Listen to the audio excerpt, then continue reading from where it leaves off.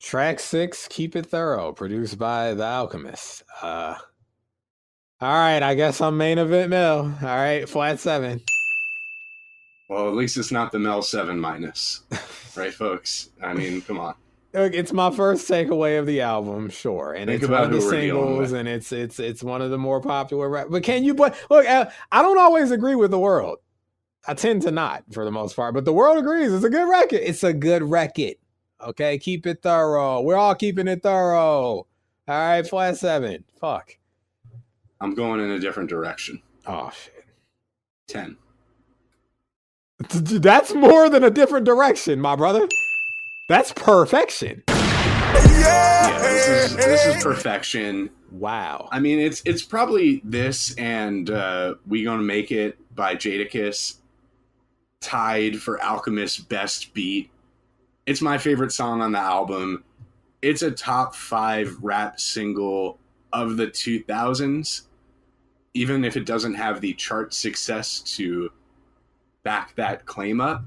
And if you want to know the others, Keep It Thorough, We Gonna Make It by Jadakiss, Many Men by 50 Cent, What We Do by Freeway, and The Way You Move by Outkast or Big Boy. And yes, that's my final answer. And I'm aware that all of those songs came out in the first half of the decade. That's not my problem. This shit, first of all, hi YouTube. This shit sets something off inside of me, okay? This is one of the greatest opening bars in rap history. So iconic. It's truly influential, which you'll see as we go through all this archival audio. It's a truly special record in every regard. A single with no chorus, but an emphatic statement. Hey, man, I mean... It's just no bullshit. It's all killer, no filler. And it's so simple and to the point, but it's perfect. It is. Wow. It's perfect. Perfect song alert. Perfect verse alert. All the things. Set off all the alarms and the buttons, okay? That's how I feel about Keep It Thorough. This is his entrance music, man. Wow. This is Prodigy entrance music. So when he's walking down that ramp. And like, you know, on any given day, he's my number one guy. So this is probably the number one song from my number one guy. Wow.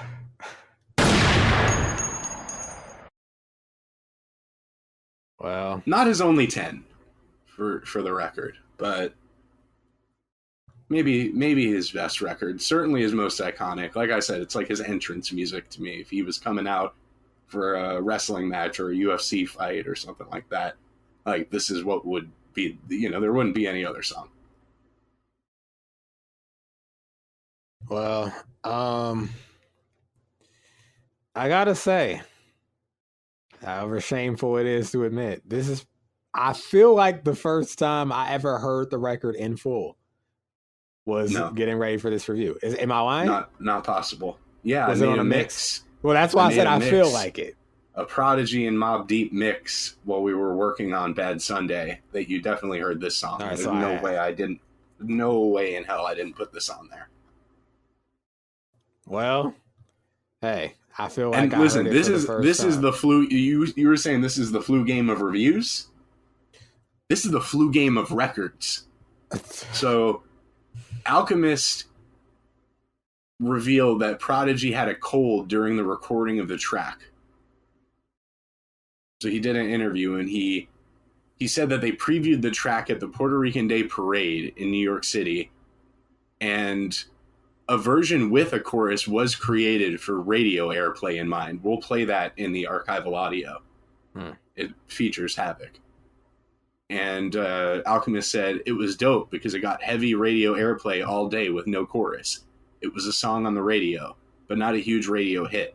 I could remember after the record came out, Chris Lighty was like, yo, the song could be bigger if it had a hook. We need a hook for radio. Later, they got Havoc in the studio and put a hook on it. And there's even a version out that ended up going to radio with Hav's hook, but it just didn't do anything. The hook was dope too, but the song was already powerful enough. This is the flu game of records. He had a cold.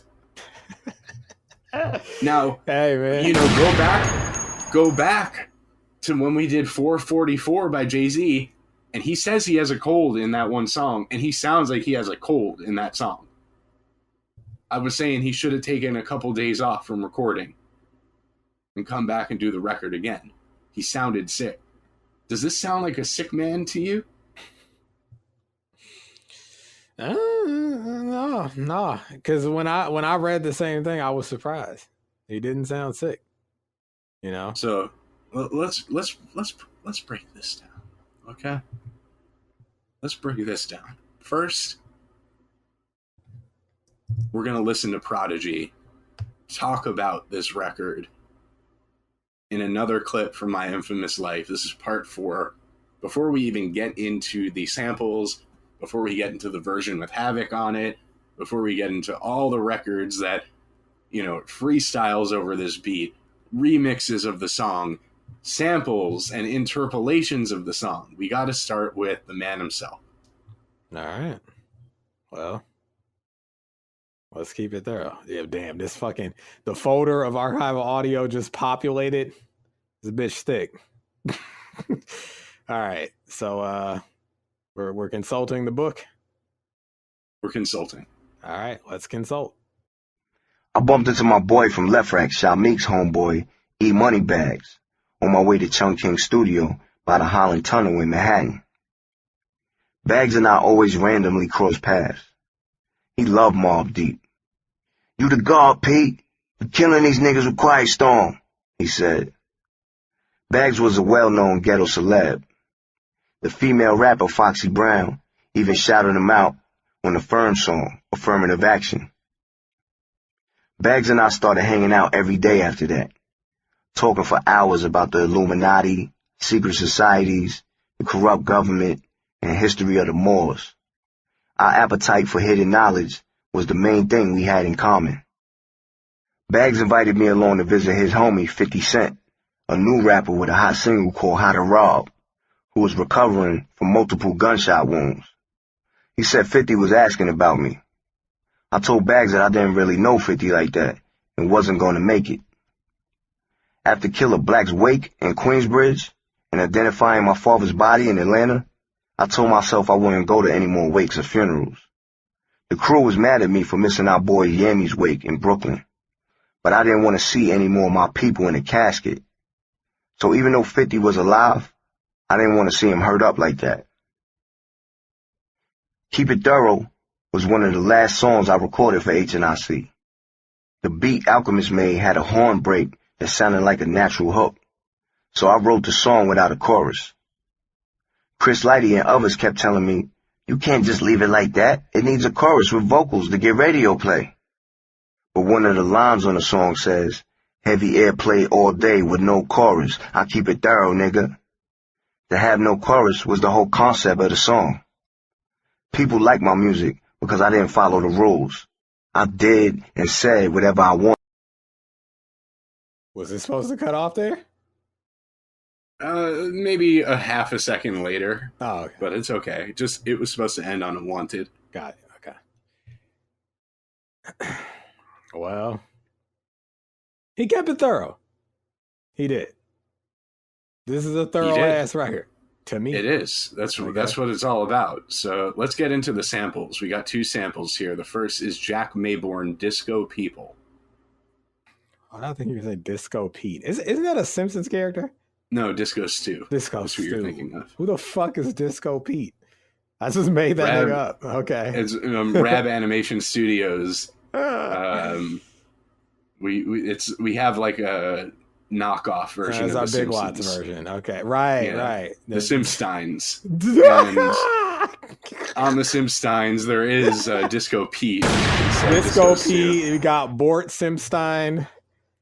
Bort Simpstein, Homar Simpstein, Hammer Simpstein, or Morge. Yeah, Morge. Yeah. She's from California. Yeah, Morge Simpstein. Okay. I want to keep workshopping this shit, but yeah, let's listen to fucking Disco People. Here we go.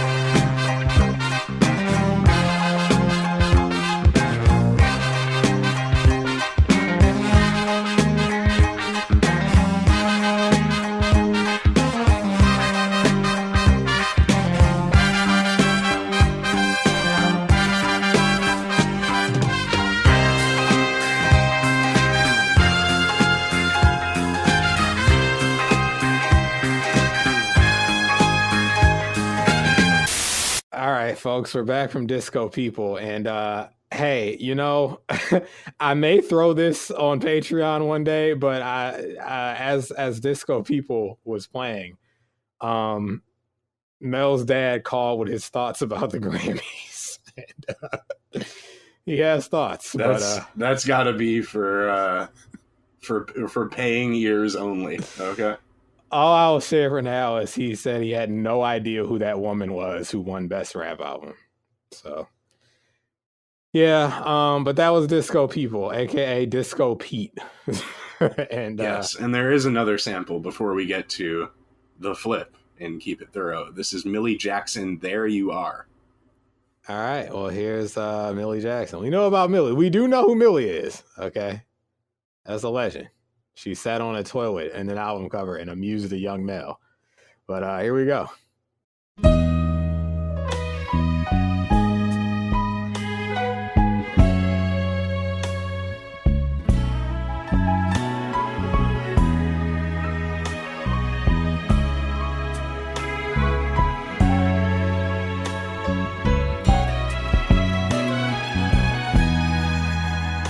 Shucks, I thought this party was gonna be really hitting on something. Ain't nothing around here but a bunch of women, nobody to dance with. Every man that looks like anything already taken. Sure can't trust nobody to tell you where to go these days. Uh-oh.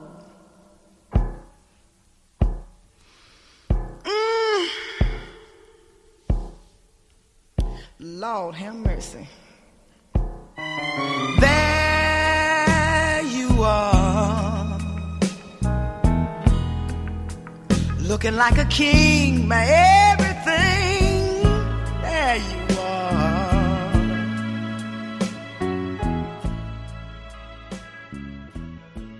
Millie Jackson is an all-time shit talker, but that moan is what's that sound in the beat that's not in the first sample we play. That that's in the beat. That's just, it's like pitched up a little bit. I gotta say, when she hit that I thought we was gonna get a Lil Man feature. Oh man, I would have loved to hear Lil Man back in the 70s.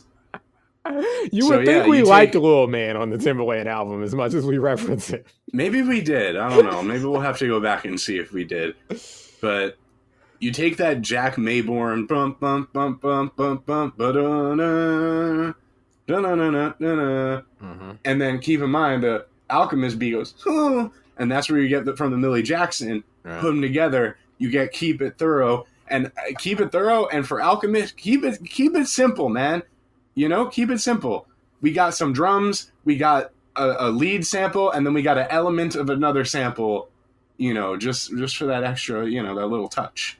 Yeah. And that's it. Keep it simple. He didn't do anything too crazy to it, but he didn't need to. The grandiosity of it kind of acts as a chorus in itself. So let's hear Keep It Thorough, and then we'll go on a little Keep It Thorough deep dive. All right. Oh, y'all niggas killers now. Oh, catch you coming out your fucking crib, nigga. Yeah, catch a fucking bullet, nigga. Hey, yo, I break bread, ribs, $100 bills, pill on the Cotties and other 4 wheels, write a book full of medicine and generate mills. Tour the album, only for more sales. We used to catch those on the block with krills. Now it's paid shows, promoters post up bills. Sign deals only if the math is real. If we can't match numbers, then you can't have the head nigga in charge of shit. Live nigga rhymes artists, pardon. P-Dub shines regardless, remorseless. Haunt niggas like poltergeist. My advice for a get like that is think twice before you move on it. Put jewels on it, who want it? Loose niggas make the news when we start forming. Snatch stripes off of niggas' uniforms often. Doing it past itself, you way out the jurisdiction. Why niggas bullshit on the grill? I don't fuck around, Dunny. It's most real, I keep it thorough, nigga. Yo, let me back up for him, let me back up, yo. Why niggas bullshit on the grill? I don't fuck around, Dunny, it's most real. I gave birth to your whole style and feel. I like how he picks back up with that. Yeah. That's raw, okay? Prodigy with a cold sounds a little like Guru to me. Oh, interesting. Yeah. Hey, pin that, because it won't be too long now till the next time we'll be doing a Gangstar project. Oh, is that so? Yeah, I mean, who knows? It might be the last Moles and Mel's choice. Oh, shit. Right. Well, but yeah, that opening bars, I said, are just like some of the most iconic opening bars in history. I break bread, ribs, $100 bills, peel on Ducatis and other four wheels, write a book full of medicine and generate mills. I love Tour the album, only for more sales. Remorseless, haunt redacted like poltergeist. My advice for you get like that is think twice before you move on it. Put jewels on it. Who want it? That little sequence right there. And then, you know, how he ends both verses. I keep it thorough. That's like, you know, it's motivation. It's words to live by. Keep it thorough. Listen, a lot of people think they're keeping it thorough. They're keeping it very unthorough. Some keeping it the furthest thing from thorough. You know, that's right. It's you know, you got to be careful with like anthemic records that, you know, like have universal appeal that anyone can get behind. Because if everyone gets behind that means you know that not as many people who are listening to it are truly keeping it thorough. Right, because everybody's not keeping it thorough. But if everyone thinks that they're fucking keeping it thorough and they're not, listen, Moles and Mel keep it thorough. It can't be debated at this point. We try, okay? You know, we keep it at the very thorough. least. You look at our track record at this point, okay? Look what we bring to the table. Yeah. But, you know, probably a lot of people thinking they're keeping it thorough. They ain't keeping it thorough. My favorite lines are in the verse 2, though. Temperamental, I snap quick, very touchy. Ayo, my attitude is all fucked up and real shitty. That's a line that unfortunately comes to mind way too often for me. Hey, well, can they blame you? Like no one out there can fuck with me. That's how you're supposed to feel. How you supposed to throw a TV at you. Crazy bitches say P, you crazy. A pain in the ass, nah, but fuck you, pay me. You know what you're in right now, right? You're in a perfect verse alert. We're in a both verses for me are perfect verse alerts. Hey, well, hey, this one for sure is perfection to me. I love you just a groupie. Oh, you gangster, then shoot me. You rap redacteds make me laugh, y'all crazy ass. And I don't give a fuck what you sold. That shit is trash. That's right. Heavy airplay all day with no chorus. I keep it thorough, redacted. Okay. You know, this is how he even comes on the shit. Pause just in case. This is a sequence, okay? I don't fuck around, Dunny. It's most real. I gave birth to your whole style and feel. How do it feel to hold my dick in public? Cock blower, duplicate rap cloner. Duplicate rap cloner. Okay? This is how you address the... Hey, Migos, take notes, because we know y'all want to talk about people riding the wave and biting. No, this is how you do it. 2 perfect verse alerts. Amazing beat. Perfect song. 10. Just simple as that. But we got more to get into with it. Oh, of course we do. Because the song has, you know, reverberated maybe more than anything other than Shook Ones in P's catalog. We got to get into the Keep It Thorough remix featuring Havoc, where they tried to put a chorus on it and make it more radio friendly. All right. Well. Now, don't get it confused with some of the other remixes we have. Yeah, because there's a lot of remixes here. Like I said, this folder's thick, so I got to make sure. So it's Keep It Thorough remix featuring Havoc by Prodigy. Yes. Okay, there we go. All right, let's see what they did here.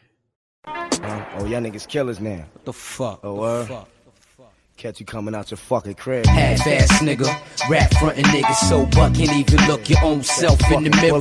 Niggas like you only belong in the theater. P-Dub, keep it thorough, nigga. Yo, I break bread, ribs, $100 bills, peel on Ducatis and other four wheels. Write a book full of medicine and generate mills. Tore the album, only for more sales. We used to catch those on the block with krills. Now it's paid shows, promoters post up bills. Sign deals only if the math is real. If we can't match numbers, then you can't have the head nigga in charge of shit.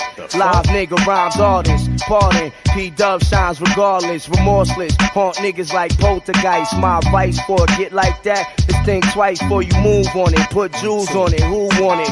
Loose niggas make the news when we start forming. Snatch stripes off a niggas' uniforms often. Doing it bad shit though, if you way out the jurisdiction. Why niggas bullshit on the grill? I don't fuck around, Dunny. It's most real, I keep it thorough, nigga. Rap frontin' niggas sober, can't even look your own self in the mirror. Niggas like you only belong in the theater. P-Dub, keep it thorough, nigga. You know the dealers use a half-ass nigga. Rap frontin' niggas sober, can't even look your own self in the mirror. Niggas like you only belong in the theater. P-Dub, keep it thorough, nigga. You know the dealings. Exclusive mix source. Yo, let me back up on, let me back up, yo. Why niggas bullshit on the grill? I don't fuck around, Dunny. It's most real. Keep It Thorough remix featuring Havoc, aka How to Turn a 10 into an 8. I actually don't mind the hook. Like I said, it's an 8 still. Yeah, but it didn't need to be there. It's so shoehorned. It definitely kneecaps the war because like the last line or in the verse is like, you know, or fucking with no chorus. With no chorus. If you add a chorus, then you can't flex the same. You defeat the point of the record. You know? So look, we got other remixes. These are unofficial remixes, blends and what have you. Up first is the 9th Wonder remix of Keep It Thorough. All right. Well, I'm sure it'll be better than these fucking knowledge blends that we had to subject ourselves to on this program. That's next. Ah! That's gonna be the thing to kill me. That's how I'm gonna die, right? This is when the blood vessel's gonna burst on a fucking knowledge blend. Could be a ninth snare. Oh my god. All right, where's 9th? Here we go. Keep It Thorough 9th. Fucking fuck. Is the remix. Oh, y'all niggas killers, man. Oh, catch you coming out your fucking crib, nigga. Catch a fucking bullet, nigga. Hey, yo, I break bread, ribs, $100 bills, pill on the cotties, another 4 wheels, write a book full of medicine and generate mills. Tore the album, only for more sales. We used to catch those on the block with krills. Now it's paid shows, promoters post up bills. Sign deals only if the math is real. If we can't match numbers, then you can't have the head nigga in charge of shit. Live nigga rhymes artists, pardon. P-Dub shines regardless, remorseless. Haunt niggas like poltergeist. My advice for a get like that is think twice before you move on it. Put jewels on it, who want it? Loose niggas make the news when we start forming. Snatch stripes off a niggas' uniforms often. Doing it bad shit though, if you way out the jurisdiction. Why niggas bullshit on the grill? I don't fuck around, Dunny. It's most real, I keep it thorough, nigga. For remixing an acapella, the beat is like too sunny. It has that triumphant sound, but it doesn't have that like ominous sound that Keep It Thorough has. He's on beat, you know, which is going to be more than we can probably say for the next one. How to turn a 10 to a 6+. I don't want to listen to that. That wasn't Keep It Thorough, nigga. That was Keep It Thorough, nigga. You know, it was too, yeah, too sunny. Yeah. It doesn't work for the verses, but it fit. Like, it was on beat, and the beat was fine. And obviously the verses are good. 6+. All right, let's get the Knowledge remix. This is Keep It Thorough, twerk. Oh, okay. By Knowledge. Right. I'm just reading the song title. Yeah, that's what it reads like. That's the file name, folks, with the fucking periods in there for no good reason. All right. Bread, ribs, $100 bills, pill on the cotties, another 4 wheels, write a book full of medicine and generate mills. Tore the album, only for more sales. We used to catch those on the block with krills. Now it's paid shows, promoters post up bills. Sign deals only if the math is real. If we can't match numbers, then you can't have a head. You know what, man? This is I'm now Grammy winning knowledge, by the way.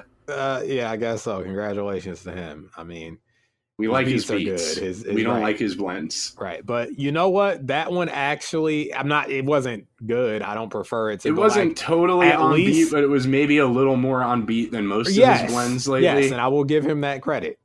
It was just, turn that It's off, totally needless still, but like at least. How to turn a 10 to a 6-. Yeah. Maybe 5+. 5+. 5+.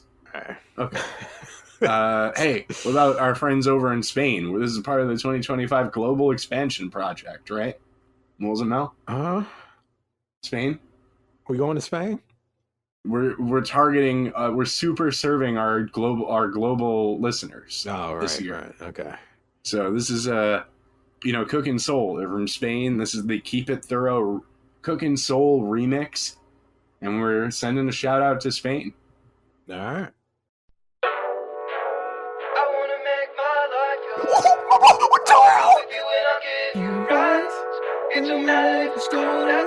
I forgot the lyrics. Cooking soul. I wanna make my life love. I wake up with you and I'm in you.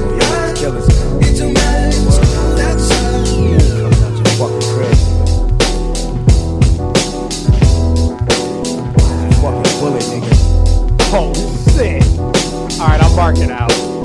Hey yo, I break bread, ribs, $100 bills, pill on the Cotties, another 4 wheels, write a book full of medicine and generate mills. Tour the album, only for more sales. We used to catch those on the block with krills. Now it's paid shows, promoters post up bills. Sign deals only if the math is real. If we can't match numbers, then you can't have the head nigga in charge of shit.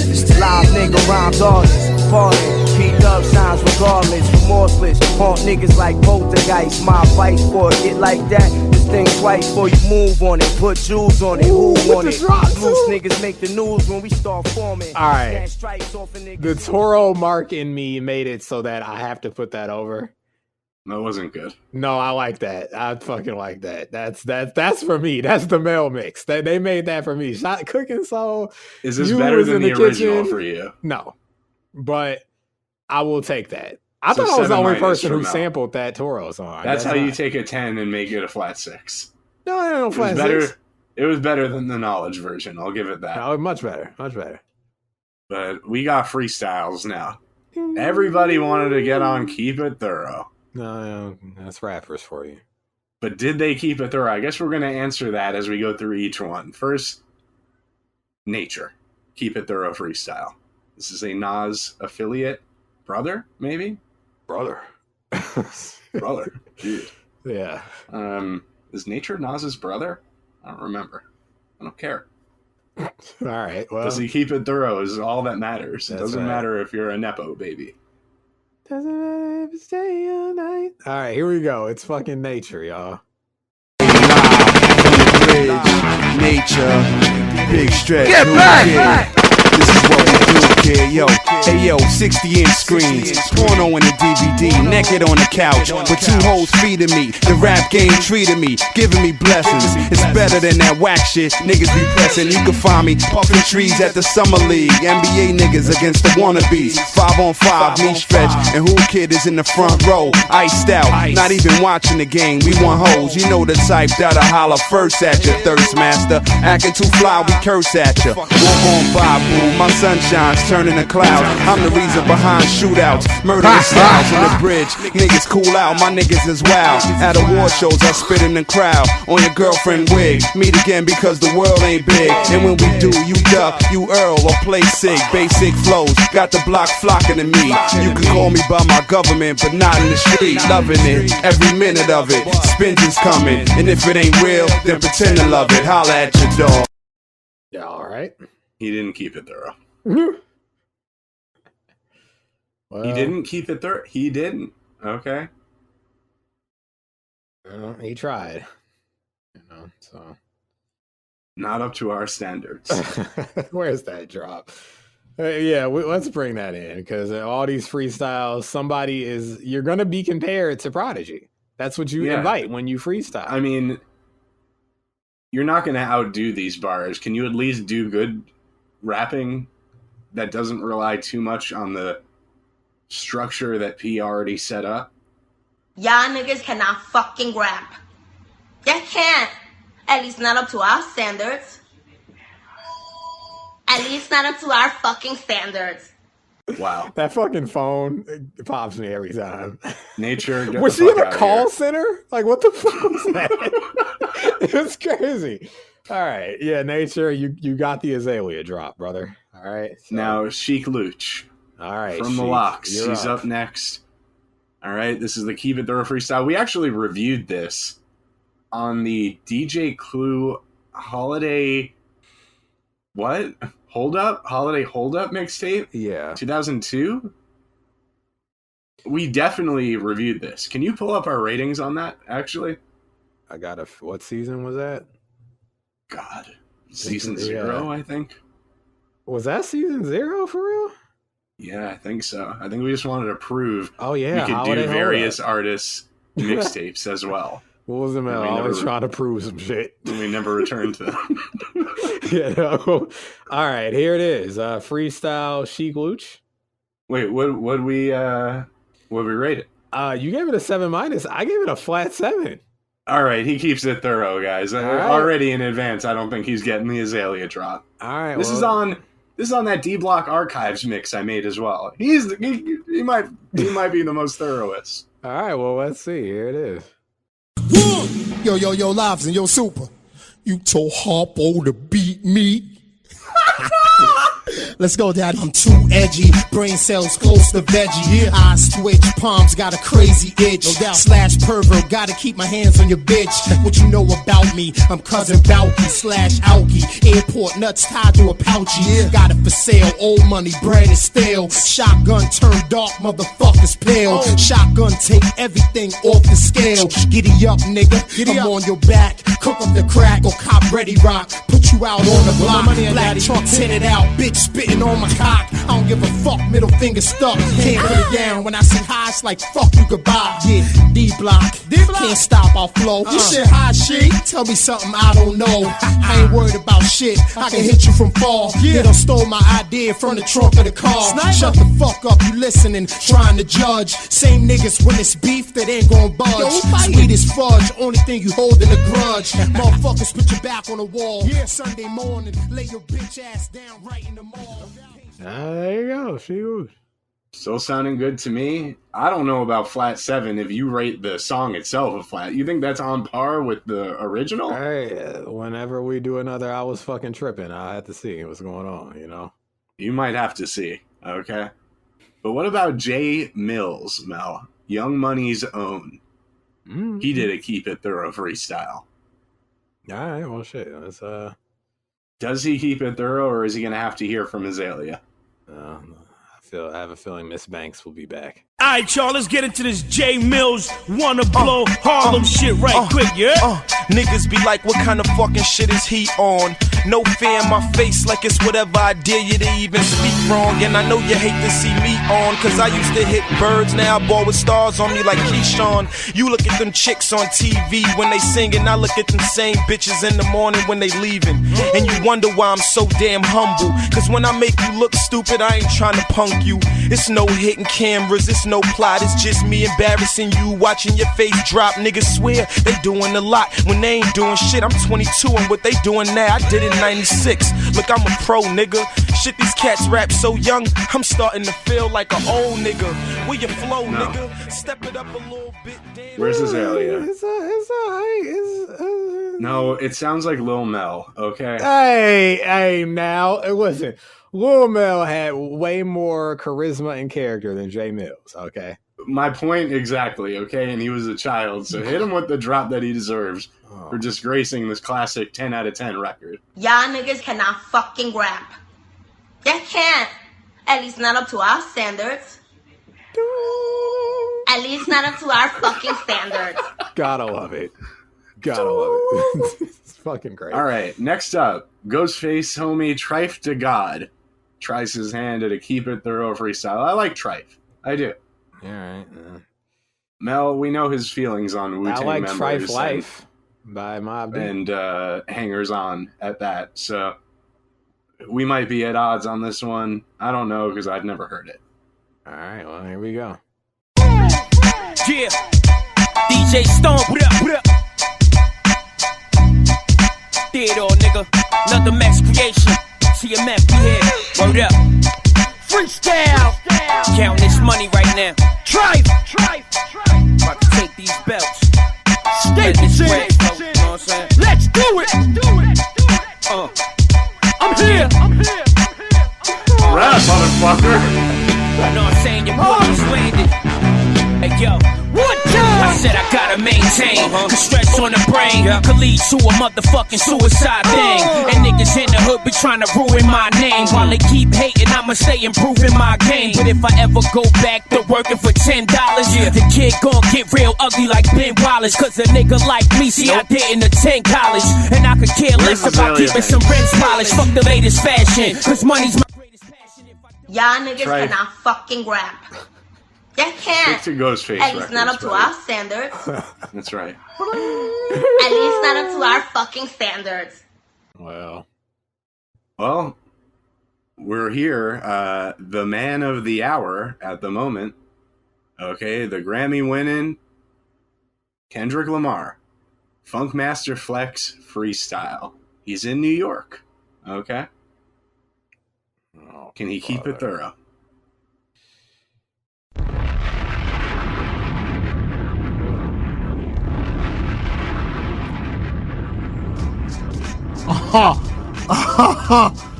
Yes! You know what it is, New York City, hot97.com and flexwetrust.com. Kendrick Lamar is here, okay? We so digital. I mean, what they want us to do today? Crazy. Let's beat us thumping. 32 shots in the clip of his 30 foes. Little nigga with heart, frustrated of being broke while I was climbing the charts. Penitentiary dancing and chancing with suicide. Pursuers is connoisseurs that love to eat on our tribe. Nigga, I got love for him. That's my angel on angel dust. I used to thug for him. Took me on my first mission, transition. Good kid, turn rapper, pay attention. This deeper than you think. Right after my mission inside the game. Asked me about what's his name. I brushed it off as a joke as we watched him get off the stage. Music awards, fast forward, all of our nominees. I was planning to win. He was planning to leave with all his favorite accessories. The ones the big budget videos had especially. Just a shadow in the dark, blending in with all my industry friends. I'm guessing this is where the stories begin. Look. Y'all niggas cannot fucking rap. You can't. At least not up to our standards. The fuck was that shit, man? At least not up to our fucking standards. That was mumbling and whispering. The beat was barely... Flex was talking about the beat is thumping right now. No, it's not. Maybe for you in the room. Prodigy had a cold. Kendrick came in like he was fucking terminally ill.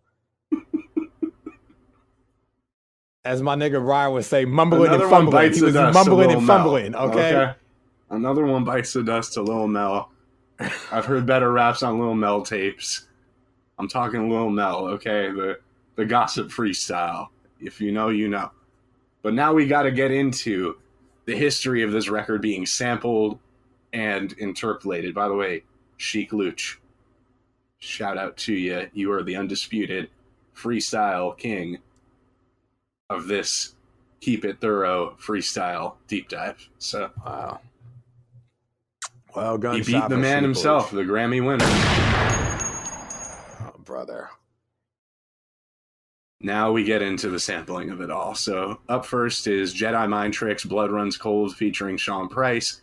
I've clipped a lot of these, so they go right into the moment where the sample comes in. All right, well, here we go. I rap like no one out there can fuck with me, fuck with me, fuck with me, fuck with me. Is that it? Yeah. That's it. All right. Right. It's notable, though, you know? Hey, weren't you talking about Guru? I was. We got Gangstar, Who Got Guns, featuring Fat Joe and M.O.P. M.O.P., your favorite group. Oh, brother. Yeah, just like Raekwon's my favorite rapper. All right, let's find out who got the guns, I guess.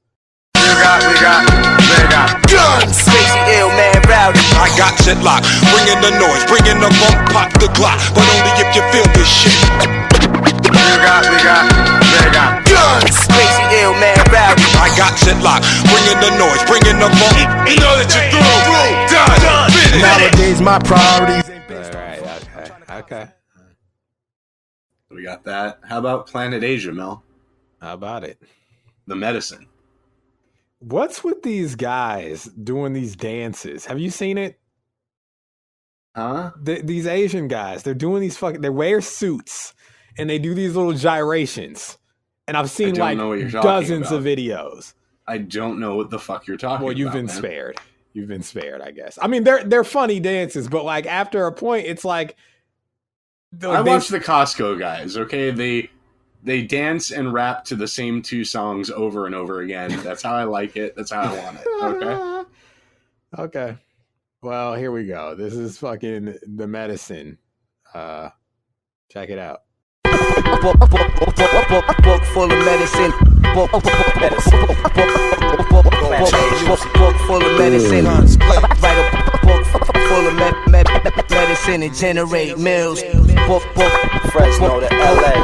Book full of medicine. He rocks the street blocks. Medicine.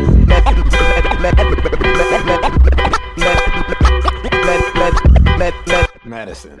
That's good. That's right. That's right. Medicine. Did that sample that it's like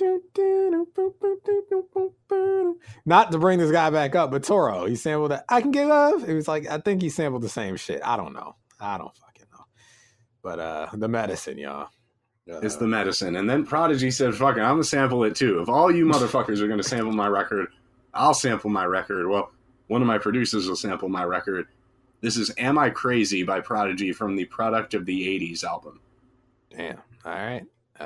Here we go. Check it out, y'all. Am I Crazy? Don't answer that. Smoked the whole club out. Me and the dumb house. Maserati Fox and my niggas from OV. That's Queensbridge, Jamaica, and Fall Rock.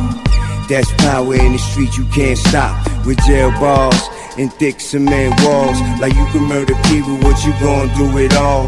The rest of the 143,999 niggas wildin'. I had a dream when I was 9 about martial law. I saw global police and my crazy God. Sometimes I wonder. My crazy y'all. Crazy. My crazy God. Sometimes I wonder. My crazy y'all. Crazy. God, please show me a sign if I'm not crazy. The benevolent machine guns and tanks. We come inside your party with a fucking AK, and we just chillin'. We just want a few drinks. Imagine walking into a party with an AK-47, but claiming to be just chilling. Like, are you sure? Oh, that's just P. Don't worry about it. Right. Okay. He's just worried that martial law might be enacted during the party, so he just wants to make sure we're safe. And who can blame him at this point, you know? So I mean, man, if there are a lot of rappers who have passed, you know, in an untimely fashion. All of them, really, because rap is still so young that all of them is basically considered untimely. But man, if P could only see what's going on today, that's all I can say.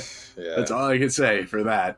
Yeah. But the influence continues. So up next is Troy Ave, New York City, featuring Raekwon, Nori, and Prodigy. All right.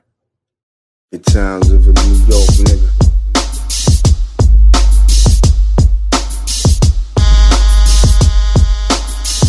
That's how we gon' do it. Hey yo, times is hard, but we get through it. And even though it's crime involved, we had it doing by any means. Malcolm X marked the spot. I went from riding bikes to riding through in the drop. The road to success for me was real gritty. Wasn't no stress for me. Don't feel pity. Life is a bitch and she sure ain't pretty. And I'ma do me anyway, nigga. Cause I'm from New York City. Ribs, $100 bills. Or young Prodigy when it come to drug deals. In New York, I get blood money. Dirty cash for my matte black Jeep. I used to skip out on cabs. Went from giving no dough to giving limos. Ticket to shows, either way I'm driven. The shit shows. Spit flows like bow sick hoes. Yacht master Rolex watch above my mo. Drinking champagne out the bottle. Young Crisco, poppin', hoppin', let's politics. He kind of came on weird. Like, I feel like he didn't catch the beat all the way. Well, the beat is interesting, though. That was an interesting beat. I kind of like that beat.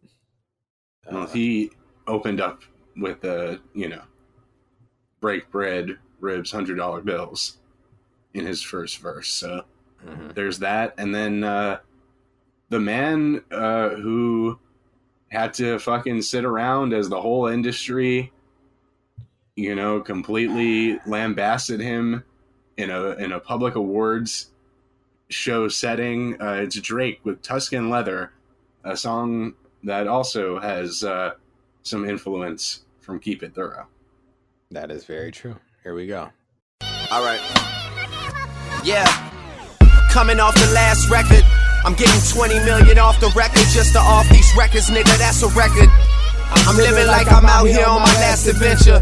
Past and present when you have to mention. This is nothing for the radio, but they still play it though. Cause it's that new Drizzy Drake, that's just the way it go. Heavy air play all day, with no chorus, we keep it thorough, nigga. Rap like this for all of my borough niggas. I reach the point where don't shit matter to me, nigga. Okay. All right. I have to represent real quick. All right. So we got, the heavy all play all day with no chorus from him on there. Obviously, definitely how I was introduced to that song unwittingly at the time. Right. But that's and our Tuscan Leather review is out now on our Rap Rankings Record Club review. That's right. Nothing Was the Same. I still think it's his best album to this day. As do I. My feelings have not changed, but it's not the last time we'd hear Keep It Thoro in a notable context. The record, once again, came back up in Consequence's opening verse on the Tribe Called Quest song Mobius, featuring Consequence and Busta Rhymes. That was on the final Tribe Called Quest album in 2016. Who? I know Mobius the Frost Monarch. It was one of my favorite monarchs. This is one of the best songs on that track. I'm not as high on this Thank You for Being Here, We Got It From Here, Have a Nice Day album that everybody else is with this Tribe Called Quest. But, this is one of the highlights for sure, this song. Busta goes crazy on this record. Oh my God. I can tell you what I gave that. Oh, well, this is my old shitty system. That didn't make no fucking sense. Well, I wrote 7-, but this is when I was on like a 9-point scale. This is 9 canon. I don't know what it actually is, but I did like it. So it's Morbin time, right, Mel? Yeah, that's what they say. It's Morbin time. All right. Shout out to all my Monarch deck runners, okay? Mobius. Fuck that means. I think Thelonious, what the fire nigga name was. Okay, Ryza. Thelonious Super Microphonus? Yeah, sure. Okay, and my nigga Ryza put that shit back on the top of your weak ass deck, nigga. Redraw that fuck shit. You cut off. You've been locked out the game. You can't play. What is this guy talking about? All right, here we go.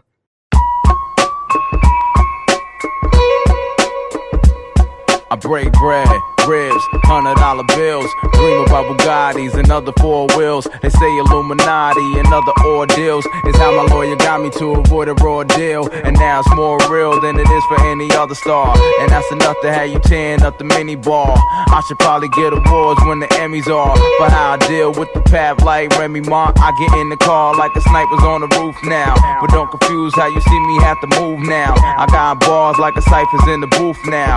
Ooh, child, things are gonna get easier. Long as they get my page right on Wikipedia. Long as they say my name right in the media. If you don't, that's a sin like Cincinnati. Cause ever since I had the polo suit at the Grammys, I've been spitting at the camera like Trick Daddy.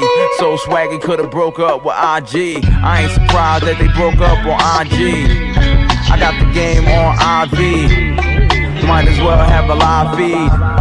Keep a fresh cut from IB, so I always master picture in my ID. Damn, that'd be kind of hard, nigga. I forgot about this. That's how Busta acts when his verse is about to end, and then he starts rapping again. Oh, I'm telling you, his verse on here is amazing. Hey, go run that in your own time, folks. But go run that. Okay, that's take your that's mind it off for of Keep me. It Thorough. Unless you got anything else, Mel. But we've gone shit. through all the interpolations, the samples, the freestyles, the remixes. I mean, geez Louise, that's a lot of archival for one song. Yeah, I think we've kept it thorough. How could you not keep it thorough on Keep It Thorough? You got to. YouTube, it's been a pleasure. On my behalf, at least. It's been a pleasure. It's been a pleasure, you know. Go check out the full episode and hear how I'm fighting through a potential grave illness to bring y'all this. Listen, if you're just hearing us for the first time, we got, Return of the Mac, Infamous, and Hell on Earth reviews available now.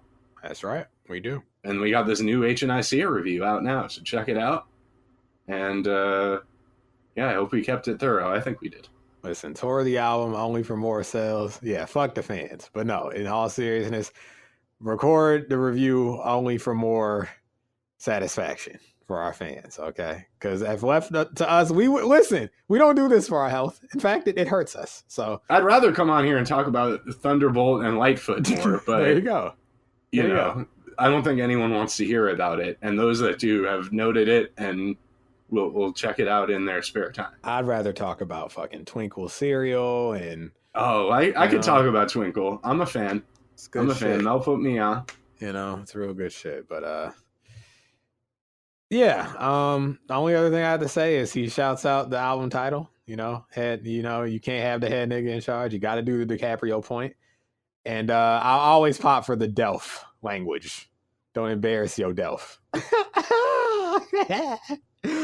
All right. You want to move on? Hey, release your Delph review out now. Season 6, Method Man Tikal. There you go. Rap speak is just in the lineage of many rappers and in many communities coming up with their own terminologies and slangs and languages, okay? Sometimes so outsiders can't parse what's going on, what's being said, you know? Right. So when we give y'all this conto, all right, we need you to spread the woe so that we can enjoy Modo. There you go. So this has been Keep It Thorough, but we're only on track 6, and this is a 22-track album. Fucking Jesus. So strap in, folks. We're nowhere near done. All right. However, I do have to feed the cat. So you can entertain them if you want. You could take a quick break, and I know you don't want to take breaks due to the prestige of being able to say this is a flu game review for you. This is a flu game song for Prodigy. Maybe you don't want to entertain them, but you feel like you have to because you want to just go get a drink of water or maybe go to the bathroom. You know what I'm going to do? I am going to go to the bathroom, and then I'm going to play them because I made this one. I'm down bad now, but I'm going to play them something from my personal archives, a freestyled project called Uncanny Valley Wrestling. And wow, I didn't know this existed. Yeah, it's a mess. It can never come out. Did it get recorded before or after the knowledge of Punjabi Wrestling Federation? Oh, before, way before. Wow. Actually, Okay, this was recorded now than ever. Around this time last year, like before the wedding, and yeah. So all right. Well, when I step back into the studio here and I hear inane blabber coming from Mel through my headphones, I won't act surprised. There you go. All right, so. Going to the bathroom, folks. Enjoy. My genre is broken soul. Here you go. Uncanny Valley Wrestling. Not the first exercise in broken soul, but the first official exercise in broken soul. Chilling like a villain, wondering why it's considered villainous to chill. Come on, keep it real. Life is the biggest abuser I know. Shooter of hope, Shooter McGavin, he's on the hole. It is not one, I am in the hole. So it's just done for all of the golfing and walking. Get off of the green unless you're green. There is no greener pasture. What are you, green? What am I, mean? What is this, a dream? I look out of the door window and I see the basement and how it slopes. And it looks sort of liminal, but liminal's a buzzword for those of us around the world that can sense that something has dimmed our inner glow. And we can't get it back. Something is afoot, I'm aghast. I can't even remember the definition of the word, but I know it's like ghastly. And my favorite Pokemon was Haunter, if anyone asked me, but they didn't. I can feel a Gengar lurking in the corner and he's grinning. Truth is, if I saw that shit now, I would assume that he has arrived to take me to the underground because I did all that sinning. But right now I'm whistling as if I'm at the beginning. Genesis. Sorry, the swallowing water came back in time. Hey, serendipity, Genesis, Prodigy, me rapping about that. Anyway, yeah, that I played that because this was a project that I recorded when I felt like I was at death's door, which I get. I always seem to, I guess, bellyache that I am, but this time I really might be, so I don't know. But that was not a good era for me. Y'all know we had to start intermission around that era, but yeah, that's one of my favorite freestyle songs. I cut it off because that's all you get for free. I sampled the band Splendora, who does the Daria theme song. I found like an album that they made, I think on the Internet Archive, and I sampled something from there. But yeah, listen, y'all know I listen to a lot of Hamilton. Okay, it rubs off. You end up rapping like that. Anyway, all right, Moles is still gone. Let's try to, life is dark. It's bleak enough. Let me try to find some goofy shit, even though it's not time for that. Sometimes you got to do it anyway, because if you don't, you'll never experience joy again.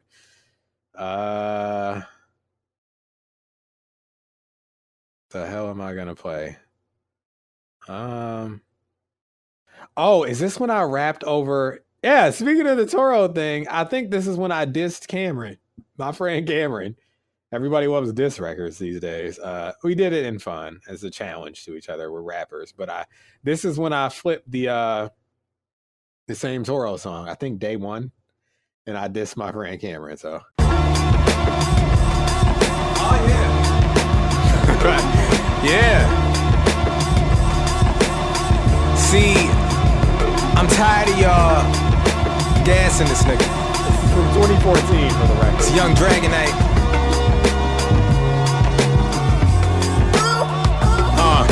Cameron a hoe, listen hard and remember. Well, we're gonna edit that out. What the fuck was that?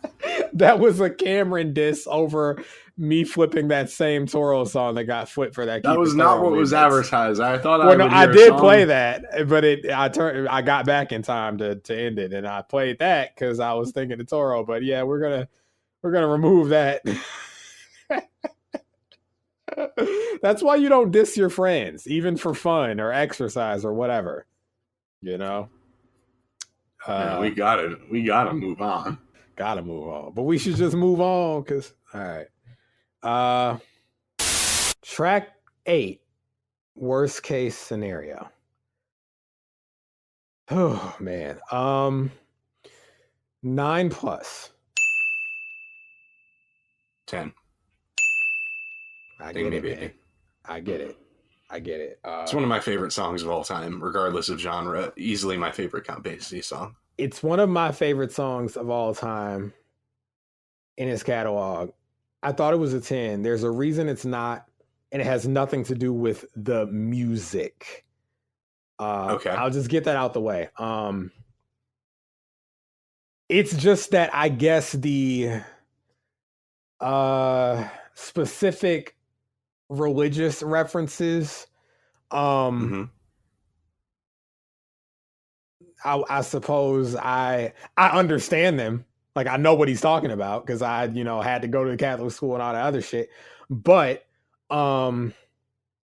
it kind of takes me out of what I come to the song for and what I get out of the song. Now, do you think you having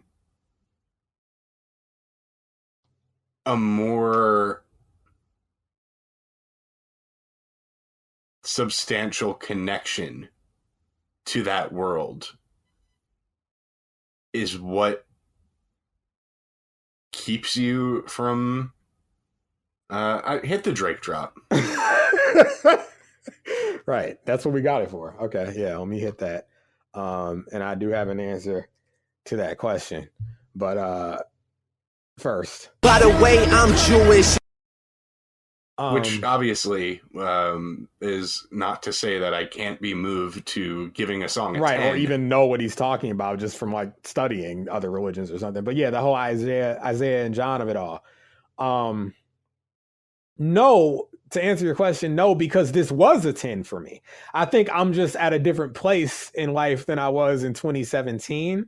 Got it. Okay. So where it doesn't have the same effect. I'm not saying why not a 10. I'm just more so curious about like musically when you were talking about 10. It's like this is a strange case in terms of ratings because it's like this is your highest rated song on the no, it's my favorite song on the EP. I still cry. I still have I've cried to this many times. Folks, now here's the thing. Like what I'm about to say, you're going to be like, how is this not a 10? Like I said, it's just because I don't need that part of the song to still. It really is a strange. All right, I'll put it this way. If I explained to you in depth here on the show, which I know you're used to, but I have to pull back a bit, why this means so much to me, I would also have to explain why I was sitting on the floor of the school bathroom in 2010, or ranting to my girlfriend in 2011, or standing on a bridge in 2019.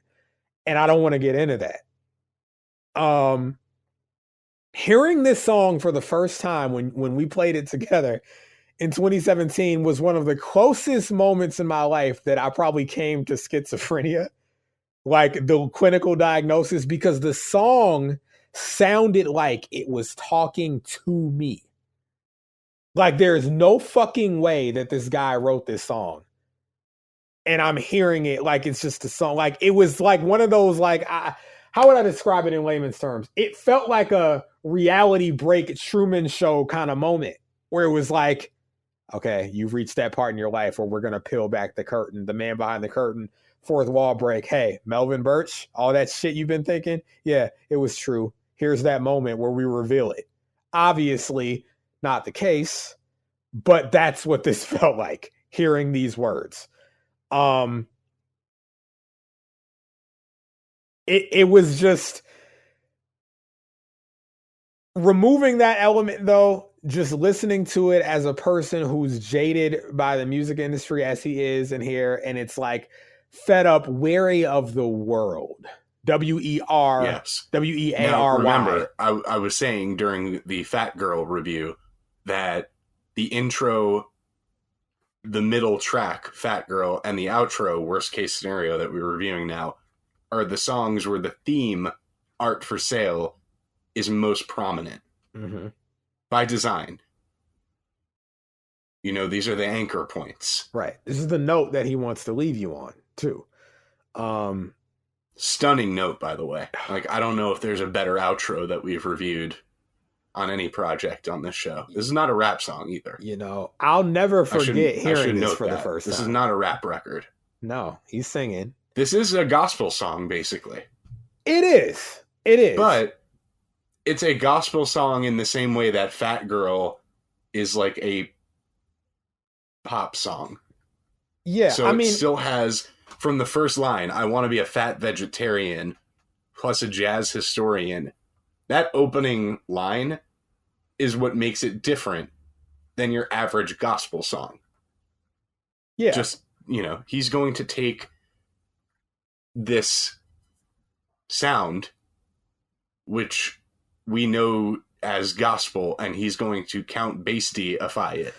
You know what hit me this week? Because I was actually revisiting the Miseducation of Lauryn Hill and also the Unplugged album for the first time in years. Mhm. And this is Lauryn Hill adjacent, in which she will have explicit references to biblical characters or concepts or verses or what have you, but Yes. it still won't be a gospel song. Whereas like Point to Chance, like How Great on Coloring Book is a gospel song, Like, Yeah, but with no twist to Right. it. With no subversion of the idea. I mean, I think Jay Electronica's rapping on there, but I think it's still about God. So it's like that's a flat out gospel song. This is explicit references to Lord God, Jehovah, and Isaiah and John, and May Christ spare you. Yet and still, it's not a gospel song. And Right. to kinda- it reads on the surface as a gospel song, but there's so much more happening underneath the hood. to touch on what I was saying, like what kind of robs it of the 10 for me now where I'm at in life, like we're living in a worst case scenario moves me to tears for reasons that just I can't entirely get into. But I mean, I won't. But the Isaiah and John told us so takes me out because just, I guess my analytical ear is like, well, you might not subscribe to that. And Right, so, but at the same time, I'm not taking out of it. To that. Right, you don't. And to your point, though, I'm not taking out of May Christ spare you or Lord God Jehovah because less. May Christ spare you is one of my all-time favorite moments on the song. We're just not there yet. Right. But here's the difference to clarify. Mhm. Isaiah and John told us so is like a us. It's like, well, you might not like.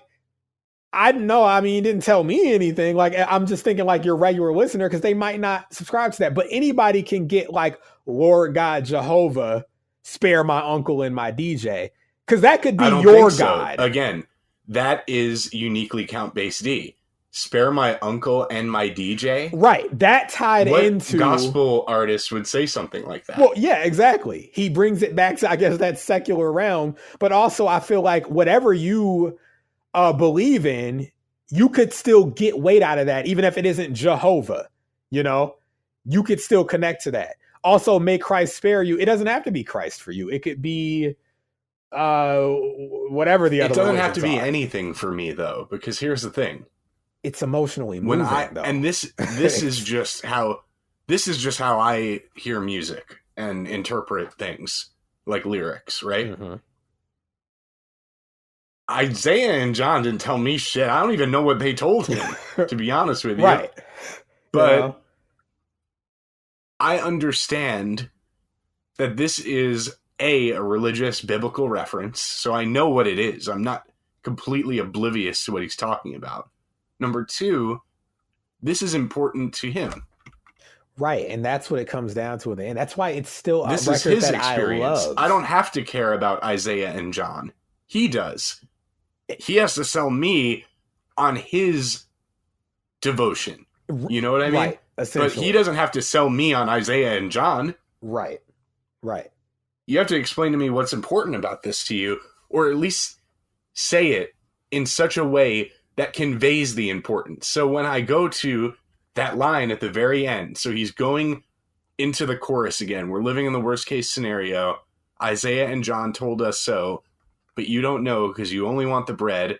You want to be rich, but you don't know because you only want the bread. You want to get money. You don't know because you only want the bread. May Christ spare you. I don't believe in Jesus Christ as a Lord and Savior. By the way, I'm Jewish. Mm-hmm. It's the conviction. It's the, cadence in which he's saying it in that I feel it.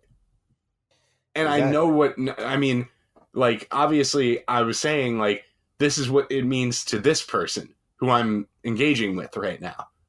But I know how powerful of a figure Christ is. So while I am not a believer in Jesus Christ as my Lord and Savior, I know how powerful that idea is to other people. Mm-hmm. That level of, like, I don't know, I feel like it's very high stakes for a lot of people. Well, which is why it's such a triumph, because you could easily take somebody totally out of the record. Yes. And yet, and still, it's a 9+. Folks, I love this record. It's bordering on it's perfection. a perfect song to me. It's one of my favorite songs of all time. And by the way, you Jewish, you know? So what does that mean? In some ways, I don't relate or agree in certain instances. Like, will Christ spare me? I'm not concerned. He doesn't exist to me in that realm. He doesn't hold that importance to me. But I understand how much he means to this man and how much he means to the world, to those who do believe, right? Mm-hmm. So when he comes in with that, and then, but you don't know because you only want the bread and have his mercy on you. Again, it could be just a situation of that just sounds so ill. Yeah. It's powerful. It moves me greatly and deeply. And again, you know, even in his unfortunate washed Nazi era that he was in, when Kanye did those 2 songs with Vori on Donda 1 and 2, what was it, 24? Mm-hmm. And there was another joint. I was like greatly moved by those records too. Right. You know, a lot of the gospel music is extremely moving music to me, even though I'm not a believer, so to speak. Mm-hmm. This song, though, communicates just a lot more than that. That's an aspect of it. But then there's also the powers that be just want to enslave me and pump software into my baby, because if you don't know, Illuminati run your whole family. There's a conspiratorial aspect. They might just kill me for saying this. They might watch you for playing this. You know, and a God they trust, but not Jesus. I can't explain exactly the reasons, but Osiris is a God that I don't believe. Keep in mind, like, this man got out of a record deal and we know about the conspiracies and all that. It's like, yeah, it was, look, man. And I'll just say this, okay? We're living in a worst case scenario. We are, though. We are. When I heard this song for the first time, we were sending people to Afghanistan and to Iraq, and it felt like we were living in the worst case scenario. When I first heard this, we were coming off that election. You know? Right, in 2016. Look, when Long Island was devastated by Hurricane Sandy, and I was living on the island at the time, we were living in the worst case scenario. When COVID hit, we were living in the worst case scenario. These last several months, all the bullshit that's been going on, and the ICE shit of it all, and the everything else that's been going on, all this nonsense, the tariffs, all that, worst case scenario.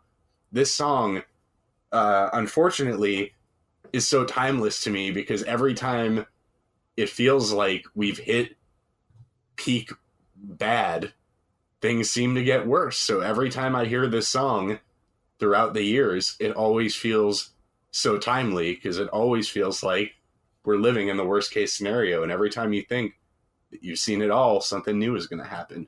And the song is going to be relevant all over again.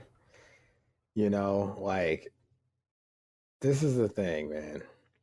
This is like a soundtrack to my life type song in some ways. It's top 2025 for me. I mean, this is all-time favorite type shit. In ways that I just, like I said, I'm not even willing to get into. And y'all know me, I didn't tell y'all I mean, too much. You know, we don't have to necessarily get into the schizoid manifestations of Mools and Mel, but there's a lot going on this song.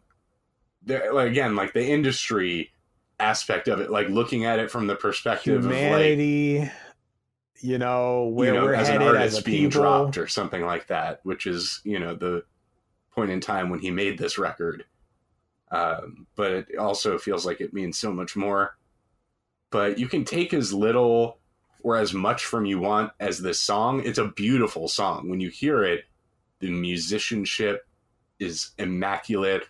The words hit you in such a way, like the way the song is mixed, it really feels like you're in a room alone with this guy and he's on the piano playing something for you. Yeah.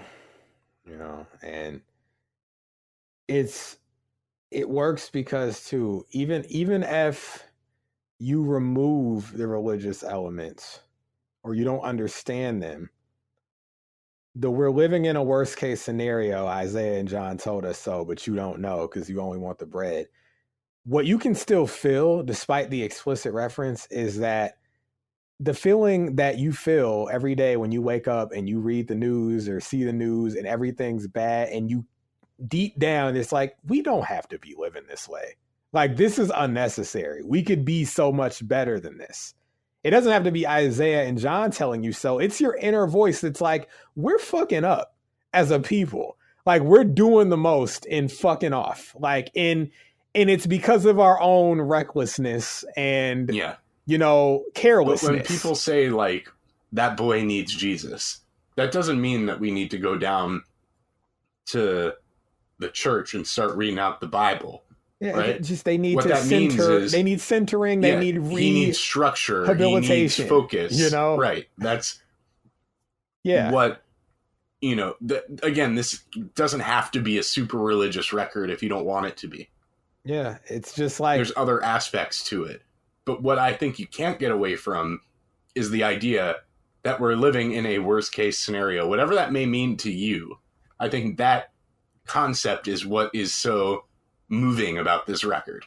Yeah, and it's like, and it sounds like a steady hand through the worst case scenario, through all the conflict. Yeah, for sure. To hear this man sing this to me in 2017 all the way to 2025.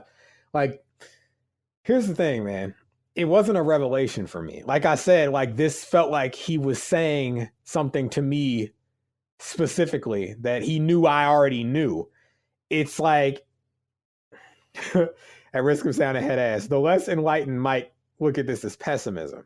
Okay, sure. But when I lay down at night and I remember just how much ill is in the world and dysfunction, I know this. I have to ignore it throughout the day to keep moving and try to accomplish things. But I know the truth. When I lay down and it's just me and it's all quiet, I'm like, this is beyond repair.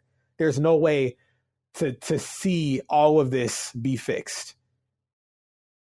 Let alone in my own life. I'm living in a worst case scenario. I know.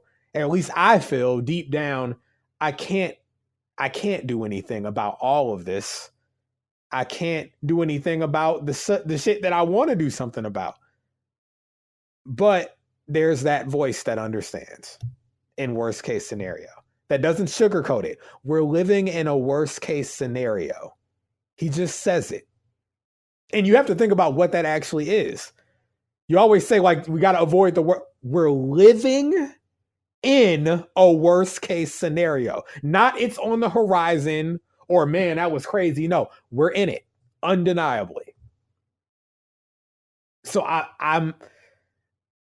he just flat out says it. And it's like, yeah, I know, man. I know. And you dare to say it. Just like I dare to say it and think it, and I get moved to tears. You know? This is the type of song that reaffirms, you know, why I fell in love with music and why I continue to hunt for, you know, a record maybe that doesn't sound exactly like this one, but that gives me that same feeling of, whoa, holy shit. I've never been this, like, simultaneously moved, but also kind of blown away by the uniqueness of something at the same time. Mm-hmm. That was my feeling when I heard this. It was like, I haven't heard anything quite like this before, but I'm incredibly moved by it. And I feel like if I'm diligent and I listen to as much music as possible, prioritizing, obviously, like, the stuff that comes recommended or people who I how I found Count Basie again was through a feature on an MF Doom. So if someone features on an album, I'm not familiar with them, I'll like look into them. You know what I mean? Like, it's the type of record that like early on for me was like, all right, you have to keep like discovering shit. You have to keep listening to everything you can come across, because if you find another song like this, that's what this is all about. Yeah. Because this isn't going to be spoon-fed to you. This is going to come through word of mouth or an impressive performance on someone else's song that will lead you into the rabbit hole that is Count Basie. But, they're not playing worst case scenario on the radio. Yeah. And to this day, I think a lot of rap intelligentsia, so to speak, has been very late to crowning Count Basie. I mean, to this day, I feel like there's a lot of people, and I know he himself hates being called underrated, but I just feel like there have been so many opportunities for there to be a critical revival of Count Basie's music. And honestly, Moles and Mel just stopped waiting for it and did it ourselves. So, man, you want to let them hear this? I do. Worst case scenario before we get into these bonus tracks. Yeah, let's play this. It's a perfect song to me, and to Mel, it's near perfect. I'll put it this way: it may return to perfection if I, leave this era of my life. So here it is. I wanna be a fat vegetarian, plus a jazz historian.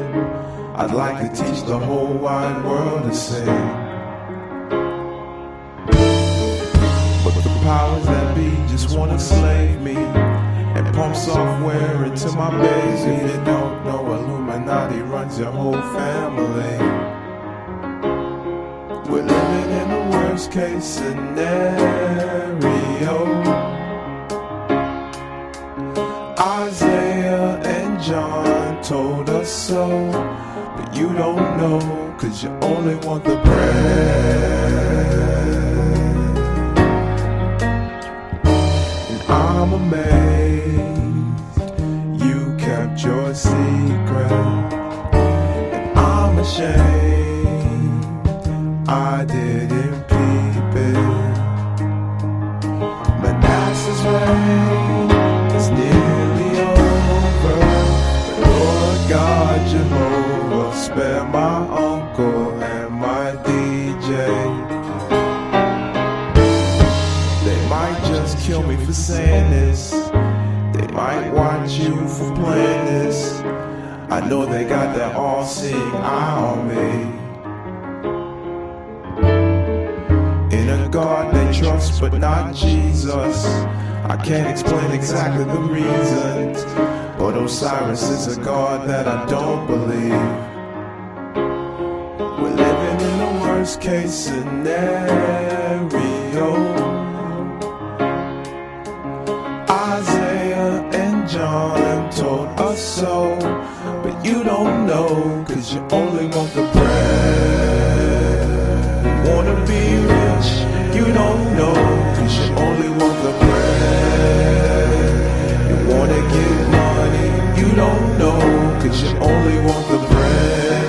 May Christ spare you, 'cause you don't know, 'cause you only want the bread, and have his mercy on you. You don't know, 'cause you only want the bread.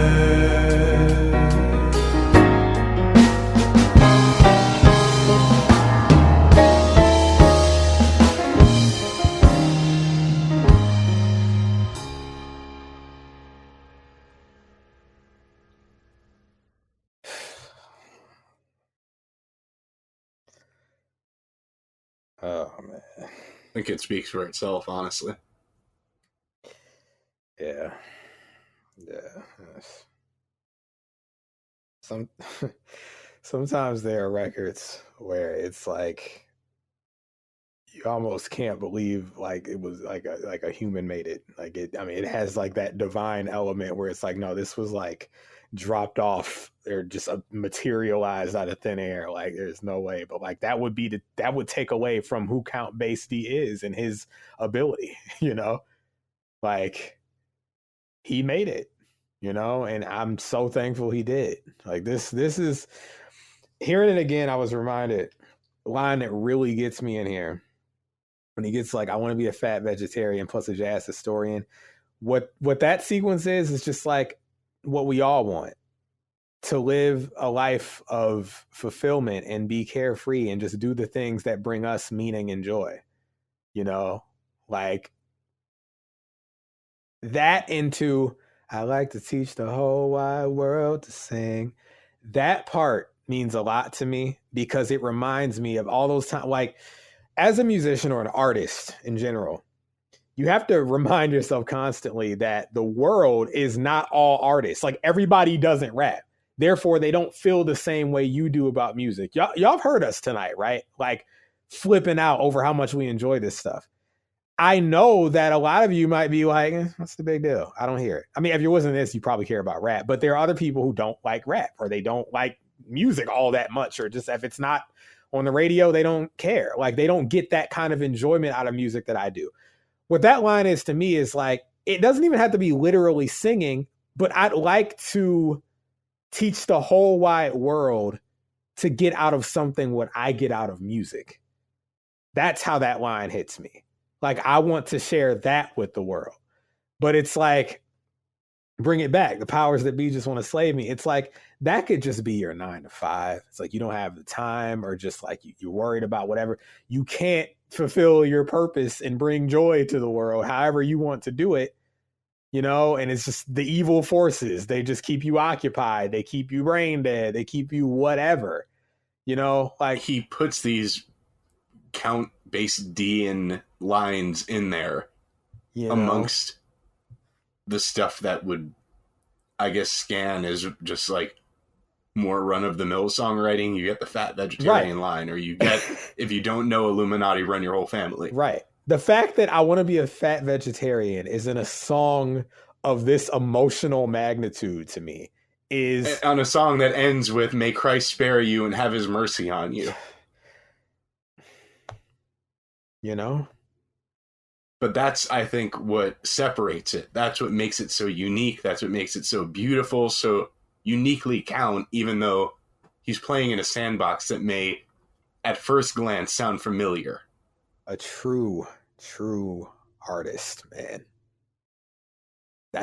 So much so, he cut 5 songs that would have also been takeaways from this thing. Same. Now that we're at that point, bro, folks, he could have added the bonus tracks he gave to Japan and still had a perfect takeaway. Okay. Look, you can go on countbassd.bandcamp.com and buy the digital album of Art for Sale, the bonus track version, which is basically like getting the Japan import for much cheaper if you're fine with just burning the files on a CD for yourself, or just throw them on your phone. I guess that's what people do now. Mm-hmm. But this is the version to have, honestly. Like, as much as I love worst case scenario ending this project, I love every bonus track. It's just great. I mean, I love every bonus track is an 8 or of some form, an 8-, an 8+, an 8. Like, there are all these bonus tracks. There are songs on this album I would have probably swapped out for these bonus tracks on the standard. That's how good some of these are. Yeah. But we can go through them. Right, we got all 5 here. Let's do it. So that I'm better.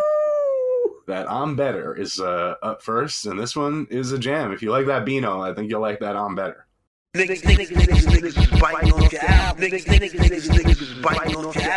better, and y'all know it, and y'all know it. People, I am better, and y'all know it, and y'all know it. People, I am better, and y'all know it, and y'all know it. People, I am better, and y'all know it, and y'all know it. As I step up in the jam, watch y'all dance.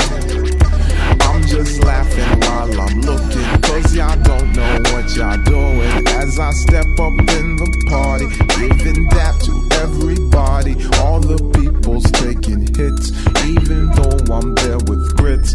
And my wife and daughter cater. How can anyone explain a situation just like this? We're the best and you're the pits. See, we work hard to ensure your listening pleasure, giving you a treasure like no other before. Cause I'm better, and y'all know it, and y'all know it. Well, I am better, and y'all know it, and y'all know it. It sounds like it would be the theme to a 90s sitcom. Better Man Better with Man. Dwight Farrell. There you know? Fuck it. RAB TV. Wow. We gotta get our more account. They need some money, okay? We getting everybody paid tonight, but ourselves. There's a Count Days D. Count Days D, yeah. That's it. Oh man. All right. Well, you were telling me this next one is the most played song on the streaming platform. Yeah, this Closer. It's a classic, man. This shit, man, that's Closer to God in a tight situation. Yeah. All right. Do you know where that comes from? You know, we're not playing no samples. Right. It's an independent album. Yeah. But this is another classic, man. Let's hear it. Oh, man. That dun-dun-dun. You know what? No, run that back. Okay, here we go. That's crazy.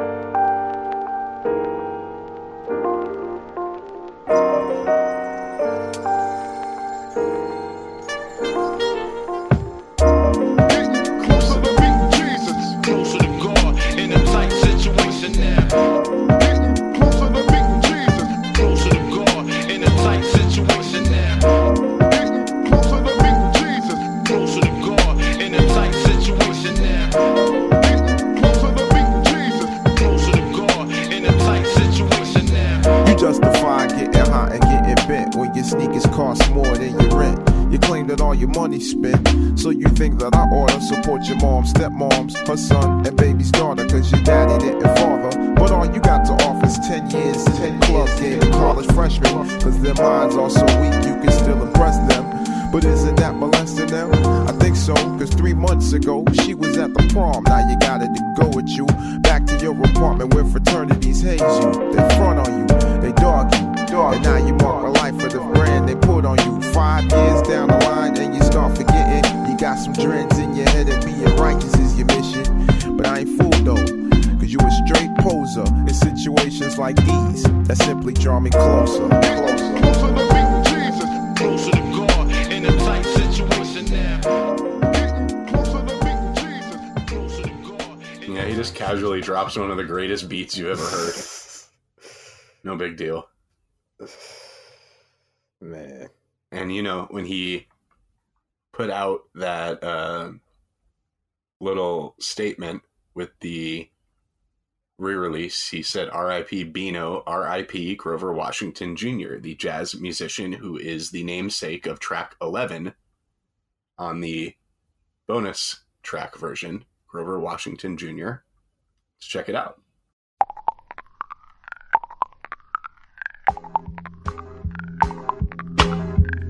My beats sound as good as yours, so I'm qualified to say what I feel. I'm riding on my talent alone, so excuse the lack of sex appeal. No macho bravado, that's for my brothers in Bottle.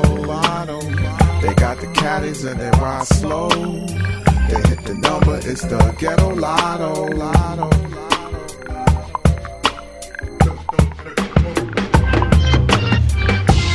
Seem like it's only bass tones. The ghetto's got a sound of its own. It makes me sick to my stomach to hear them act like they love it. I don't know if I can stay around long enough to take it or escape it. The sea lion flows down the moon stream. The knuckleheads smoke the hydro.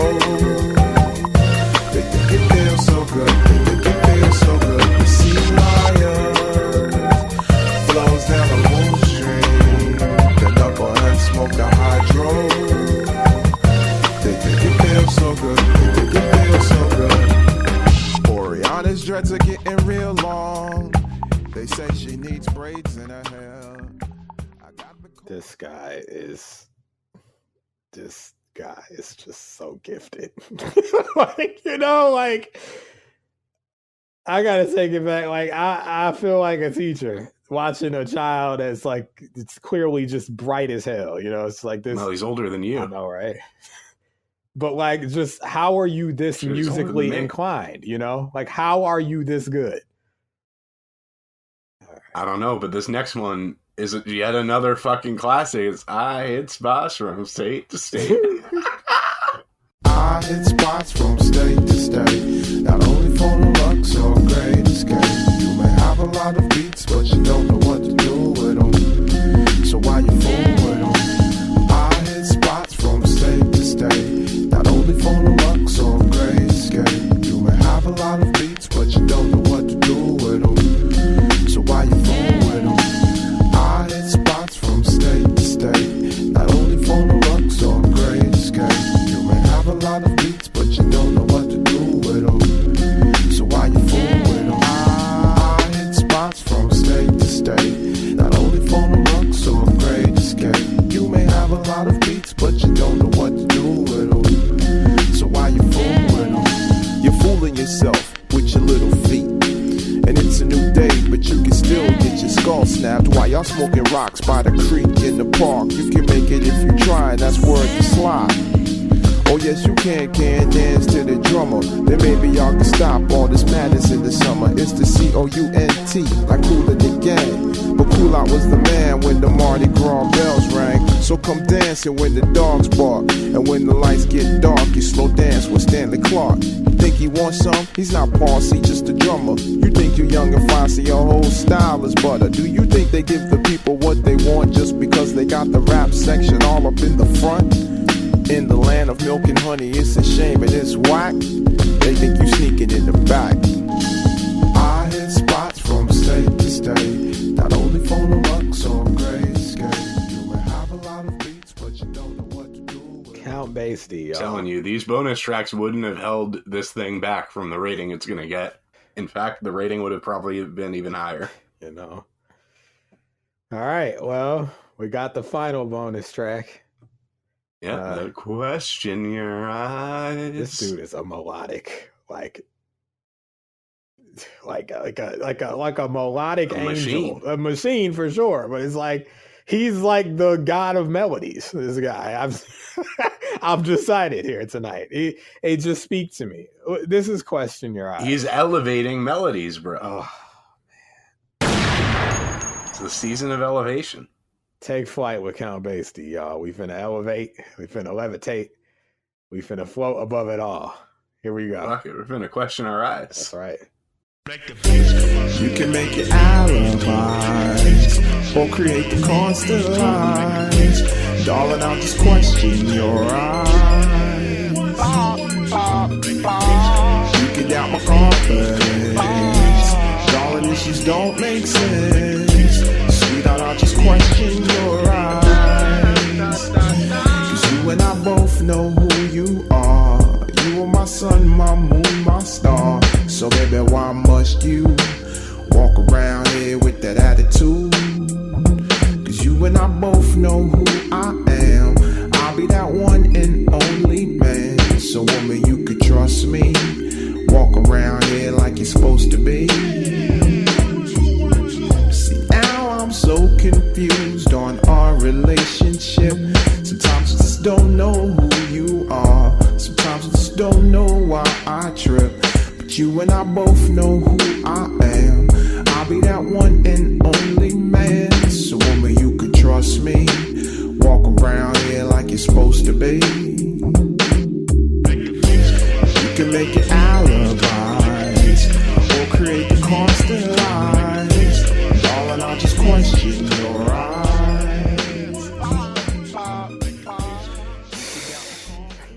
So I actually just heard from Jonathan Cloud. Huh? Oh, what happened? Jonathan Cloud told me he sent me the screenshot from the YouTube. Okay. And he said, "LOL, I was trolling." And didn't expect to get an actual answer and name. It still might be bullshit, though. So, listen, I was right to read it as him baiting an answer out of the guy by giving him what he wanted, which seemed to be just asking him nicely and being complimentary. Oh, shit. What a payoff. Oh, shit. Hold on a second. I hope this is the whole drop. Let me... Please tell me I have this fucking thing somewhere. Where's this shit at? Okay. Hopefully this is the whole drop. And you know this. Damn it. Man. It's not. I was just bullshitting. And you know this, man. Okay. Oh. I knew it. Okay. There you go. Well, I was not just bullshitting about my thoughts about this top 1 EP. I think it's obvious what's about to happen. Do you want to rank this thing? Well, folks, we've made it to the greatest hip-hop song of all time. And I think it's only right that if we're going to cover the greatest hip-hop song of all time, we bring along the greatest hip-hop historian, the great Bostonian himself, friend of the show, author, Dart Adams. Hey. I appreciate that intro. The book is finally out. Yeah, man. It's going to have been out for 4 months this week. So wow. I've done the Boston Book Festival. I'm gonna do a book event for it January 25th. I've spoken in large events with people that people actually know who are famous, you know, about this book. It's crazy. It's been out 4 months. It's a journey. You know, it's not a sprint. When you're putting out a book of the nature that I did, you know, it's not exactly an easy read, you know. So it's an interesting experience, man. Thinking that I used to spend time on a blog called Poison's Paragraphs writing every day about some rap shit no one cares about to I'm an author and a researcher, you know, it's crazy. Wow. That's a journey, man. But no, I tell you, we definitely care about it here on Rap Rankings. Okay, it's a treat every single time. I mean, Melissa and I talk privately all the time about just how much we gain from these appearances, because it's just like we've said it before, we'll say it again. It's like a lot of this stuff is a blind spot for us, and it's stuff we would never be able to get from the internet, like Wikipedia, anything like that. Like you the insight you provide is priceless. So, you know, we appreciate it, and we're glad to have you here tonight because, man, we talked about it briefly before I pressed record, but the smoke we got for enjoying this record from our very own third member, Jesse, of the show. Okay, like we're doing this tonight because of him, because he challenged us. How dare you? Right. Yeah. Well,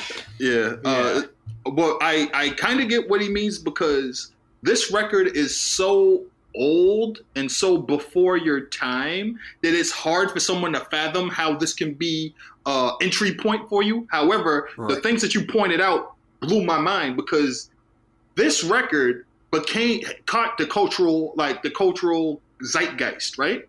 This is the record that captured the attention of the mainstream after Rapture, you know, after, you know, some of the other records that came out. Because, again, the first rap records that came out that blew up being Rapper's Delight, late 79, going to 1980, Christmas Rapping, late 79, going into 1980. And then, like, you had some joints in 1981, especially after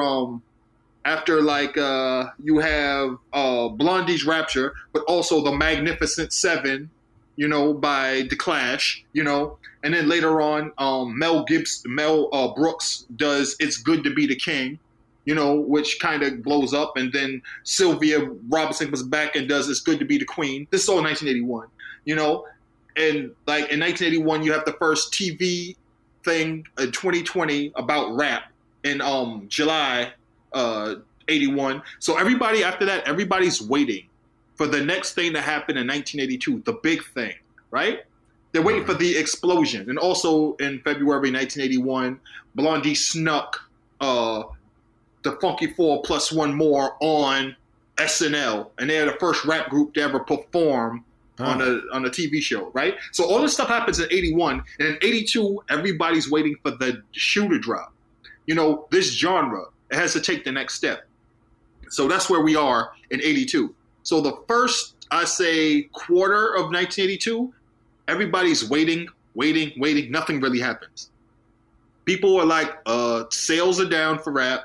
There hasn't been a big rap record to come out. So what's going to happen for this genre? Until in April and May 1982, Tom Silverman and his boy from Boston, Arthur Baker, and his boy John Roby produce a song for Africa Bambaataa and a Soul Sonic Force called Planet Rock.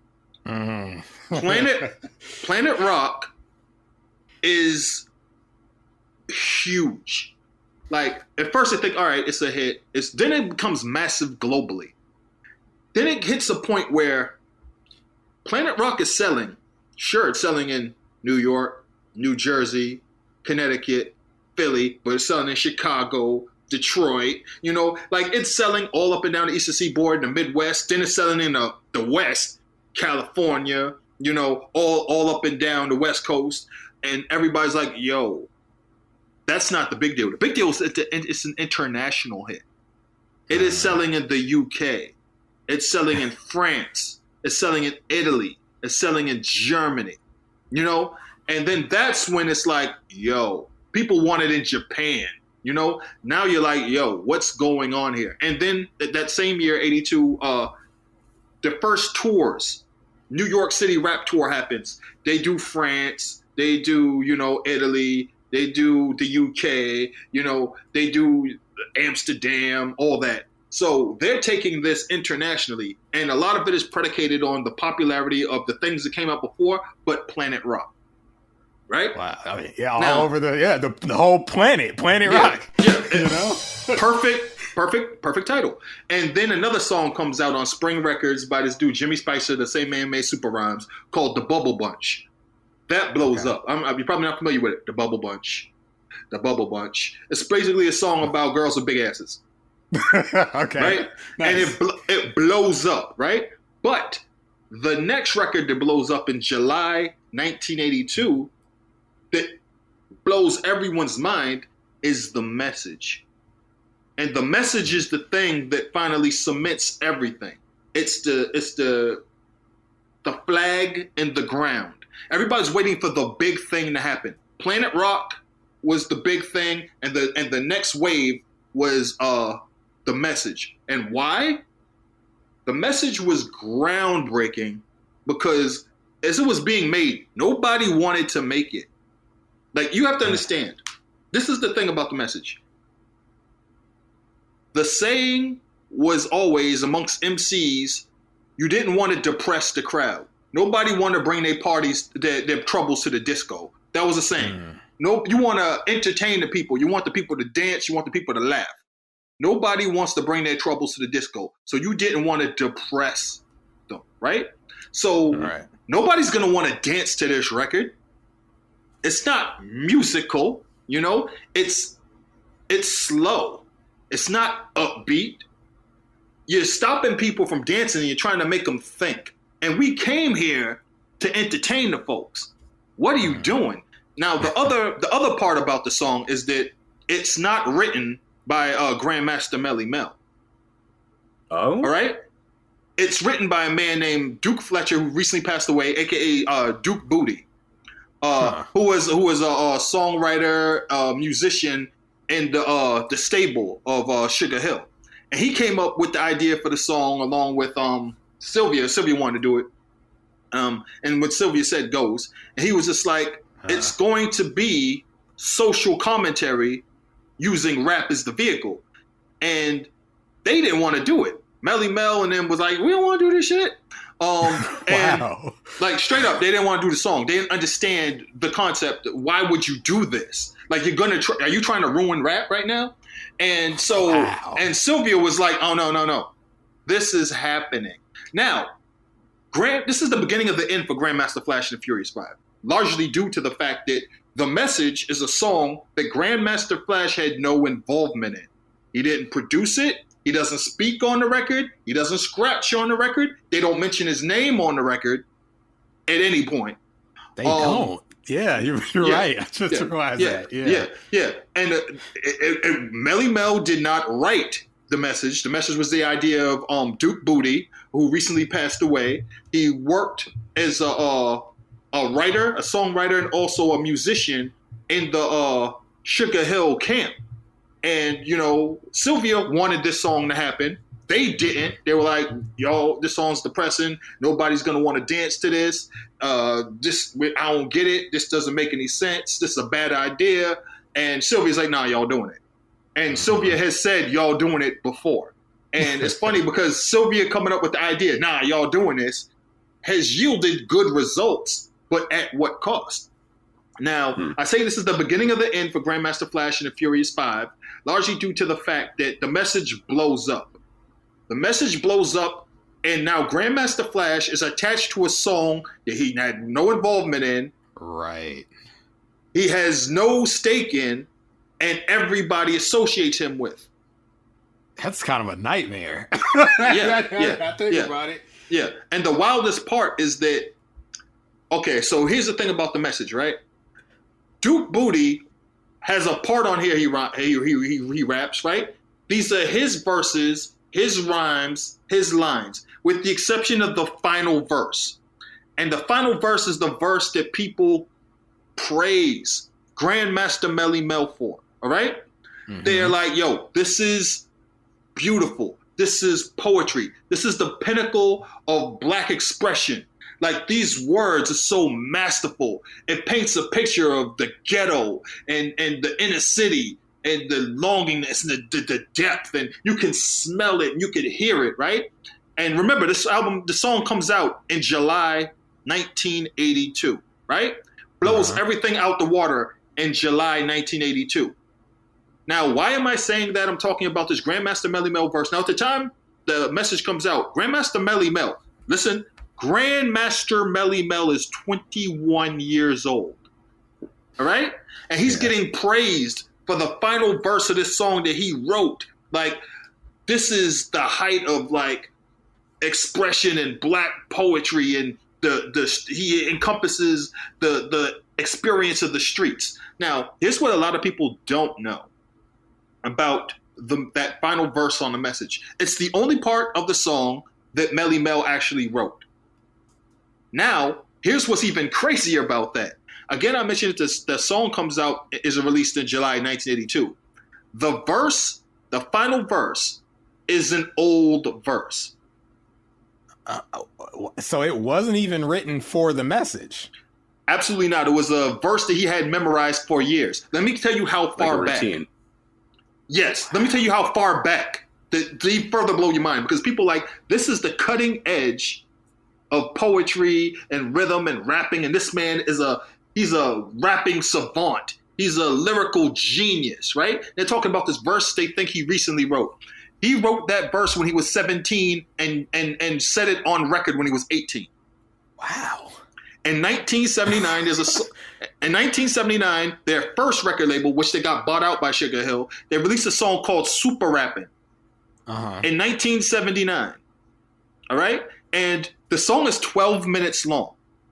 So Melly Mel gets into a verse between 9:57 and 10 minutes into the song. And he spits, "A child is born with no state of mind, blind to the ways of mankind." But it's Pumpkin did the beat. It's an up-tempo beat. It's a party beat. And he does it fast. Mm-hmm. So it doesn't have the same cadence. It doesn't have the same bravado. It doesn't have the same meaning, because The Message is slow. It's deliberate. It's intense. So the delivery of The Message is so serious and somber, and the way he delivers it, I sing a song of deep hate. You swung back and forth. Like, he's painting the he's painting this picture with the words through his delivery. You say, "Cool, huh, I'm no fool," but then you go and drop out of high school. So when you listen to the way he delivers it so fast, and it's like the words just fly over your head when you hear it on Super Rapping 3 years before, right? So this amazing verse that everybody gives him props and credit for, and treats him like he's like at the height of lyrical miracle spiritual in 1982. He wrote that shit when he was 17 and spit it when he was 18 on the record already, and everybody's praising him in 1982 for it. He's like, I done said this shit before. So think about how ahead of the game Grandmaster Melly Mel was lyrically, that he said a verse in 1979 that went over people's heads, and he brought it back in 1982, and people are praising him as like one of the greatest lyricists of all time, even though he was already one of the greatest lyricists of all time between the ages of 16 and 18. Oh, wow. Right? Now, and all the other verses you're saying are written by Duke Booty. Yes, all the other verses were written by Duke Booty. Which answers a lot of questions, because the copy of this album that I had is not the 7-track album that ends with the message. There's 4 bonus tracks. One of them, the next one, is Grandmaster Melly Mel and Duke Booty / The Message 2. Survival. It's called Survival. Yes. It's to stay alive. It's called Survival. Yes. They had to go back then to the New well York, again. New York with Melly Mel. New York, big city of dreams, and everything in New York ain't always what it seems. Yeah. The Adventures of Grandmaster himself. Which had to be there because they kind of overlooked Grandmaster Flash entirely. Because here's the thing. The Adventures of Grandmaster Flash on the Wheels of Steel is not on the Message album. Right. Yeah. But It's Nasty and Scorpio, which were the singles from the 2 previous singles, are on the album. Yep. So it's wild. On the album proper, too. So yes, this was on the reissue. So on the reissue, they end with the Message instrumental. And I originally rated this album really differently than I ended up rating the album because of all the stuff that, comes after the Message. Without these songs at the end, with the album just ending on the Message, which real quick, I just want to give this song a 10. Oh, okay. Ding me, baby. All right. I'm just throwing my rating out there. We don't have to do it all at once, but I'm just saying it's a 10. This is a different album without all that extra stuff that I just named. This is, at points, it feels like not even really all the way a rap album. Yeah. Well, we just got through the last 2 tracks, which are, R&B and R&B tinged gospel. So here's the thing. The album, they weren't rap albums. All right? Rap albums were not a thing. Rap was a single-based genre up until about 1986, right? So rap albums were few and far between. Like 83, 84 is when we get Houdini and Run DMC and the Fat Boys, putting out albums, Like, to be fair, like, groups like Fearless 4 should have been the first to have albums because they were signed to a major. They were signed to Elektra.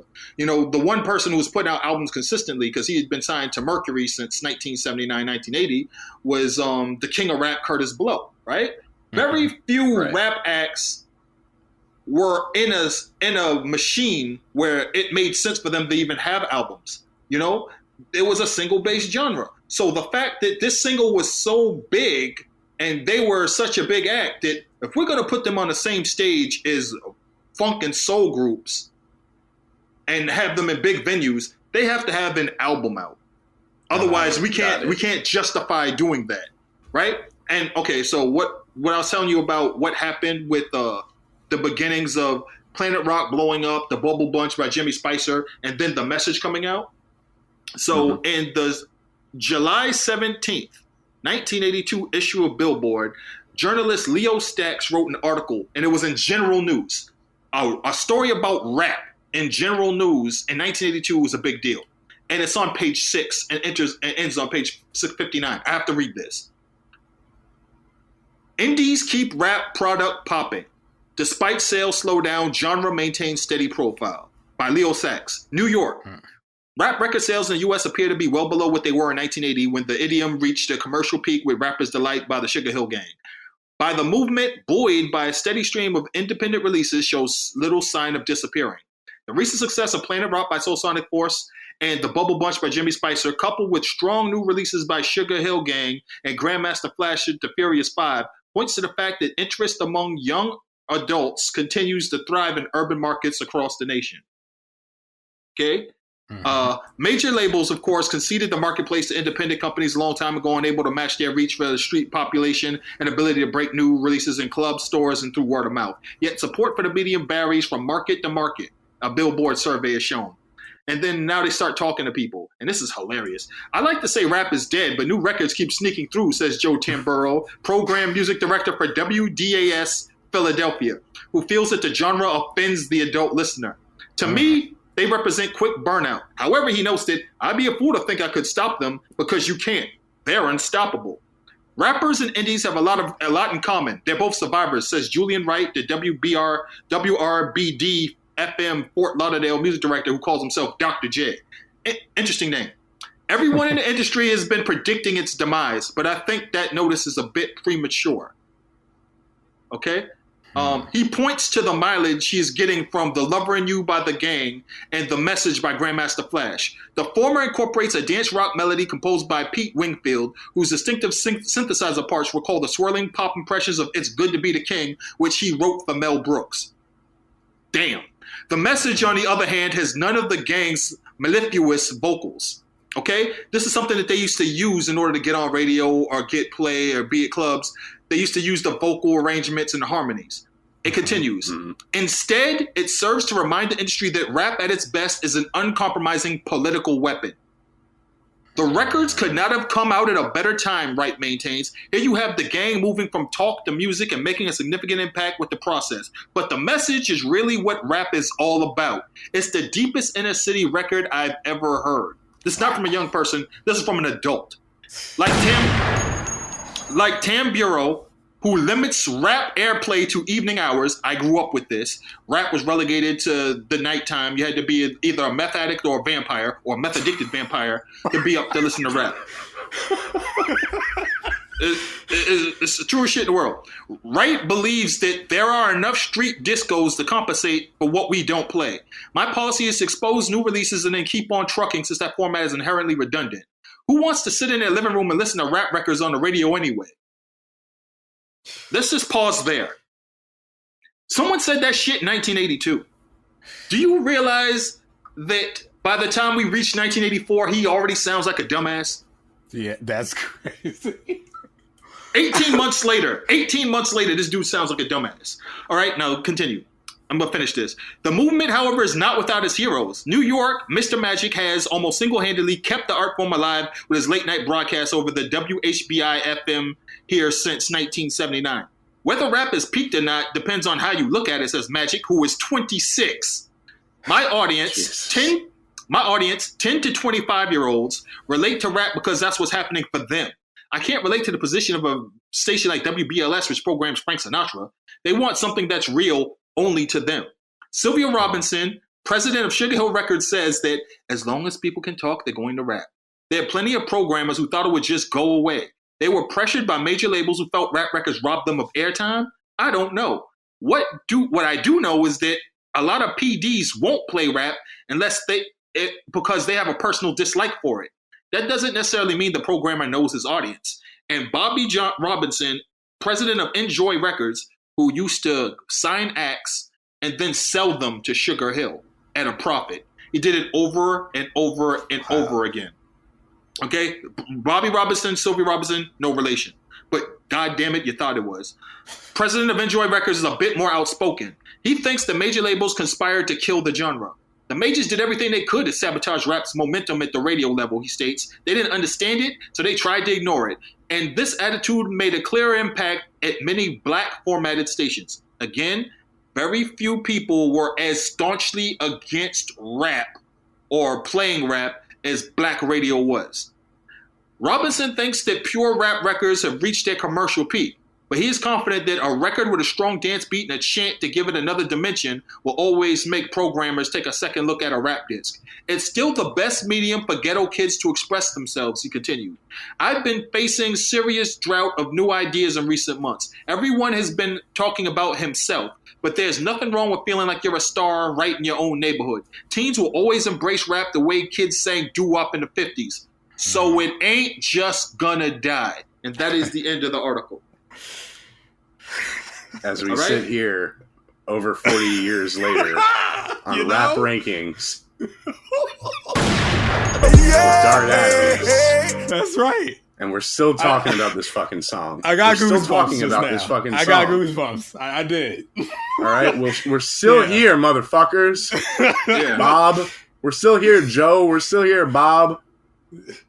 Wow. So, and what's really wild about all that is that, like, in 1982, this is when you have documentaries being made. So in 1982, this is when Wild Style and Star Wars are both being in production, right? Mm-hmm. Like, keep that in mind.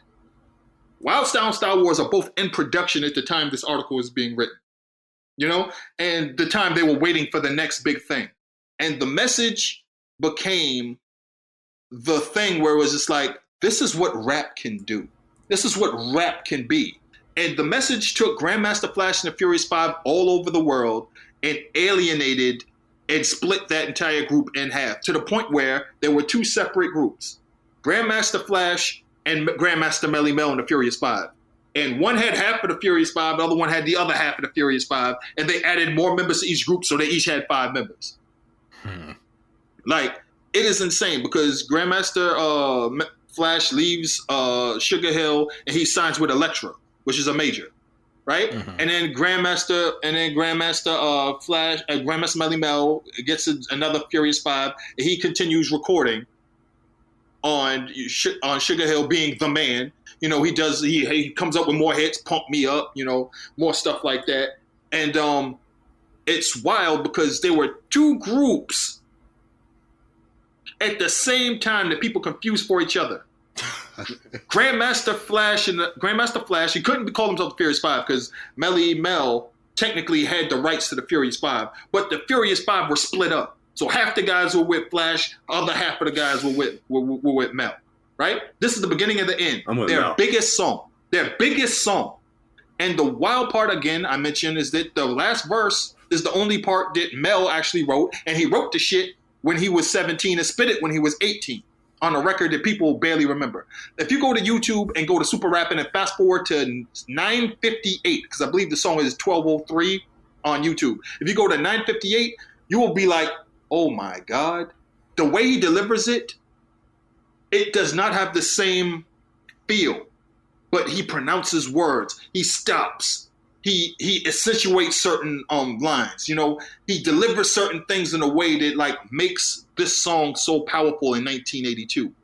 And I got it pulled up here. Let me see if I can. Yeah.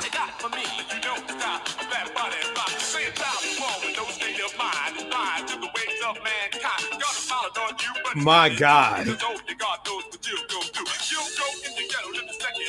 Right, this is the verse, but he's rapping it like it's a party. Mm-hmm. It goes right over your head, him rapping that fast, right? Yeah. Wow. That's why you got to slow down and work a couple holds, you know? You admire all the number book takers. Like, he says so fast, you admire all the number book takers. Like, it doesn't even, like, this kid's go, like, it, I'm the fool, but then you go and drop out of high school. Like, the way he says it in 1982 and the beat gives it so much more gravity, you know? It means so much more when he says that verse. And your life swung back and forth, just slowing it down and breaking it down. And the other part that we can't overlook. This song had a video. Rap songs did not have videos in 1982 going into 1983. I'd be hard pressed to find, aside from live performances on TV or Soul Train, did somebody with major label backing like Curtis Blow even have a video until like Basketball, maybe? You know, like AJ Scratch doesn't have a video. It should. 8 Million Stories doesn't have a video. It should. Like Christmas Rapping doesn't have a video. It should. I think somebody has a live performance on like Top of the Pops in the UK where it was huge. And that's another thing, right? This song was so big that it was like, and again, think about Rapture, right?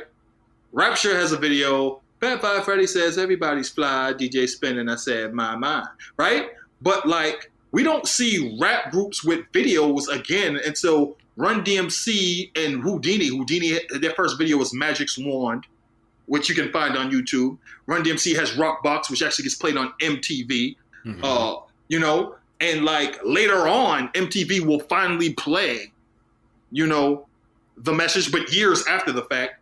Like, and then think about how long it took for BET to exist and how long BET took. BET played the message first, but how long was it before BET played it? Because BET didn't get Rap City until after MTV had Yo MTV Raps, And I remember I'm so old, I remember the early, you can bet on it, Black Entertainment TV. I'm that old.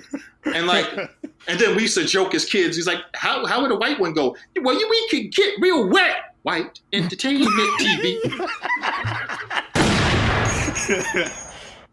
Yeah, so like, and the thing is that like, if you ever find a bet on it, like they say it so sassy, you can bet on it, Black Entertainment TV. Like the shit's so sassy. But like, what I'm saying is that Black radio really did not embrace rap at all. The only places you could find it were late night, college radio, certain stations that like, you better find somebody to fund these hours or be a sponsor for these hours, and you can do whatever the hell you want.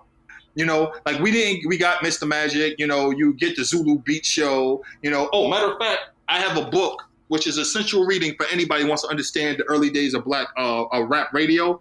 Breaks in the Air by John Clace, The Birth of Rap Radio in New York City. It is an essential read. Duke University Press. I'll put that back. But like, to understand like, and the role that the message played, right? They had a video, they had an album. Basically the album was just put out like back in the 50s and 60s. People put out long play albums just for the price point because everything was single based. Right. So you bought the album at a higher price point just to have the songs instead of just having the 45 or the 7-inch, what they called it, right? And so the 12-inch album, vinyl, cassette, I don't even think people even had them, 8-track maybe, was strictly so it justified the fact that these motherfuckers went on tour with big black acts. Like, you're not going to put Grandmaster Flash and the Furious 5 on tour with Lakeside, or Aura or Sky. I'm using like groups that were big in the early 80s, like Cameo, back when they had a horn section, like groups like that, Atlantic Star, Midnight Star, SOS Band, really black shit, so black that like you're underneath, you got to clean underneath your fingernails, like these type of groups. Right. And you can't justify them being on the same stage as them without them having a record, a real record. So basically this whole record was just an excuse to like, it's the celebration of the message. That's why the message is the last song on there. Because otherwise, if you put the message first, everybody's just going to play the message over and over again. And you ain't never going to hear that Mount Airy shit. Never. Right. Yep. I would have bought this album back then off the strength of the message.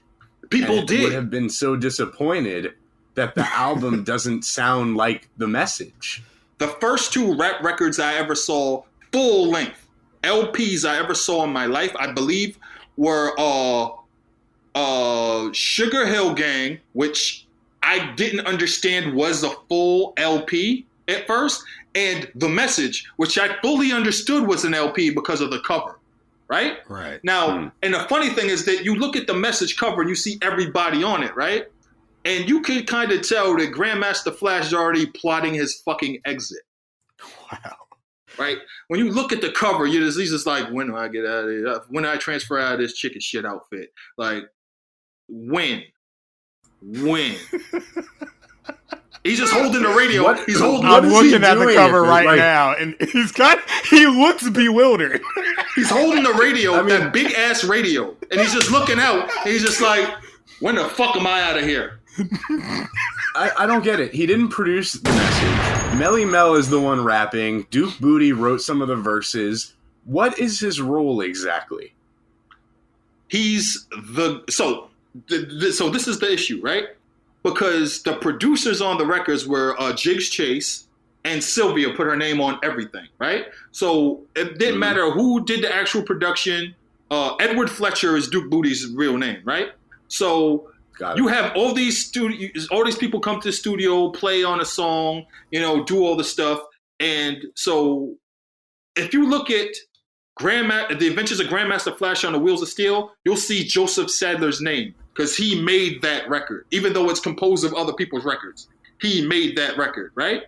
But if you look at the credits of these other songs, where do you see Joseph Sadler with 2 D's? No goddamn where. Because he doesn't write, he doesn't produce. So the only thing that Grandmaster Flash did was live shows, play the record, scratch on the record, entertain the crowd, play the beatbox DJ live. Khaled? Well, nah, he's much more useful than DJ Khaled. Yeah. He's much more DJ useful. Khaled's made some of his own beats. No, I know back in the day he used to be active. But, so what's crazy about DJ Khaled's production career? Well, DJ Khaled's production career, he produced under The Beat Novocaine, which was the dumbest motherfucking name you could have as a producer, because that means nobody feeling your shit. The bars, right. So he used to so I remember this is the early days of the middle days of Terror Squad, right? He's like, yo, my man DJ Khaled, The Beat Novocaine. And I was like, why the fuck did he pick that name? Right. He's like, yo, don't you use Novocaine to numb things? Right. Yeah, so nobody feeling it. So why would you say yo, this beat's so dope it numbs your gums like dope? No, you're saying The Beat Novocaine, the beat, you can't even feel it. That's the worst fucking possible name for a producer in history. And we were saying that it was back apt. It wasn't false advertising. Yeah, but Khaled, was actually used to actually scratch, used to actually produce, used to actually do things in the elements. But then when he got more into the business side, he became more of a hype man and the person who brought people together. And he uses celebrity to do stuff and became an ambassador for the city, like Miami or what have you. So, right? So I'm saying, is he that different from Flash? Absolutely, because Flash was a pioneer of the genre. Flash got the asses in the seats. Flash got people to come from other boroughs to come to the Bronx to see a goddamn party. Right. Flash made other DJs step their game up and evolve.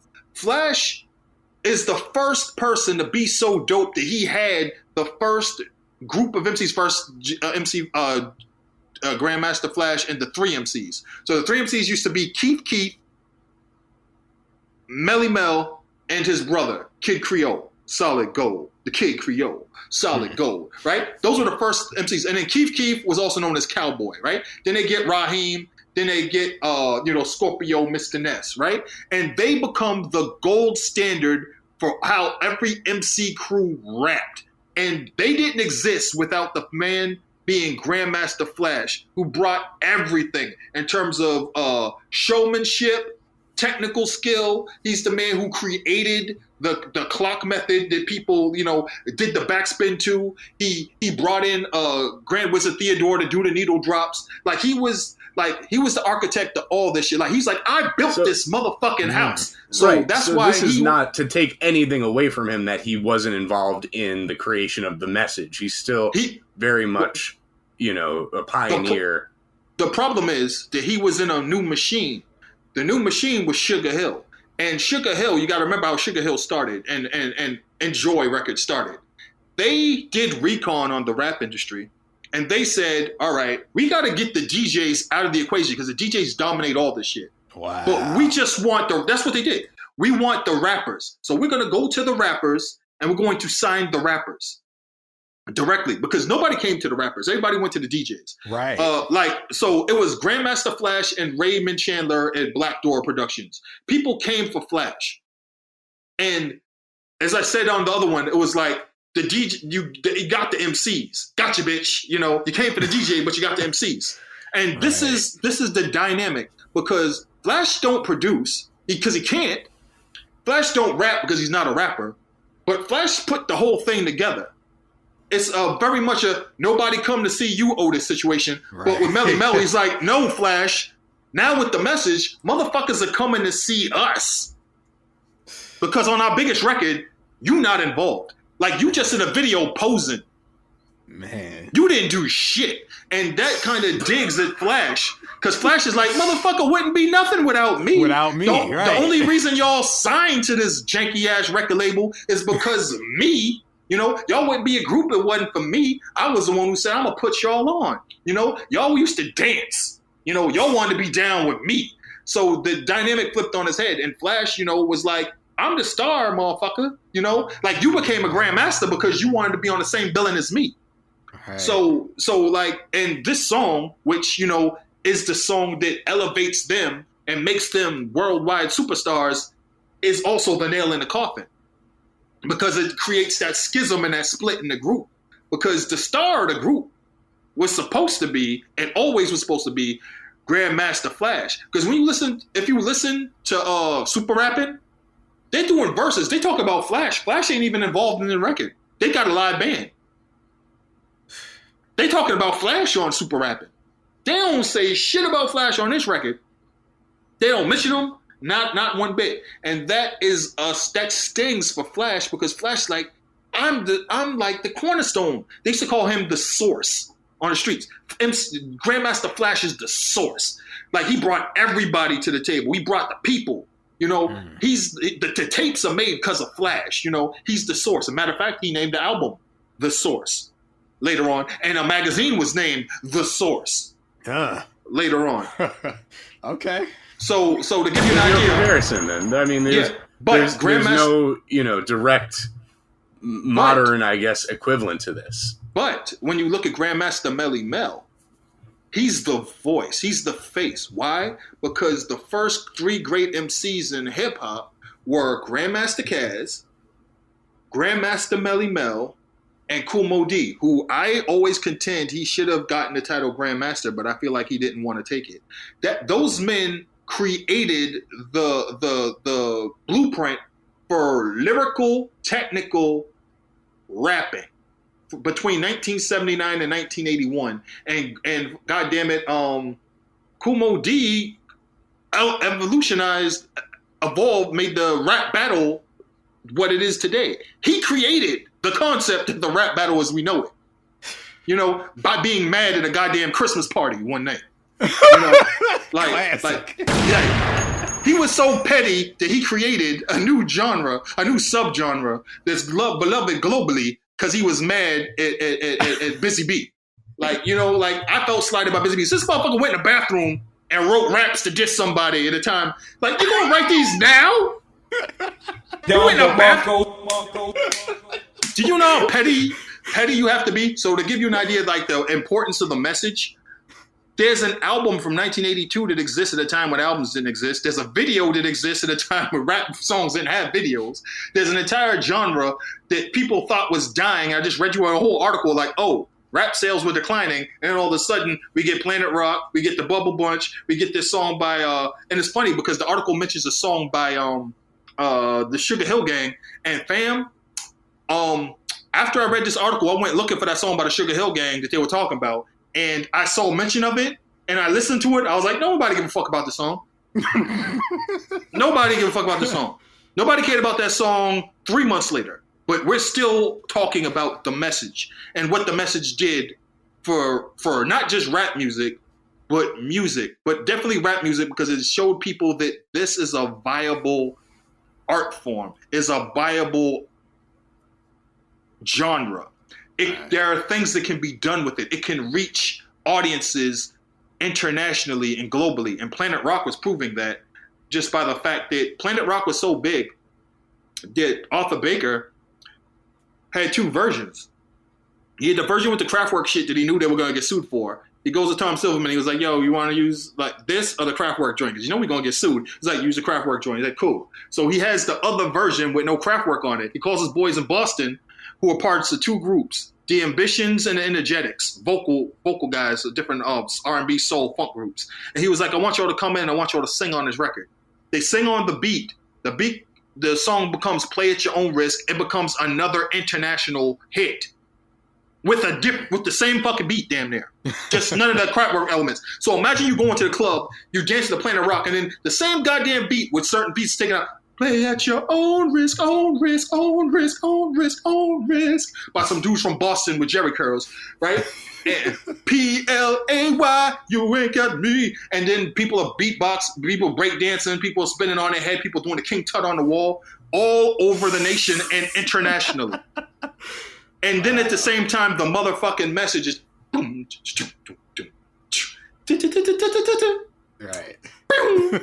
And the crazy thing about the message is a slow fucking record. It's not energetic. It's not high energy. You know, it's not, the beat per minutes are low.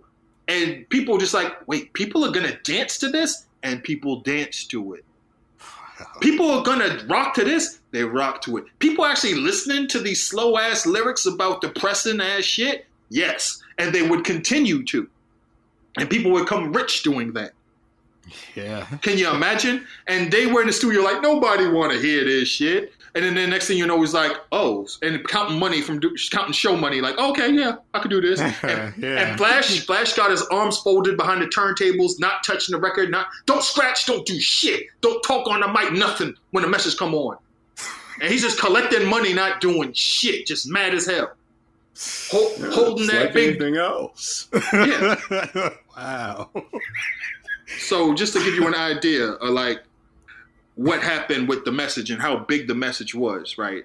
And how much it kicked off for an entire genre, right? It kind of like that and Planet Rock were huge.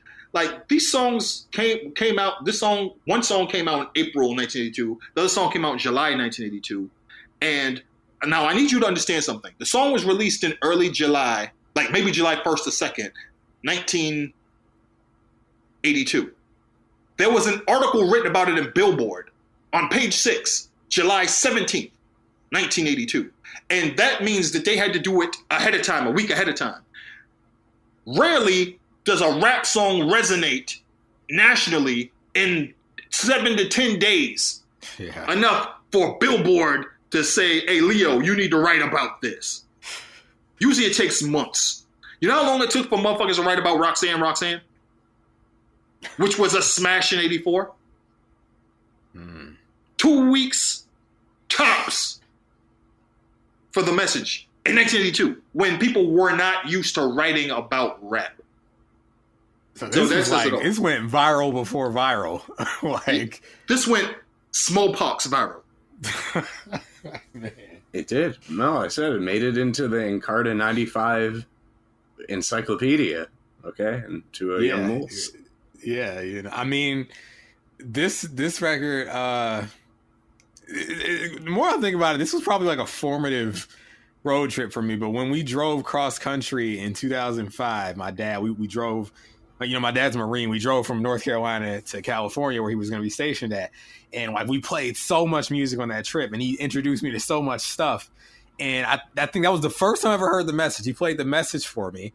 And I was 12. I was 12 at the time. And I was just like, yeah, it still holds up. Like I was feeling it. I remember being in the car listening to it. And the fascinating thing about the message to me, it's also sort of heartbreaking when you think about it, is all of this content is still prescient. Like it's still relevant. And it sucks that it is.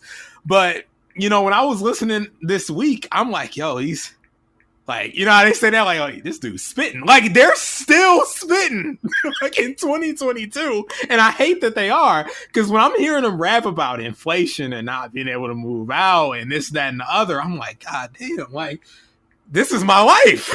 Like this is what I feel right now, you know? And I mean, it's rare that you get a piece of art, you know, let alone music that feels like, I mean, I think there's a reason this record is in the Library of Congress. It should be like it encapsulates so much, you know? Okay. So let's talk about that too. So this is what's wild. I'm I don't know if you know who Jaquan is, but Jaquan is a hip hop historian, right? And Jaquan came to Boston November 30th with Melly Mel to do a speech to speak about the 40th anniversary of the message at Emerson College. Now, here's what's crazy. Emerson College is in my neighborhood. It's down the street from me, okay? Mm-hmm. And I see that he's like wrote about it on Instagram. I'm like, yo, I have to do a podcast that night, but I'm going to try to make it. Now, what also happened is the Boston Celtics had a huge game that night. And I'm waiting to hear back from the people I'm supposed to be doing the podcast with that night. So I'm not 100% sure that I'm going to be able to make it down. And also, he didn't say where it was. But what I also didn't do was I didn't go back through his Instagram page and go back to the previous post where he posted all the information. So what I do is I go down to the campus, right? And I don't see anything. I don't see any signage. I don't see any posters, nothing. So I'm like, where is this shit? So I go back home and I completely forget about it. And I'm at home watching the Celtics game. And while I'm watching the Celtics game, I realize, oh shit, wasn't that thing today? So I missed, and everybody was there. All my Boston rap friends were there. They were either performing or they were there. Everybody. Like, it was a family reunion. Like, let's get it crunk. Like, Terminology was there. My girl Oompa was there. Like, my boy who runs the Massachusetts Hip Hop Archive, which I work with, was there.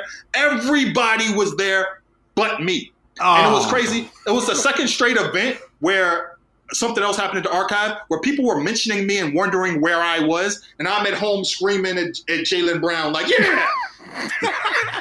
You know? Oh, man. So I totally missed this event. Totally missed it. And it was about it was everything that you think that Dart Adams would be like there for. Present for. Yeah. And dog, I was like 10 minutes away. Wow. 10 minutes. I was down the street. I missed the whole shit. Everything. So that just goes to show you. And yes, so academia has cleared space for this. And it is like, in academia, this is like the point, you know, the epicenter of, you know, rap having real value and proof of like what the genre can be and what it can do, you know? And then like social commentary in rap becomes an entire subgenre, you know? Like there are entire groups that their entire thing is social commentary. And a genre where before was like, no, what you doing? You bringing everybody down. You depressing everybody. Like this is also the group that made White Lines, which didn't start out as an anti-drug song. Listen to them lyrics, bro. They had to put stop, freeze, don't do it in after the fact. Because it sounded like an ode to cocaine, which I can guarantee you they were doing. You know, like Melly Mel was rapping, he was rapping, waxing poetically about some coke, boy. He was like, ooh, coke. I love you. You so good. You so fine, white girl. Don't do it. Freeze. Stop. Sylvia.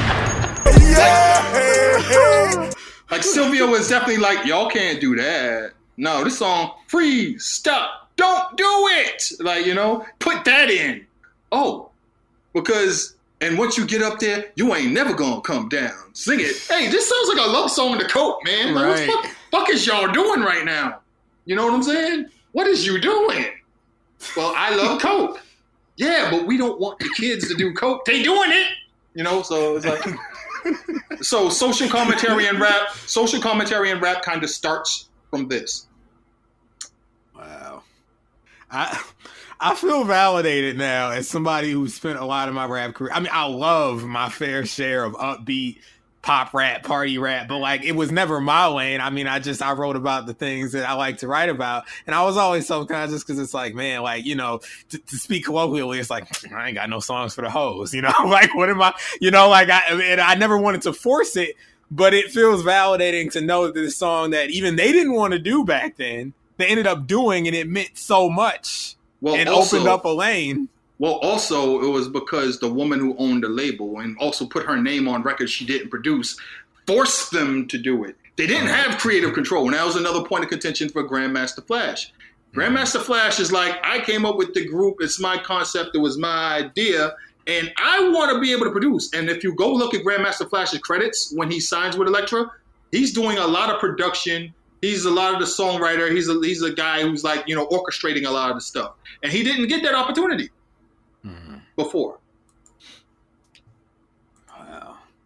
I would say this is a rare case for like, I mean, it sounds like a bad scenario to be caught in, but I guess I'm sort of glad Sylvia Robinson forced them to do it, and they were lacking creative control. Yeah, I mean, Sylvia came up with a lot of ideas. I think it's an argument that, sometimes that input could actually be valuable. It was. Like, we don't have anything without Sylvia. Sylvia stole from everybody, sure.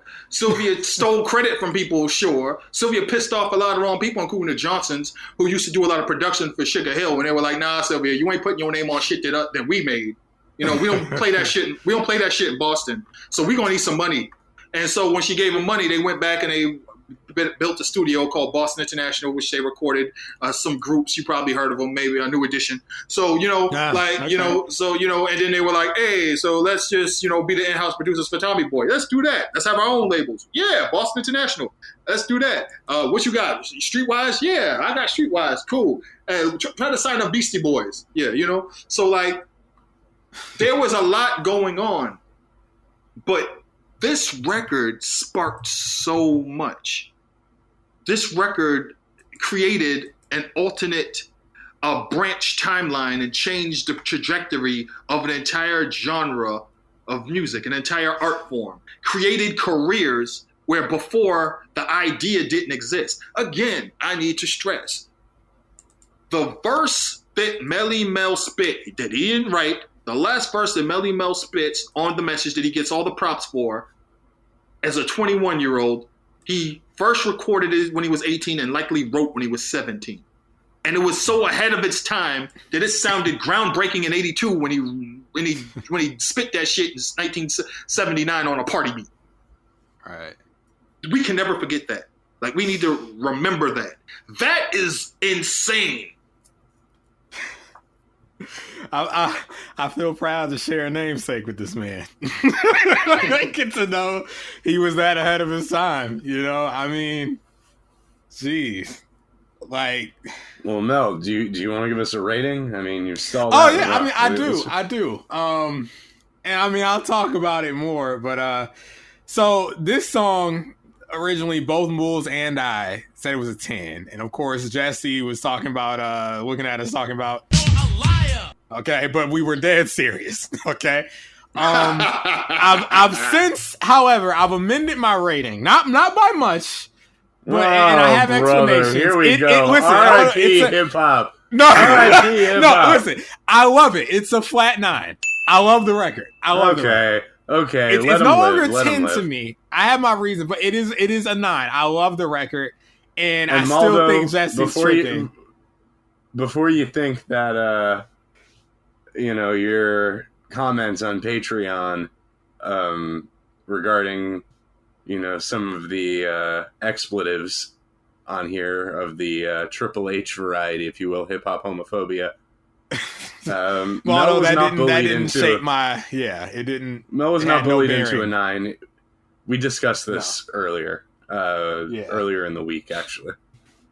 The things that still hold up that are perfection to me, the beat's perfection. This may be my favorite chorus in all of hip hop, and there are multiple perfect verses to me on this record, where it's just from bar 1 to the final. But like I said, this encapsulation. I mean, like Mules and I, throughout the years, we've like Broken Glass everywhere. We've quoted that Neon King Kong. Like that is, to this day, some of the most evocative writing and imagery I've ever heard. Like that is, there are rappers this day and age that aren't as inventive as Neon King Kong. And the insane thing to think is that this was written by Duke Fletcher, who was a grown-ass man who was around rappers, who said that, hey, I got an idea for a record that no one's ever done before. And he had MCs come in and forced some MCs to do this record. And they were like, this shit ain't gonna go over. And it did. because he was a professional songwriter. Like the idea that that made me wonder how I keep from going under. Like, can you imagine Melly Mel hearing that? I was like, oh, y'all think this shit gonna go? And it did. Can you imagine? And Melly Mel was like, all right, could I do something of my own on here? God damn. And then he does that verse and everybody goes crazy for it. Like, there's so much about this record that's just mind blowing. Like, when you discover that, like, they did not have any creative control over this record at all. And it was an executive decision and it changed their lives. Just like how Run DMC did not want to do Walk This Way, how they didn't want to be named Run DMC. You're gonna do it. Shut up. Enjoy your career. Man, fuck you, Russell. Next thing you know, like, hey, he was right. Stop dressing that corny shit. Dress like Jay. We gonna dress like Jay? Yeah, motherfuckers. Man, fuck you, Russell. Fuck you. Hey, you want a career?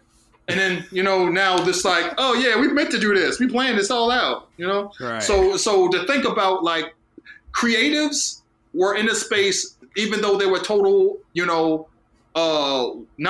what's the word I'm looking for? Dictators. Even though they were total dictators, they knew what they were doing creatively because Sylvia had done it before. Right. Sylvia had done it before. Duke Booty, Ed Fletcher had done it before. Rest in peace. So, like, we can't even talk to the man about it because he passed away, during the pandemic, but it's insane how big this record was and what it did. And the reason that we're here right now and the reason that I'm able to fact check books and I had a career, going back to 2006, writing about music is due to this record that came out, this song that came out when I was 6 and this album that came out when I was 7. And neither one of us were alive for either. And that's only the second time I've been able to say that because we did do Radio by LL. That was 86. So I wasn't around for that one. October 85. 85, right. Sorry.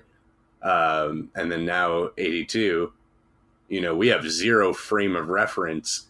And yet, this is the song that sparked my fascination and later obsession with all of this. So, like, straight up, there is like, something to the song. You hear it in 95 all these years later. Encyclopedia. I hear it 10 years later, 2005, on a road trip, and here we are in 2022, and we're still talking about the message. I mean, it's still a valid message. Think about the fact that in 1993, Ice Cube does a remix of his single with a song that he did with Das EFX. Check yourself before you wreck yourself to this beat.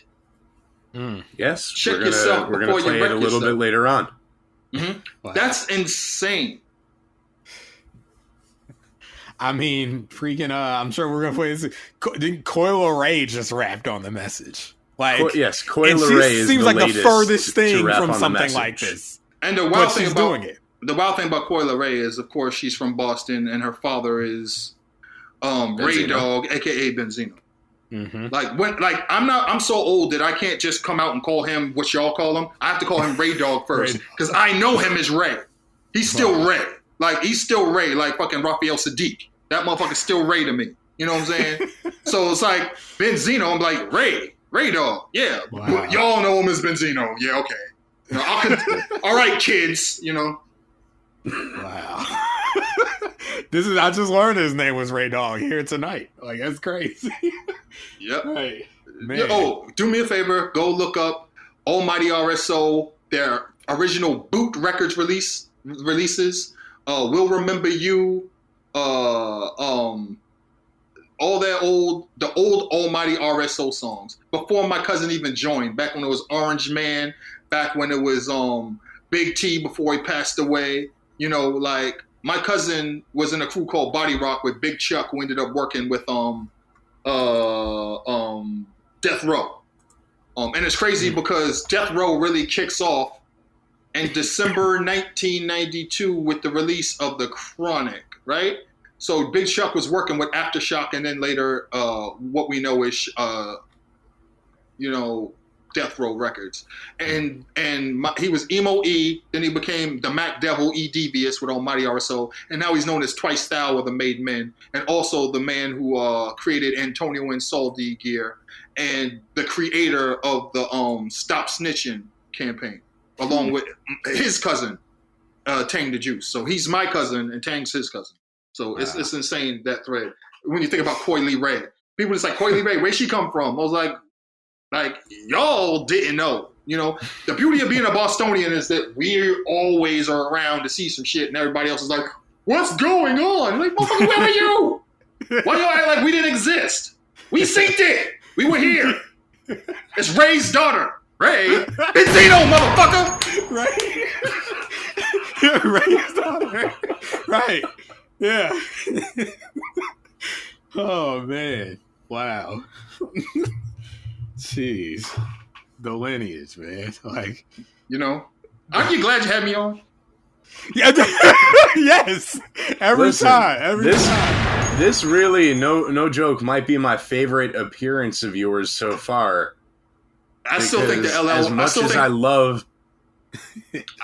I'm sorry? I still feel like the LL one can't be topped because y'all made so much content off of that I'm still crying thinking about it. Like the whole thread about the LL being addicted to porn and being so rich he had condom porn. Like that shit. When y'all did the little videos and the little animations to that, cartoon, I can't stop laughing. I can't stop laughing. And Mel has killed off the cartoons. Oh, cool. But I have to tell you something else that I kind of forgot. Is when we did the Slick Rick episode, and I was talking about all the references to Treat 'Em Like a Prostitute. I completely left off Salt and Pepper's Tramp. You ain't getting paid. We ain't knocking boots. You ain't treating me like no prostitute. And it was way before Slick Rick released his album, but everybody knew Treat 'Em Like a Prostitute.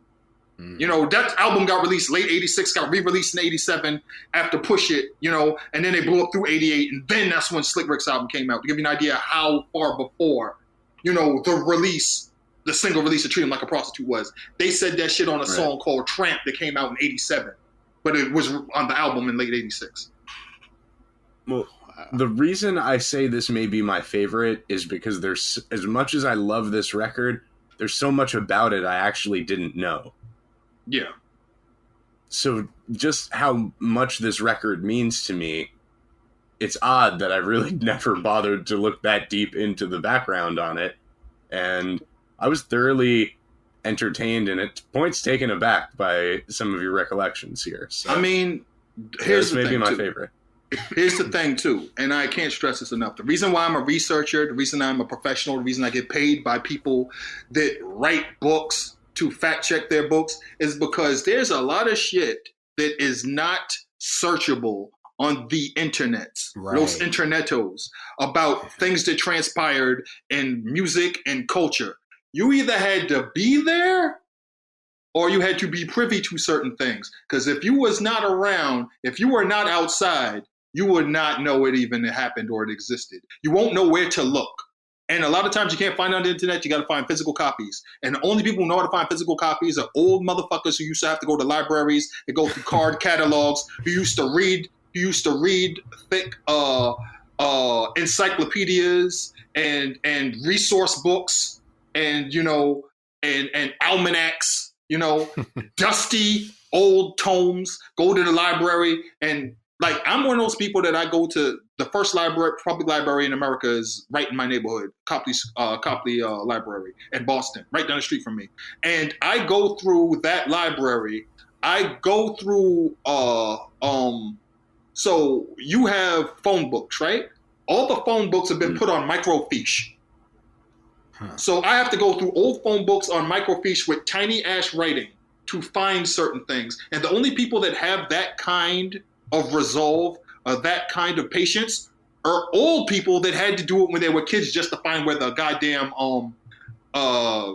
closest record store or comic book store was, you know? So that gives you an idea why I'm able to do these things. And I'm so useful because I'm old. Well, we are very glad that you're old. You know, that reminds me. It was I was looking up something, like I had a memory flash in my head. It was like some like pre-movie. Moles, I shared this with you. It was like a movie chain that used to be around here. It had like a pre-movie like CGI the bumper pre-roll ad. Yeah, the pre-roll with like the welcome to the movies, like, you know, enjoy your movie. And it reminded me, I like fell down this rabbit hole and I was like, oh my God, I did used to have to check the newspaper for movie times. Like, I'm so used to just like Googling it now. I remembered I grew up checking the newspaper to like, when is the movie play? And my dad would have me look in the newspaper. And like, I'm like, wow, like I almost forgot that.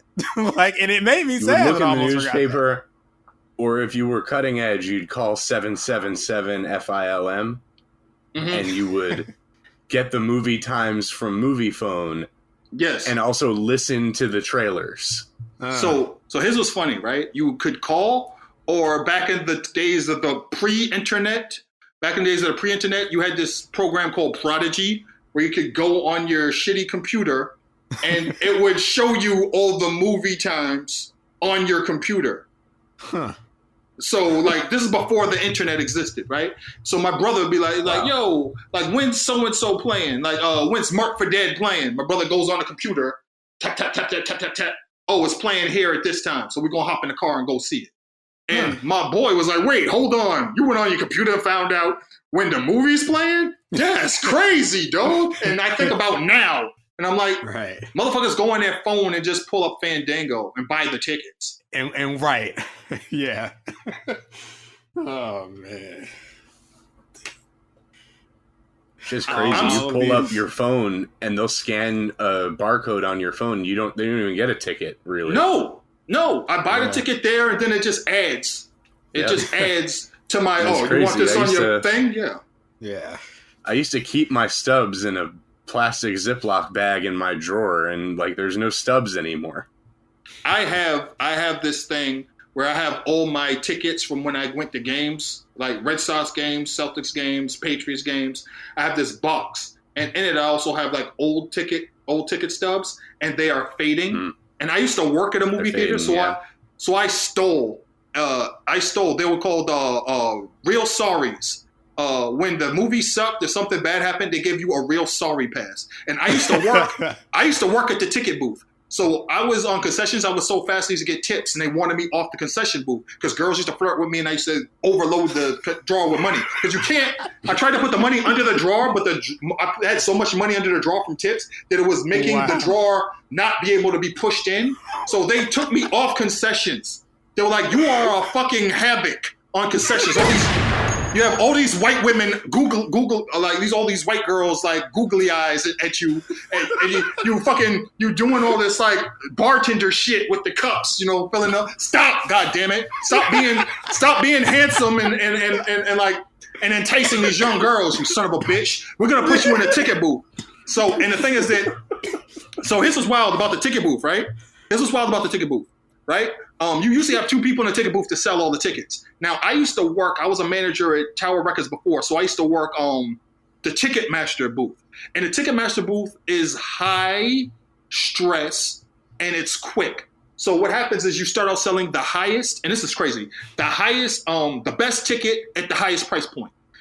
And everybody sold out everything immediately. So if a big concert came, like let's say Sheryl Crow showing up, right? Or I actually sold the tickets for the Hard Knock Life Tour. So let's say Hard Knock Life Tour comes, right?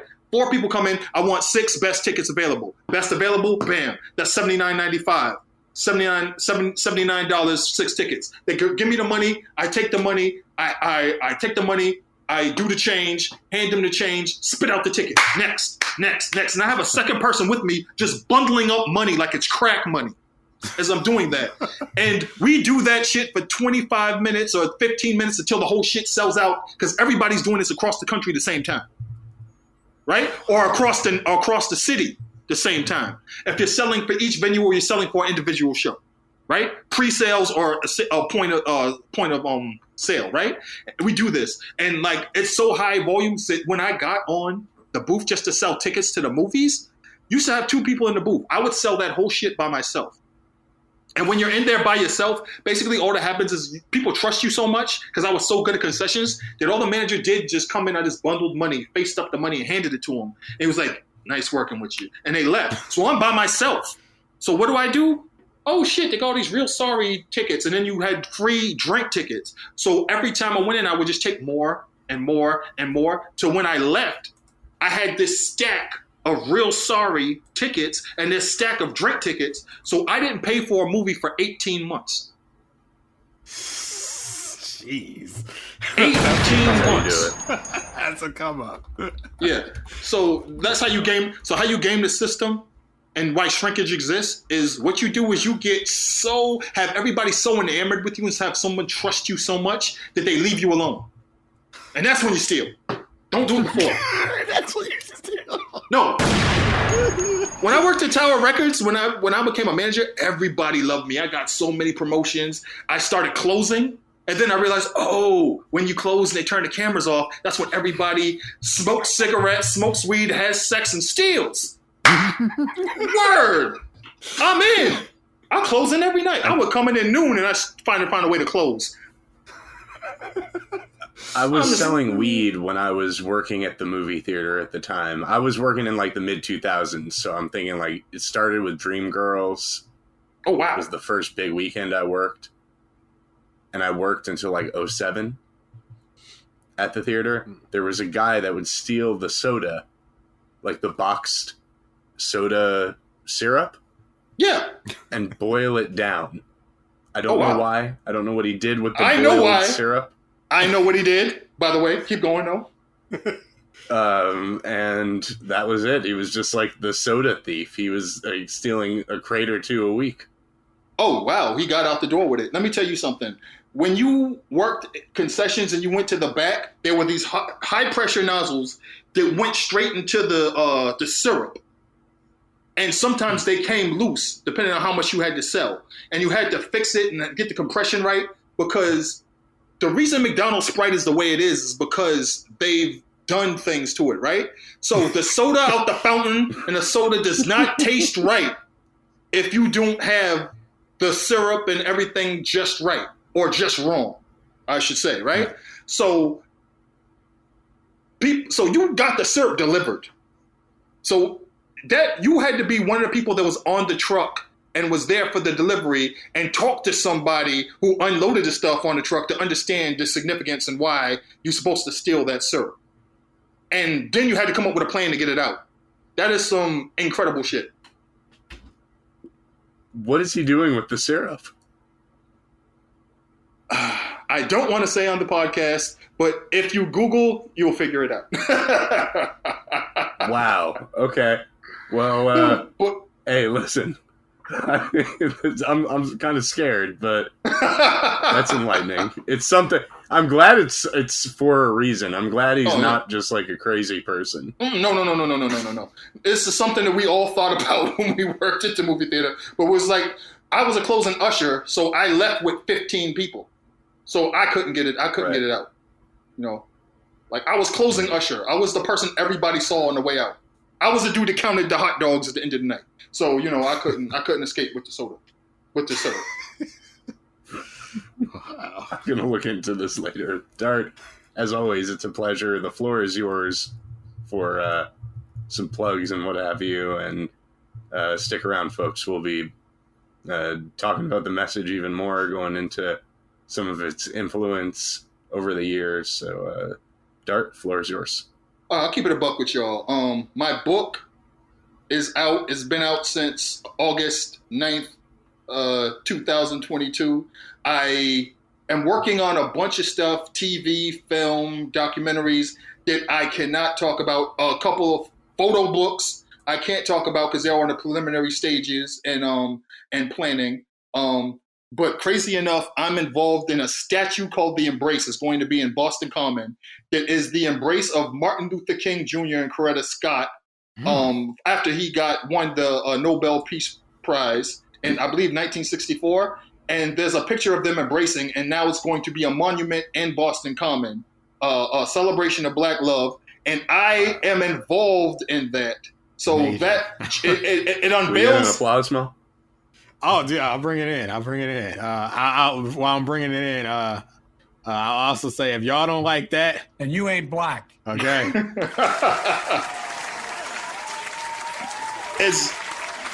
is being unveiled in January 2023. I believe it's going to be unveiled. His birthday, January 15th. So I believe it's going to be unveiled then. And then after that, you know, I'm just going to be doing book promotions or trying to get to my next book or working on film and television stuff. And that's pretty much it. 2023 is going to be a transformational year for Dart Adams. So I'm just glad that I can't wait. Amazing. Folks, if you're a supporter of Dart Adams and you enjoy his appearances here on the show, please support. And buy the book. Instead We Came Evil. Instead We Became Evil. Yes. Get Instead We Became Evil. Get the Book of Dart. Both are on Amazon or anywhere else you buy books. They're great reads. On the low, personally suggest them. I don't give a fuck if you buy the Book of Dart because I don't get any advances from that dude, so he can eat a dick. But if there's still one, let's put it this way: there's one copy on Amazon, and I have not promoted it one bit because I don't get any. All right, folks. No more Book of Dart. We're putting all our energy towards Instead We Became Evil. Instead We Became Evil. The Book of Dart eat a dick. There's a whole bunch of typos in it anyway. There's a whole bunch of stuff in it that ain't supposed to be there. It's not the book I wanted to put out. Hey, I'm going to get famous enough where I put out the Book of Dart the way I intended for it to come out and fuck the dude to put it out. You know, nice. So it is what it is. Thank you for supporting. If you got the old Book of Dart, you got a collector's item, but we know it's fuck the Book of Dart. Okay? We're moving at General Dart's orders here, and you know what to do. So, Dart, thanks again, man. We love having you on. We'll see you next year. Then it's going to be a big one for you, it sounds like. Absolutely. And last thing, salute to Yo, because the 5th anniversary of his book's coming out, and he don't get paid for that shit either. Oh, man. Shout out to Yo. And, hey, whoever did these book ofs, get it together, okay? And pay people. Yeah. That's right. Anyway, we'll be right back with more The Message.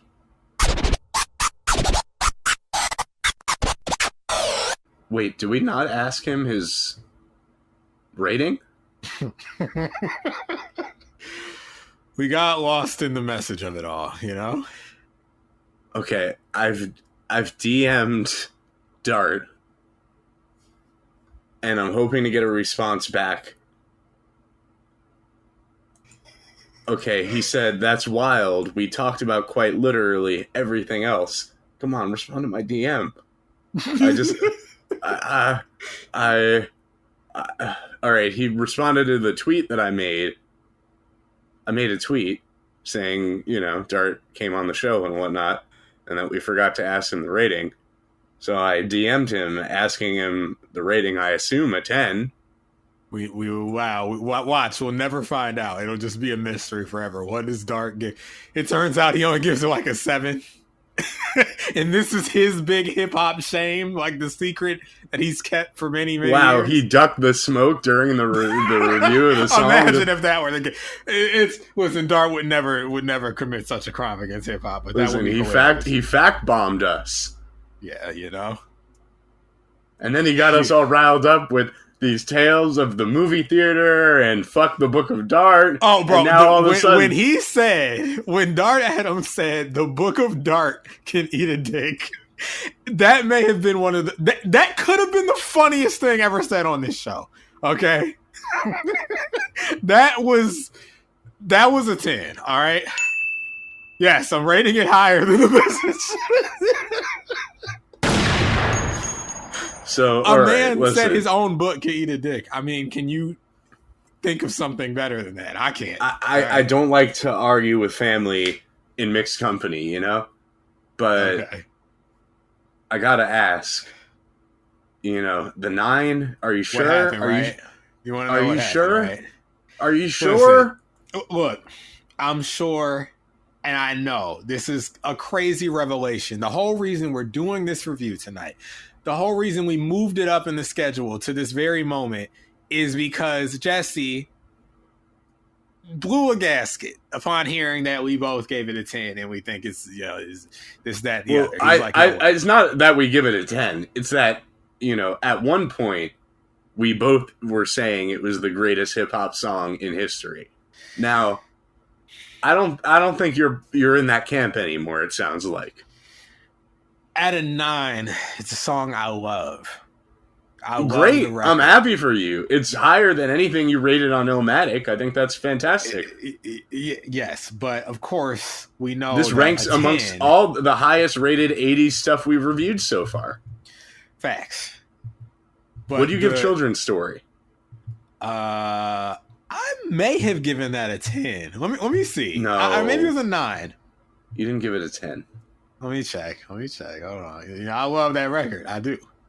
It might have been a 9. Let me see. Season 9. That was the last time Dart was here. Slick Rick.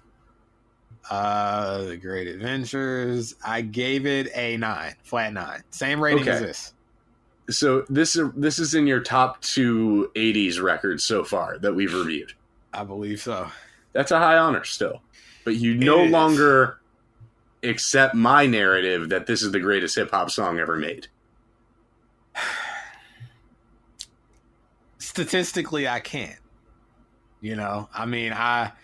Will Smith has a share in those honors with the 10s that I gave him here on Big Willie style. What do you give Citizen Kane? 10. So you would potentially get on board with people who think it's the greatest film of all time. Yes. It might not be your favorite film of all time, but you understand those who believe it's the greatest. Yes. Now with this 9, it sounds like you're calling me into question a little bit, It's not that deep. This is what it came down to. Hit the Kevin Nash drop. Motherfucker, not everything's always about you, I've never said it was. And no. I'm saying for myself, because, listen, hip-hop heads, okay? You might think a song is literally the greatest song in the entire genre. It stands head and shoulders above the millions of others, right? Mm-hmm. But someone might be like, I agree that it's amazing, but I don't think it's the best. I give it a 9 out of 10. And you might get angry. I mean, my first instinct was like, what? Are you crazy? Fuck you. So this is the same as that stupid Chance the Rapper and Logic song you like? But then no, it's Childish Gambino and Logic. Driving Miss Daisy. Whatever, same guy. So anyway, I'm just trying to say that, you don't have to like the exact same song. You don't have to, but I thought it was cool that we both agreed that this was the GOAT, I'm sorry, man. And I felt a little betrayed. I felt like, all right, he turned on me in the match, this shit is fake. This shit is fake, but I still feel betrayed, And that's how people are looking at me now. It's like, oh, who's now who's really out to defend this concept? It's just me. It's like, I'm not, this isn't a 2-man, I thought we were shanking Jesse on his way to lunch, but the shank I had hidden in the lights, you fucking discarded it. I look. This first of all, hit this. We were Moves felt betrayed, and Kevin Nash walked by, overheard the conversation, looked at Moves and said, "Motherfucker, everything isn't about you." So after I get over the initial disappointment that all right, this is no longer going to be a handicap match, Moles and Mel and Dart for that matter versus Jesse. For Jesse daring to question this song's status as the Citizen Kane of hip hop records. I still disagree with Jesse because he said what, a flat, like an 8? 8. I'm still higher than maybe Jesse. Maybe an 8 plus. Yeah, still higher than Jesse. No, you gotta love the message. You gotta love it. You gotta love it. I mean, you gotta at the very love least. The message. You don't have to give it a tip, but you gotta love it. Here's the thing. I will accept anyone who doesn't agree with my sentiments that this is the greatest hip hop record ever made. But I think I can just lay out why it is for me. But I need to know first, what did it in for you? I mean, why is it a 9 now? The message was a 10 all the way up until I heard this album. It's not even the message's fault. Because what I'm about to express is the reasons why it dropped from a 10 to a 9. So it's not always the Triple been H. in the song. So you're saying the Triple H? Let me hit it. Okay, hold on. I'll hit it in a second. But yeah, the hip hop homophobia that's on the record had always been there. It was there in 2016 when we were talking in the car. Remember, I was at White Castle. I was parked outside. Well, no. It was a parking lot. I think it was a White Castle next to a McDonald's. I was either coming back from work. I was going to work. Anyway, I was on the phone with Mools in a parking lot across from a McDonald's, and we were talking about the message. And it was like, yeah, it's perfect. It's the like this is the great. And I think that was when you first said hip hop peaked at the message, and it never. It peaked at the message. It was the message. There was nothing left. I mean, like I was telling Dart, I feel like that hip hop since the message has been a competition to see who can come the closest to being better than the message. No one's. They're chasing the ghost. They're chasing the ghost of the message, and I agree with you. Dart laid it out. This is like the first conscious rap record ever. This is the first rap record to really imbue social commentary into on such the a lyricism. large scale, though. Like the way he was, talking about how it took over. It was huge. This is what happened. Okay, so I go into this album this week, and I'm listening to it, and we talked about it when Dart was here. After the first few tracks, which we reviewed already, it hits this part where I'm like, is this still a hip hop album? And then it turns into, not only is this not a is this a gospel album? Right. Cause when we were originally, had this on the schedule, I reviewed the reissue from what is it, like 2000? I think 2012 it was. Okay, the reissue. It was a reissue. So whatever the reissue, maybe 2010, perhaps. There's 4 extra songs added. I was talking about them when Dart was on with us, and so my first pass of this album is the 11-track version, and I think, okay. Like, there's this weird, like, 2-track R&B gospel suite where I'm like, okay, this is, like, really not what I'm here for. And the stuff up top before that was, like, hip-hop enough, but not all the way. It was really, like, from the moment the message onward, where I'm getting the same kind of, like, feel of the message. And, Dart pretty much explained all of that. But when Mel told me, like, nah, we're doing the version that ends with the message, that's the original version. It's only 7 tracks. Yeah, you lost a lot of hip-hop. You lost a lot of hip-hop at the end, so it reshaped my listening experience with this album. So then, all of a sudden, I'm like, all right, I have to look at this differently now as an album that, like, really only goes fully there at the very end.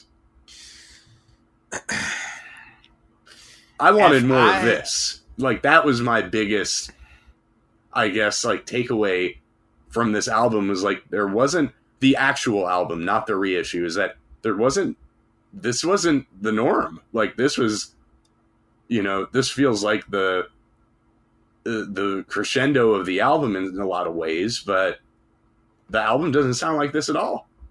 But now, because of Dart, though, is double the reason why it doesn't sound like this. Because before, my theory was, okay, because, and he confirmed that theory too, which is, there was no blueprint for what a hip hop album should be. So I feel like they molded the rest of the album after existing genres. Like, this is music as people have come to know it. So we got to pad out this rapidy rap, this new thing with, like, R&B, and like easy and like gospel, even like existing music that people know, not no mysterious shit as DJ, because rap was mysterious at the time, so they had to give us, the less mysterious music. But now it makes even more sense why the message is sort of an outlier on its own album, because they didn't even want to do it, so it's like, yeah, this is the only thing that sounds like this.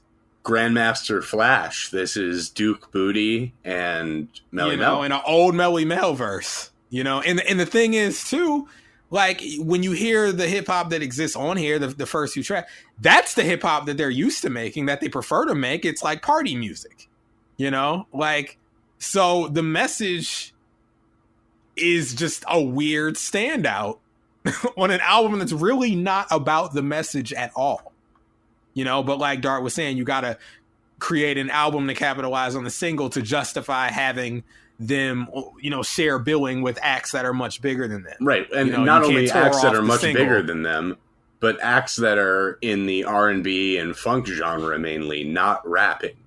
Yes. So what happens for me this week is that I go into the album, I'm listening first, I'm like, all right, you know, it's hip hop. It's a bit dated. But then we get to these weirdo tracks, which we've already discussed. And then this gospel record comes on, and it completely colors certain experiences in the message for me. To where before I look at some of now I had to bring in the drop because now it's time to talk about it. I looked at some of these lines as, you know, consequences of the era that they were recorded in, written in. And you're going to have to play the drop, but it's not a problem for the greatest hip hop song of all time to have maybe some language that's a little abrasive and, you know, not up to current standards. Of course, the greatest wrestling match of all time has Triple H in it, so why shouldn't the greatest hip hop song have some? Okay. You know, we've got Cactus Jack and Triple H at the Garden, Royal Rumble 2000 in the street fight. And we got Grandmaster Fly. Well, really, we got Melly Mel. And we got a lot. This is so much more than Triple H. I wish we wouldn't try to paint this with the same paintbrush we would use to say, I don't know, Cool G Rap, Truly Yours. No, it's Truly Yours. It's not that homophobic. It's not even... Look, okay, I'm hitting the drop. Time to play the game! The rap game struck again very early on in the year 1982 with hip-hop homophobia in the form of, there are two moments here. The word is used twice. The crazy lady living in a bag, eating out of garbage pails, used to be a redacted hag. Now, this was just, that word was more commonly used back in the day. And that specific phrase, as you were telling me on the phone, referred to a woman who hung out with gay men a lot. Yes, and a lot of times gay men would call their straight female friends redacted Well, they hags. can do that, though. That's their language. The same way my people can say the nigga word. And You know? the straight friends would be like, I'm so-and-so's redacted hag. You know. Hey, listen, those aren't spaces necessarily that I'm in, so I'm not going to comment on it.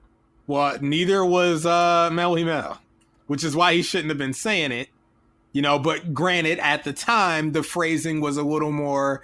And for the record, I don't think there's anything wrong with being a redacted hag, if that's what you want to be. No, there isn't, which is why its presentation here is like, it's phobic, because it's like, what's wrong with that? Like, right, well, it's not like just it's the crazy living in a bag, eating as out of garbage being a pails. redacted hag led to her situation of eating out of garbage pails. Right. You know, like, which is homophobic.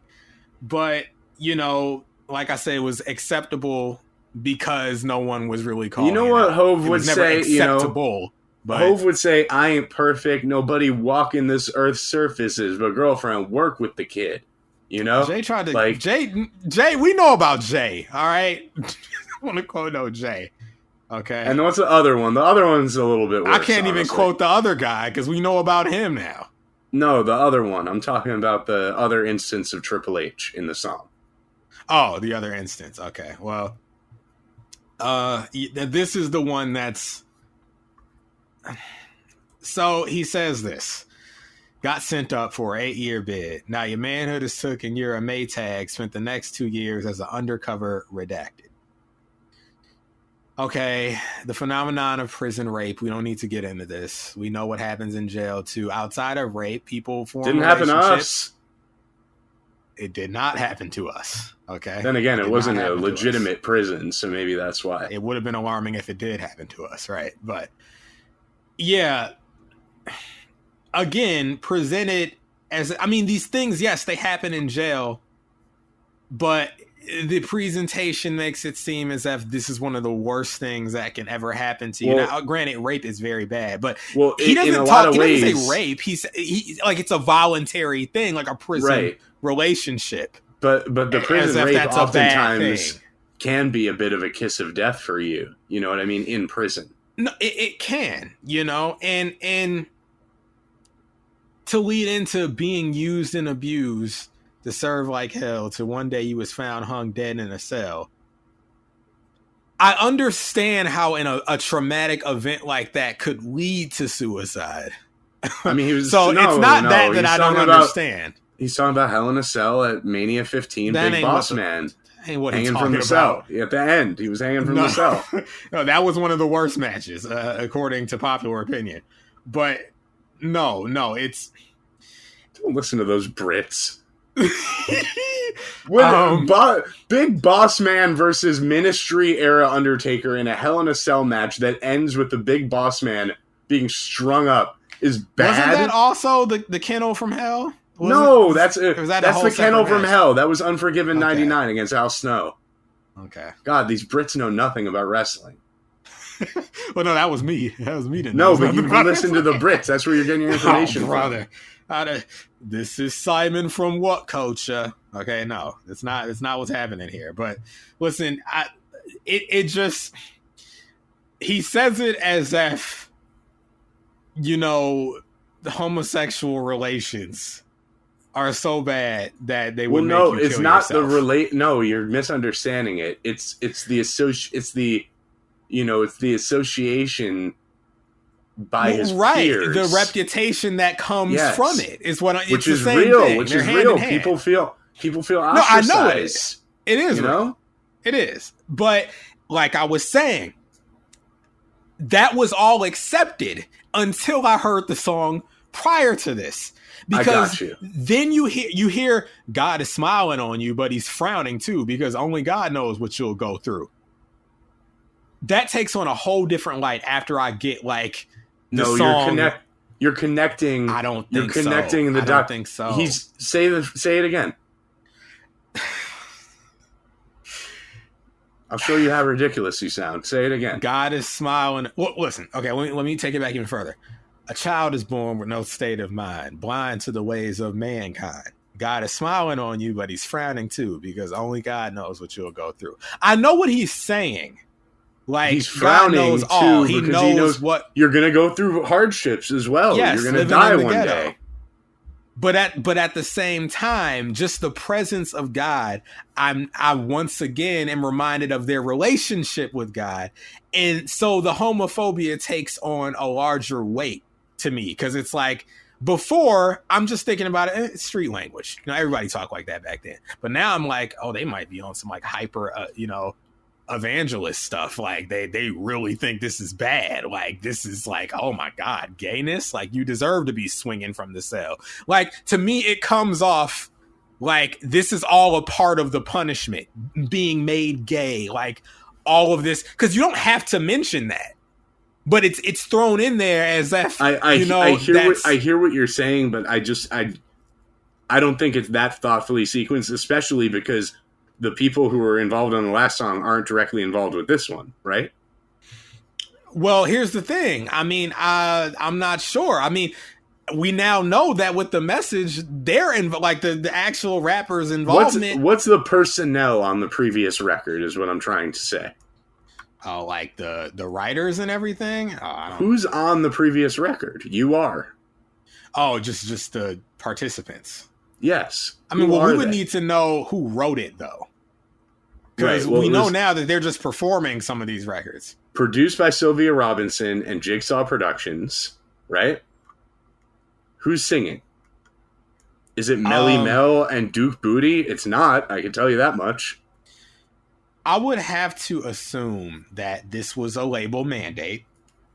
So the label probably had something to do with this too. That's why I'm saying it's silly to try to connect the dots. Melly Mel was already talking this way. And yeah, okay, you're saying right. They're disconnected. But here's the other thing too that I have to account for.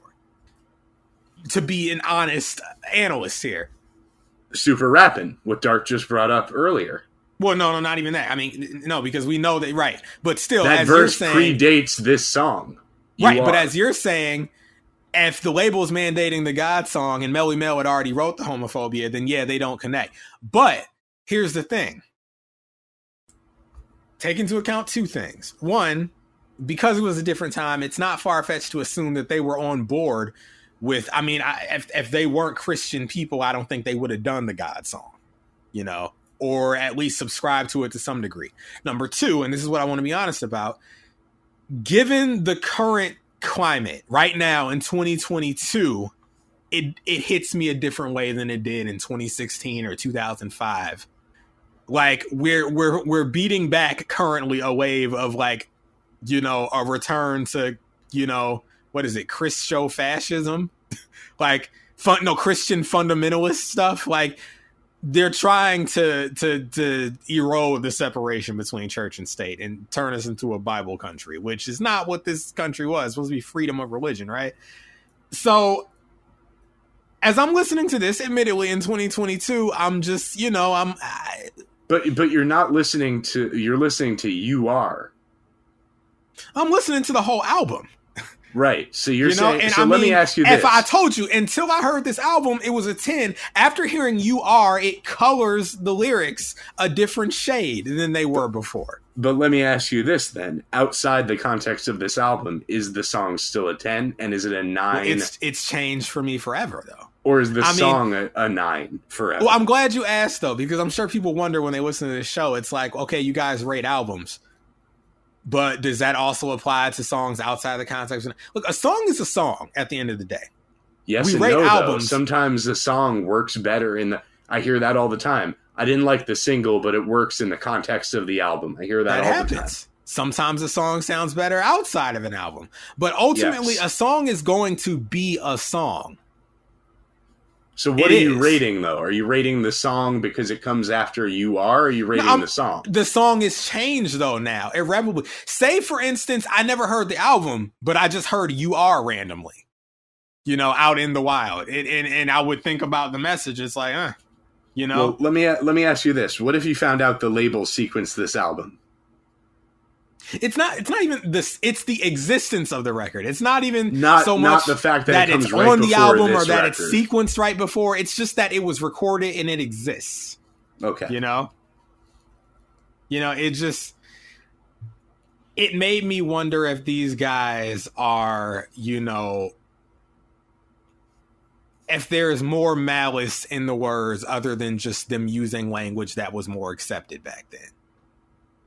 You know, but then why a 9? Is homophobia only worth docking 1 point? Why not a 6? Why not a 4? No Tucker Carlson rules. Okay, you can't bad faith me here. Okay, no, because ultimately we're rating enjoyment and the things that surround those moments. Again, context matters. If this song was recorded this very year, I don't think I could give it a 9 because I would assume if this song was recorded this very year, I'd be like, yo, rap is back. Oh, brother. I would be like, yo, they don't know better? Like, why are they saying these words? You know? The same way me and a lot of other people reacted when J. Cole hopped on the intro track to Born Sinner. It's like, I don't mean no disrespect whenever I say redacted. Okay, redacted. It's like, you don't need to say that. You know? Like, well, he said the full thing. I think the Grandmaster Flash and them were talking about cigarettes. Oh, not this again. Okay. An undercover redacted. An undercover redacted is what you smoke, like when you don't want other people to know you're still smoking cigs. You told me. Well, hey, we got vapes for that now. Okay. Yeah, those are undercover redacteds. Exactly. That's what we call them in England. And you know, when we watch the fucking Zack Sabo matches, the 45-minute submission matches or whatever, we smoke our undercover redacteds, and what's the other one? Redacted hag. I mean, that's someone like, you know, the lady Vagina Face I told you guys your way about. around that one. Vagina Face was a redacted hag because she was always picking up cigarettes off the ground and trying to smoke them. My god! Okay. And she was like a bum, basically. Don't drag your childhood neighborhood menace vagina face into this, okay? She had nothing to do with this. This is just now. Listen, like you just stated, it's still a 9 to me. I still love the record in spite of those things because you still love homophobia. It's just not your favorite thing at the moment because of the state of the country. What did Hamilton say? I don't hate redacteds. I just don't understand them. Yeah. What's the next line? Taking a poop ain't comfy, so why another man then? Disgusting. Disgusting line, but I mean, that guy has his own baggage. We ain't talking about him. We're talking about Grandmaster Flash and the Furious 5. And although I can acknowledge that I'm looking or listening to this song with 2022 ears and with the insight of what's going on currently in our world, that's valid because we're rating enjoyment. There's not an objective rating of a record. It's how I feel about the record. If things were more equitable out there, you would be like, well, gay people seem to have it okay. So if we get to a better place in society where it's like, yo, my gays, they seem safer these days. People aren't running in clubs and killing them. It's like the 10 returns. It could, or at least a plus gets put on the 9. Look, I'm just trying to say, I just because I give it a 10 doesn't mean I endorse homophobia. No, that's not what. No, yeah, we should make that clear. Mo's not endorsing homophobia. It's homophobia. Homophobia. Look at these homies. So you're afraid of your friends, okay? Afraid of us. Homophobia. Don't even ask me how. That's right. Yo, speaking of which, I got the archivo of all archivos tonight. Oh, Can I check to see? Did Dark give me a rating yet? Yep. He says a 10. Ding me, baby. Yeah, Mools and Dark connect. Well, it's a perfect record to both of you, and I love the record. And it's perfect. Perfect song alert, perfect beat alert, perfect verses alert. Even with the Triple H, I can't believe it. It's unbelievable. I can't even believe myself sometimes. This is the greatest thing. It's hit that drop. You my favorite new dude. The song from 1982 was your favorite new dude? Literally the oldest song we've ever reviewed on the show. Okay. Grandmaster Flash, Furious 5, and all other associated acts involved with the creation of this song. Guy Booty, Sylvia, okay. You my favorite new dude. Look, when I was in that Encardo 95 computer program, this is me. Hit that, who is this? What is this? This is better than anybody. Who is this? This is me when I found the message for the first time in 1995. Here you go. I think it's great. This is better than anybody. Who is this? That was me in the car when my dad played it for me in 2005. Did you not hear it on Vice City? What was it on? What was that? Playback FM, or was that? No, that was San Andreas, I think. What? It's on the one where the cover is a dude in a Kangol hat. I'll tell you that much. Oh no, Vice City Stories? No, Vice City, bro. Come on. Oh, you're talking about the cover of the radio station, the artwork. That's Wild Style. Wild Style FM. Yeah, there you go. That's the one. Yeah. It's all the old shit. I was listening to Fever 105. I'm the R&B man. That was me as a kid. I was listening. This is why Mel ain't rap. He never listened to Wild Style on GTA. Fever 105.5. That was my station. Okay. See, I was running around. Listen, if it was online style back then, I'd see this fool driving around to his stupid R&B, and I'd fucking light his ass up. I'd blow his fucking Ferrari up with some Uzis out the side window. Don't touch my cheetah. The cheetah was the Ferrari. You weren't trying to hear the brakes. You weren't trying to hear the message. I'm sure I heard the stations in passing, but I was stuck on that in the VCPR. What was it? Pressing Issues with Maurice. What was the name? Maurice Chavez or something? Is it the talk radio? Talk radio station. Oh, yeah. I always listen to the talk radio. Yeah, I listen to the talk radio and I listen to Fever 105 because that was funny. And Fever 105 had... Let me see. Quick Rockstar, what was on Wild Style? Stop fucking around, Rockstar. Let us upload our own stations for 6. Yeah, because y'all fell off with the stations. Mools and Mel will get busy. Trust me. We will. That's right. We'll record all the interludes between the songs. We'll do a talk radio station. Give us a rap. Oh my God! Please give us a rap ranking station. Oh man, come on. That sounded like the bad man telling Jay-Z not to send his shooters. I know you got shooters. Please don't send them at my head. Okay, listen, that guy sucks. He's a 1. But where's that drop? Okay, because I like to hear him suffer at this point. Jay-Z, I know you got killers. Please don't send them at my head. Just call me. Just call me. Okay. No, don't call him. Just send the shooters at his head, Jay. I'm looking at let me see. Rocket by Herbie Hancock.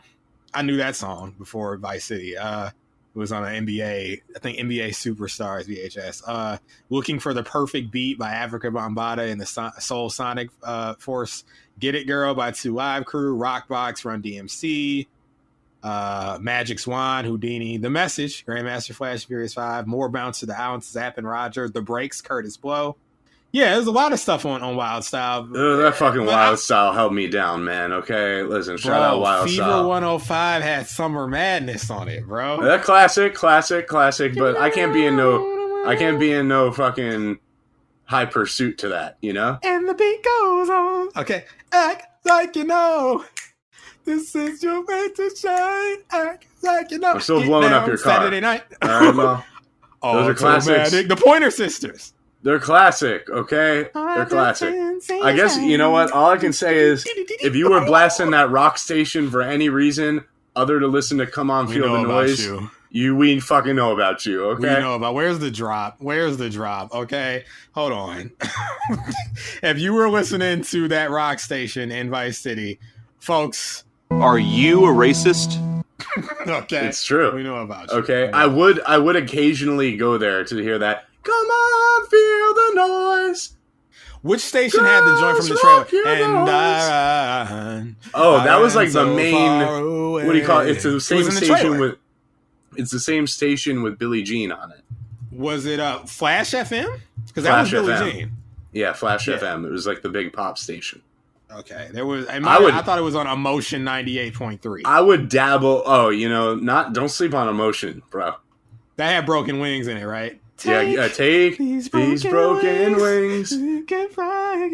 Because those kind of like 80s emotional sort of like ballads kind of hit, you know? Never Too Much by Luther Vandross. Africa by Toto. Yeah, the power ballads were crazy back then. Yeah, Kate Bush, Foreigner. Waiting for a girl like you. Anyway, folks, yeah, The Message was on Wild Style, but I wasn't listening to Wild Style. For some reason, I've been waiting for a girl like you, and I need to take like 5 steps forward because I'm expecting to hear a car blow up. There's so many times where I bailed from a vehicle right before it's about to blow up, and that was what was playing. It's the Vice City PTSD, bro. Yeah. Yeah, look. How did we even get on this? Anyway, look, the message. The message. It's on the soundtrack. Right, the message. But I'm saying, you heard that. You weren't listening to it. You were listening to the damn R&Bs. You weren't listening to the hip hops. I'll be good. Okay. See, this is the problem. That's what I was listening to. The labels were trying to market this music towards the males of the world, but the Moolses wanted the message, but the males he wanted, she's fresh. No, I had that ghetto life, Rick James, okay, All Night Long by the Mary Jane Girls. Wanna be starting something by Michael, okay? Oh yeah, you're a Thriller hater. You lost me there. We know about Mool's and Thriller, okay? Oh wait, Shame. Oh, Champagne, Evelyn Champagne King. That's right. All that stuff. Juicy Fruit. Last night the DJ saved my life. I love the station. Great station. I don't know about the DJ saved my life. I'm not the biggest fan of it. Shout out to Grandmaster Flash. He saved the DJ. He saves lives. Okay. The only DJ that I need to save my life is Dwayne Johnson, but he needs a resuscitation right now when he got those numbers back. Oh, no. Look, no. Stop it. The hierarchy in the DC universe changed, okay? It changed. Yeah, for the worse, I think. According to the upcoming quarterly sales call for Warner Brothers Discovery, but that's neither here nor there. Listen. Look, The Message, okay? It's still a 9 to me. I still love it because despite those two unfortunate instances of homo. There's so much surrounding that cannot be denied. Oh, I talked about it very briefly with Dart. The Neon King Kong, there is a Neon King Kong at the fucking Universal City Walk, and I swear to God, man, that shit is the Neon King Kong of the life. It's the biggest Neon King Kong I've ever seen. I saw it for that. Man, I wish I had. Dad, if you you're gotta listening, go and make a pilgrimage to the big Neon King Kong over at the multiple times. Shitty Walk. You gotta go. Okay? I have it on camera from spring 1999 at the Universal City Walk. I got it on video. It's on a VHS tape. Oh, when I visit my dad, I need to get it converted to digital. Discussed on the air. Remember, you were on the phone with me, and I had to go to City Walk to exchange a T-shirt I had bought at the park. Yes. And how I was able to finesse the free parking gimmick for, what was it, 16 minutes or some shit like that? Yeah, the craziest amount of time. A weird increment of time. Me, like, the dude, like, hey, what are you doing here? I'm like, I don't know. They told me to go around. Yeah, we're making a return. And it's like, is there parking to just make returns? Like, I don't want to have to pay full price parking to bring something back. It's like, I'm not even, like, I'm getting my money back and it's going right towards parking. You know, like, what's exactly. the point? Yeah. So, very funny situation there with Mel hearing all of it. I heard it all. Mel was also present when I got arrested. And he, did you record that one? Oh, no, I didn't record that. Was that at the shop? That was. Yeah, I was buying. That was crazy. I forgot that happened, man. What I believed to be legal weed, but the shop apparently didn't have permits. Yeah, Mools was on the up and up. The shop was not. Yeah, the shop was not on the up and up, and I was there when a raid took place, so I got like zip tied. And you were like you were popping the crowd, right? Weren't you like providing relief? You were getting yourself over. If I recall, you were getting little clips in there, little things. Here and there, you know. You don't want to be obnoxious, but at the same time, you want people to know that, you know, the name is Mools. I'm the captain. It's like anything else, you know. It's like anything else. You're in good hands, you know. But just because we're in zip ties doesn't mean we have to zip it, you know. Hey, we could be out of here and in a zip car. Yeah. I got so much archival audio. I don't know what we're stalling for. Well, I just wanted to explain to them why it is still a 9. Okay, it's as simple as this. This is one of the most prescient records still of all time. It is a perfect representation of the urban plight, inner city life, everyday issues for everyday people. This is perhaps my favorite hip hop chorus of all time.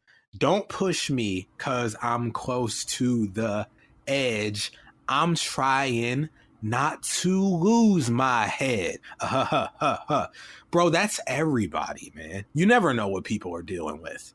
Okay? That's like the real golden rule to me. Just go out in the world and behave as if everyone's on the edge cause we are. You know, treat people with kindness and respect and patience and compassion, you know? Because everybody is about to lose their head. You see the world out here. But right after, it's like a jungle sometimes. It makes me wonder how I keep from going under. Yeah. Shout out to that man Booty, who apparently wrote this. You know? Like, well, he wrote all but the final verse. Right. Okay? So, look. That's called motherfucking bars, nigga. You know nothing about that. I get emotional when I hear this chorus. I do. This isn't some joke. This isn't irony poisoning. There's no irony associated with my rating of this song. It's literally, without this song, I wouldn't be here today because I wouldn't have taken such an interest in hip-hop. Without the song, I may not have been here today because hip-hop wouldn't have carried forth to influence Lil Wayne. Right, and that's what Dart was basically here to say, was that, right, all right, fuck the encyclopedia. This genre might not have been able to sustain itself. He was reading out of the Billboard. Yeah, you know, yeah, that was fascinating, by the way, and he thought hilarious it was over at points. But you know, I was born in '87. Mel was born in '93. So you know, do the math. It might not have even been around by the time we were born. It might have been fizzled out by like passing the mid-80s, bro. Like, yeah, you know. So this shit, like, this is what really put hip hop on its back. You know, for real. And yeah, also widened the lane for what a rap record can be, you know? Yes. So it's beyond influential, and I think I have maybe the most archival audio I've ever brought in for one song. Well, and it's all chronological except for the very end, because we're going to go back to these bonus tracks from the reissue. But listen, it's in the record club. We did the full review of it already. It's that Book of Life by Common, and I play about 1.5 minutes of it until we get that the nod to the message. One of many. There's over 300 records that have sampled or interpolated lines from the message. I've only brought in a little over a dozen. Okay. Well, we can start with Book of Life then by Common. So here we go. Here's a little story that must be told. From beginning to end. Here's a little story that must be told. From beginning to end.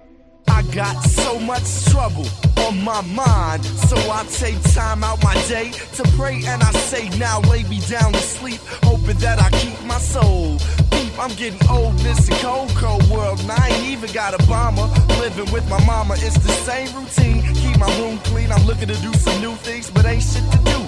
I'm 22 cats in the prime of my life. I have no time for a wife. I funnel through the tunnel disgruntled, trying to find me some light. In the rim of darkness, I too sing. I may not be the darkest brother, but I was always told to act my age, not my color. Not knowing that my color was that of the original, so now I see the new Negro spiritual. It goes, get up, stand up for your rights. Get up, stand up, don't give up the fight. It's like, how can you understand the pain when you never had to stand under the rain? When it rains, it pours, and it's about to come down hard. Thank God I found you. Here's a little story that must be told. Here's a little story that must be told. From beginning to end. As I walk down the road of existence, I get resistance from all angles. I tango for cash, hoping it'll last to the end of the week. But all I eat is fast food, and you know how junk food goes right through ya. So I return to the RAB, and on the way back I stop at the liquor store, grab me a 6-pack, knowing that once I'm done with that I'll be back to get some more. Once I get started, I don't want to stop.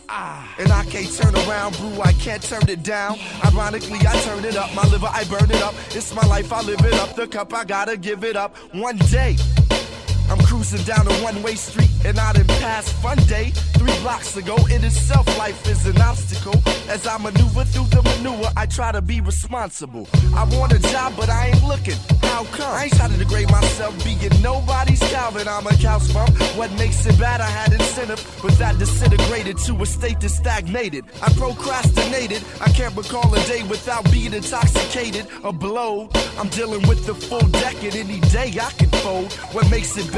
I wasn't dealt that bad a hand, and I had a plan, but things didn't go through the way they were supposed to. Thank God I found you. Here's a little story that must be told. Here's a little story that must be told. From beginning to end. Here's a little story that must be told.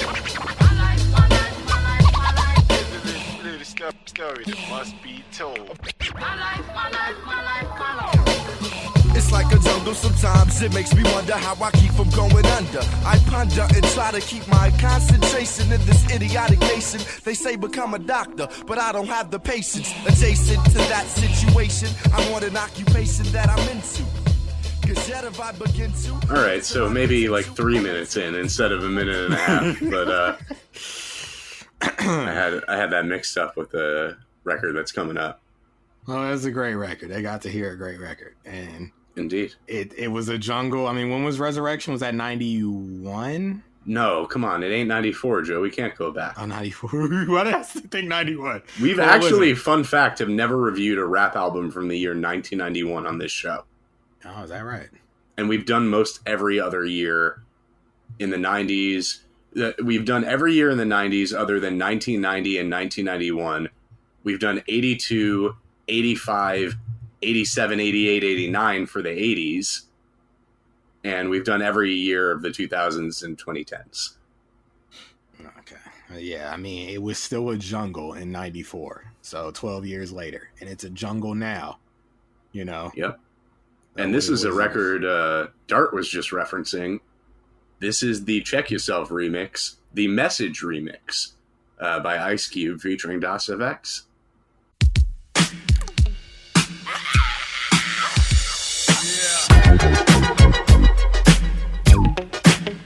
Yeah.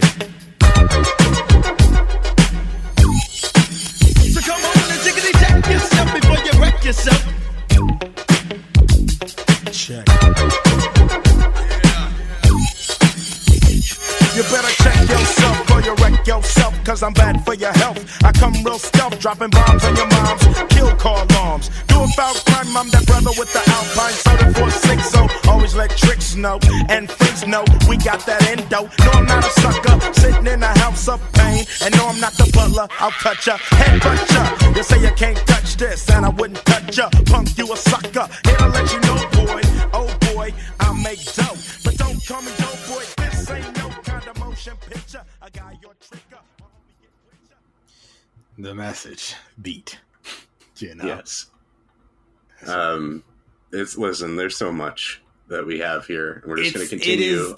You gotta pilfer it. It's like Funky Drummer, you know? You gotta use it. So that actually might have been 93. I'm not sure. When did the Predator album come out by Ice Cube? I don't even know when the Predator movie came out. Let me see. That would be 1992. Okay, so I was off by a year myself. All right, yeah, that would have actually gone first in the chronology, and there was stuff before that as well. Keep in mind. Got it. You know, I'm just highlighting notable stuff and trying to do justice to, I guess, the most impactful and memorable and perhaps conversation starting moments. Because, I mean, we could be here for days doing this with The Message. The next one is the title track from Do or Die by AZ. This is the one where it's like a minute and a half in. Okay. Let's check it out. New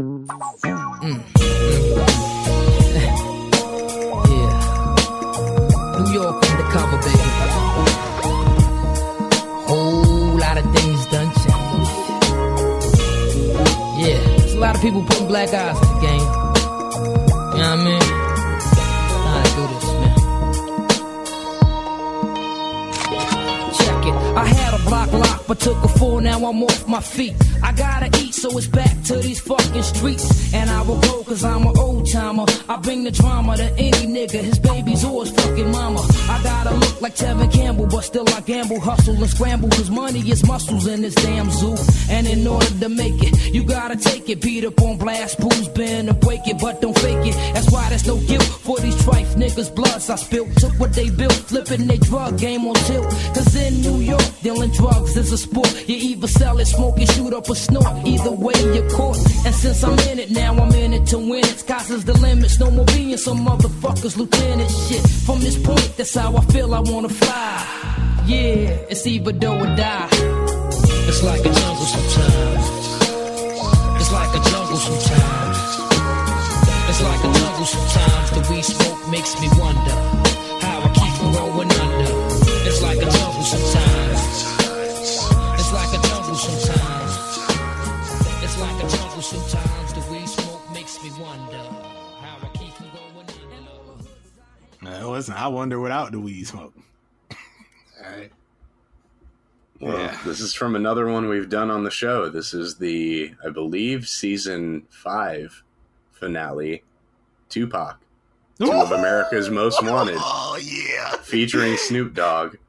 And they take a line from The Message about 30, 40 seconds in. So let's hear it. All right. Up out of there. Ain't nothing but a gangsta party. Oh shit. You done fucked up, man. You done put two of America's most wanted in the same motherfucking place at the same motherfucking time. Y'all niggas about to feel this. Break out the champagne glasses and motherfucking condoms. Have one on us, alright? Picture perfect. I paint a perfect picture. Bomber hooches with precision. My intentions to get with you with that and double OP. Dog, my fucking homie. Use a cold ass nigga on them all. Show enough. I keep my hand on my gun, cause they got me on the run. Now I'm back in the courtroom, waiting on the outcome. Free Tupac is all that's on the niggas' mind. But at the same time, it seems they trying to take mine. So I'm gonna get smart. Ooh, I got my hand on my gun, cause they got me on the run. That song would have been the first time I ever heard that line. And then, you know, I get older, hear the message, like, oh, it's from the message, you know? A lot of connecting of the dots goes on, especially the further removed you are from this. Mm-hmm.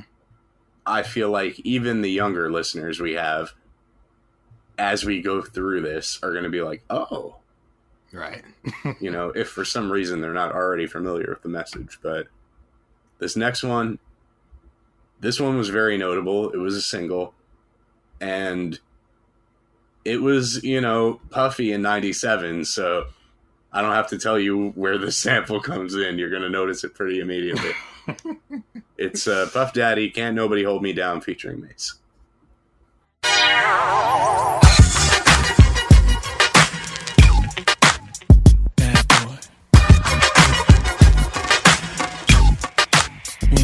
Now it's Sean on the hot track, melt like it's hot wax. Put it out, all the stores, bet you can shop that. Leave a nigga with a hot hat, frontin' like bad boy ain't got tracks. Nigga, stop that. There's no guy slicker than this young fly nigga. Nickel 9 liquor, floss you die quicker. Did fed time, out of town pie flipper. Turn Chris Styles to a crooked eye sipper. Everybody wanna be fast, see the cash. Fuck around they weak staff, get a heat rash. Anything a bad boy way we smash. 100 G stash, push a bulletproof E-class. I'm through with being a player and a baller. Just want me one bad bitch so I can spoil her. Mace wanna be the one you respect. Even when your decks rock Versace silks over still V-necks. Got green, never seen, so you suck my jewels. Clutch my...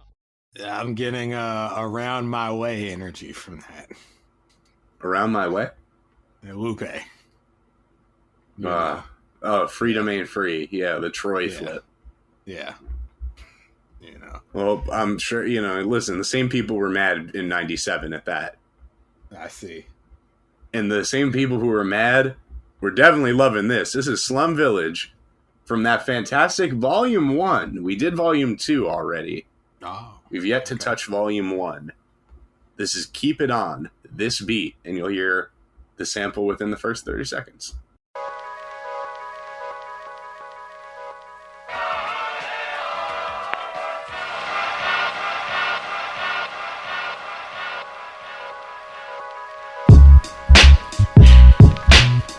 It's like a jungle sometimes. It makes me wonder how I keep from going under my seat to get it. And niggas in the crew say I'm the bullshit in this. I guess that's the reason why y'all niggas stay cashless. It's a shame they gotta watch your back and niggas don't know jack up about cash flow. I'm sick of niggas popping up in my crib all unannounced and shit. Got me ducking, dodging under the fucking mattress. And it's time to address these niggas that know my address. And this nigga don't take no mess. Call me Papa Boy. These Prince niggas are way shit when they ask for nothing. Hey, got me ducking. See, even some of the finest men duck once in a while. All right. So Mel yeah, for ducking. Right up top, okay. Dillo was interpolating the "It's a Jungle." Yes, he was. You know, That's if you're a shiny suit wearing, jiggy era New York, you know, mogul down to like a Detroit in the basement making the beats on the MP, very humble, very special, you know, it don't matter because this meso is reaching everybody, and it's even reaching R&B. No, R&B. Yeah, I know, right? I love it. You know, the thing you wish this show was about? Oh, I wouldn't go that far. I don't. All right. I don't know as much about R&B as I know about rap. I just started out my musical journey probably as the R&B man. Yeah, but you were the R&B. No, you were the R&B boy, and you became the hip hop man. That's right. Wow. Thanks to this song. If it wasn't for this song, there would be no hip hop boy, hip hop man, hip hop adult, anything. Okay? There would be no hip hop. But this is R&B. I don't think you're allowed to call me an R&B boy. It might be sort of racial sounding. Oh, okay. Sorry, Get folks. over there, R&B boy. Yeah, you know. All right, I recant my R&B boy.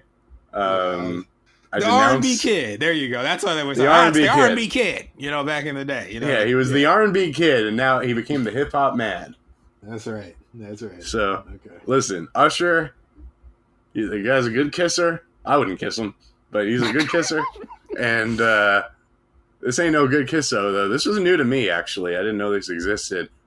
This is the You Remind Me remix featuring Method Man, our main man, the Method Man. Yeah. And Blue Cantrell. This is sounding like it's going to be new to me, too. Let's check it out. Here we go. The You Remind Me remix. Yeah, DJ Clue, to the storm, with side two, stadium, part one, mixtape for dummies, word up, for all parties, 212-333-1337, for all masters and takes, 877-244-4754. And rest in peace to my nigga E-Money Bag. Word up, kid.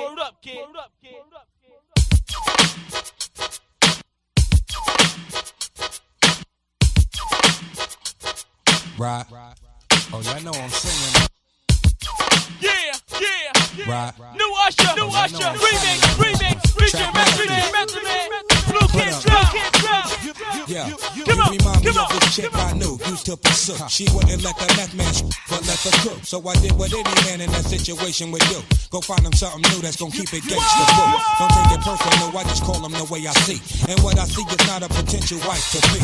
So basically, there it is and there it goes. I passed this time, but next lifetime, who knows? Anything, I suppose. See the thing about you that caught my eye is the same thing that makes me change my mind. Kinda hard to explain, but girl, I'ma try. You need to sit down, this may take a while. See this girl. That was an odd flip.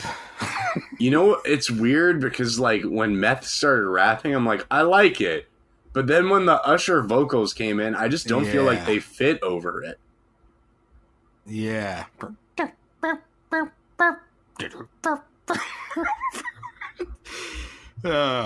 Shout out to him, though. I've never heard Sounds it. like I Mel trying to flip something in his bedroom in high school. I like that I can still discover, you know, big records that I knew growing up had remixes that I never knew existed. Yeah. It's pretty cool. That's nice. Like the, what was the joint on the S-Stock, the Michael Jackson and Jay-Z? Oh, the You Rock My World remix with Jay-Z? Yeah, that was hard. Okay. As Nori would say. Yeah. Mike Jordan a rap, Mike Jackson a pop. Oh, he's not welcome back here. Okay. We got another one, and it's from a man without a Twitter account. Even Elon Musk said, "Fuck that! I'm not bringing him back." It's Talib Kweli from the big, you know, Get By is popular, and we're gonna make a crack at a commercial record. I thought maybe this could have potentially made the biggest disappointment season, but I have my reasons for not including it. It's Broken Glass featuring Pharrell, produced by the Neptunes. Quali! Yeah, they wasn't expecting this. That's why you gotta hope for the best and plan for the worst. Motherfuckers, it's history. Come on. This the story of Lucy in the sky with diamonds. Ask her why she crying, she wanna live, she got no time for dying. What's the science? The dream's too big for a small town. She gotta get to New York and watch her door fall down. Hopped off the Greyhound, gotta make a way now. She's sleeping on the park benches in the playground. The cash burn quick, the one to have to turn trick. Ready to quit till she met the superb pimp. Flashing a toothy smile and drove little Lucy wild. She quick to hop up on his dick, straight groupie style. She let the fella hit, but she saying she sell a bit. He ain't buying that, she ain't selling it. She looking for love and all of the above. Believing videos, trying to bag up all her raw thug who wanna put it in the withdrawal like a city card. But now she shake that ass with tips at the titty bar. Broken glass everywhere, louder than the bomb shouted in the air. Yeah, try to hold back your tears, baby. Wait a second, what happens here, baby? Broken glass everywhere, louder than the bomb shouted in the air. Yeah. How many of y'all think y'all can do what we do? Yeah. Wait a second. I wish they could see my face. This is a rare moment on the show where I wish they could see my face. You know that meme of Taj Mowry, smart guy, and he's just like looking at the camera like, you gotta be kidding me. Talib. That chorus is a kind of an inside broken joke. Glass everywhere. David and I, anytime glass would break when we were rooming together and like we were in the kitchen and someone knocked some shit over in a break, that we would have to say broken glass everywhere.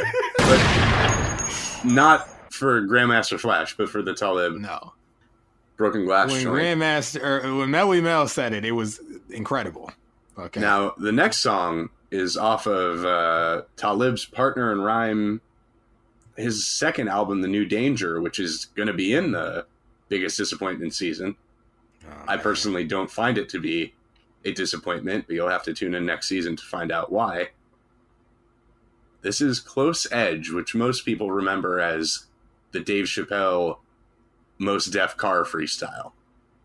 Okay. Here we go.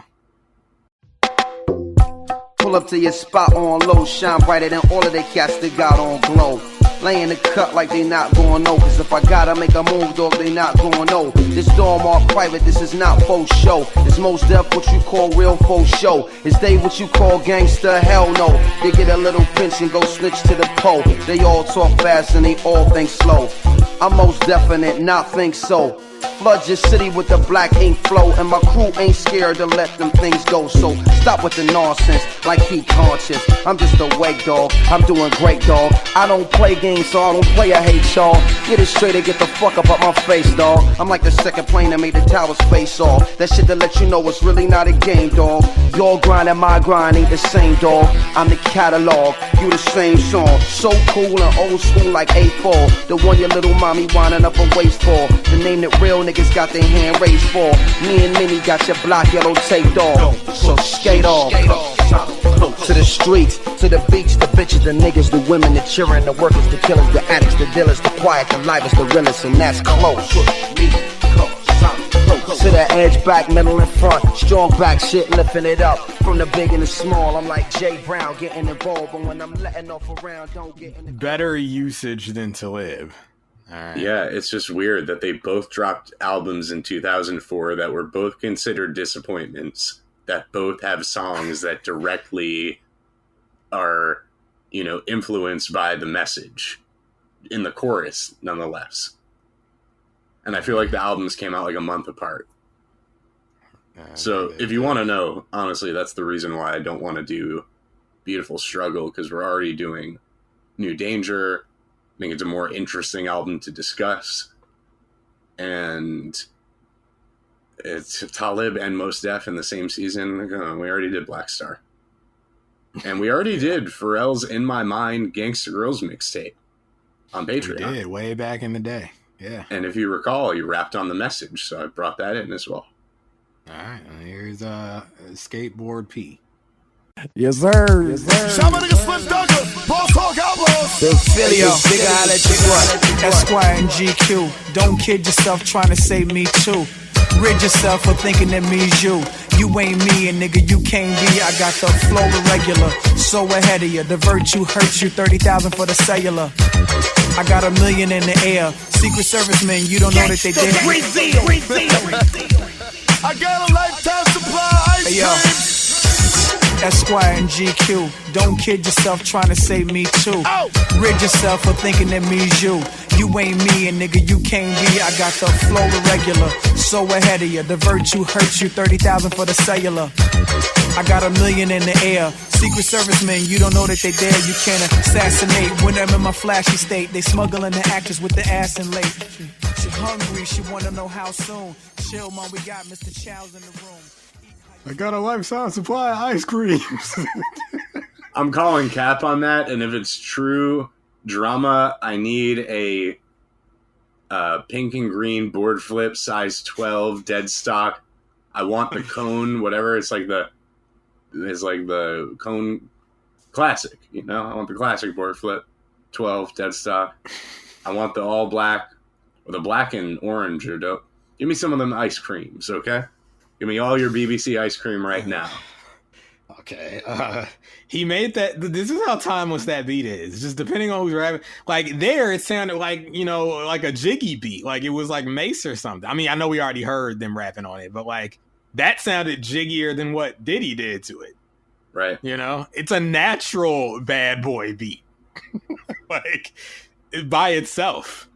I think it sounds like even more ahead than that, personally. Like, we're going to get into the beat eventually. Like, listen, I'm not going anywhere. I don't know what you think this is. I don't know what your plans are for the evening, but you better hunker the fuck down, okay? Oh, brother. We ain't done. The message is continuing. Okay? Well, what's next? The message song review is going to be longer than the entire episode itself without the message. Probably. Yeah. All right, so folks, settle in, okay? Make some popcorn. And I've said it before, if the locks haven't rapped on your beat on a mixtape, your beat's probably not an all-time beat. We got 2/3 of the locks here, Chic Luch and Styles P, with a message freestyle from that DJ Clue. I think it's The Incredible. Is it The Incredible or is it The Incredible 3? The DJ Clue, The Incredible. The Incredible. It's got a bit of a Pixar The Incredibles style artwork to it. Oh, I see. Okay. All right. Well, let's see what's going on. Hey, yo, P, this our millionaire year, daddy. Hey, yo, Chiggy, check yourself before you wreck yourself. Big 9 on my waist to protect myself. But I don't floss much. Lil GT sitting on factory rims that came with. At least 100,000 on the hand I aim with. Red bone, fat ass, you know the same shit. Fucked up, getting head in the car. Pulled over on the FDR. Traffic stop. Niggas think I'm a traffic cop. Nah, it's just Chic Luch getting top. You lack the vitamins and minerals. I be at the table with generals. Little mini me's trying to be identical. Little fish, I put hooks in your tentacles. Big roasters, make it real for your street team. Catch them while they put up posters. I don't put away for a rainy day.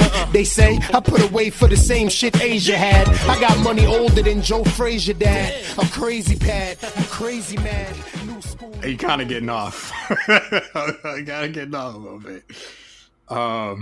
He like, look, now we're getting into like the like things are getting tangled because he's referencing he's the doing Ice the Cube check remix. Yourself before you wreck yourself. That may be You his know? point of reference here. Now I know he's heard the message, Right, but his now first we're combining instinct when he hears that beat is to lead with that, right? Yep. So like I said, there's a lot of lines to start drawing at this point. I'm gonna stop for a second and tell you a quick story. I may have actually referenced this once before on the show, but it's the perfect time to retell it because I'm about to play it.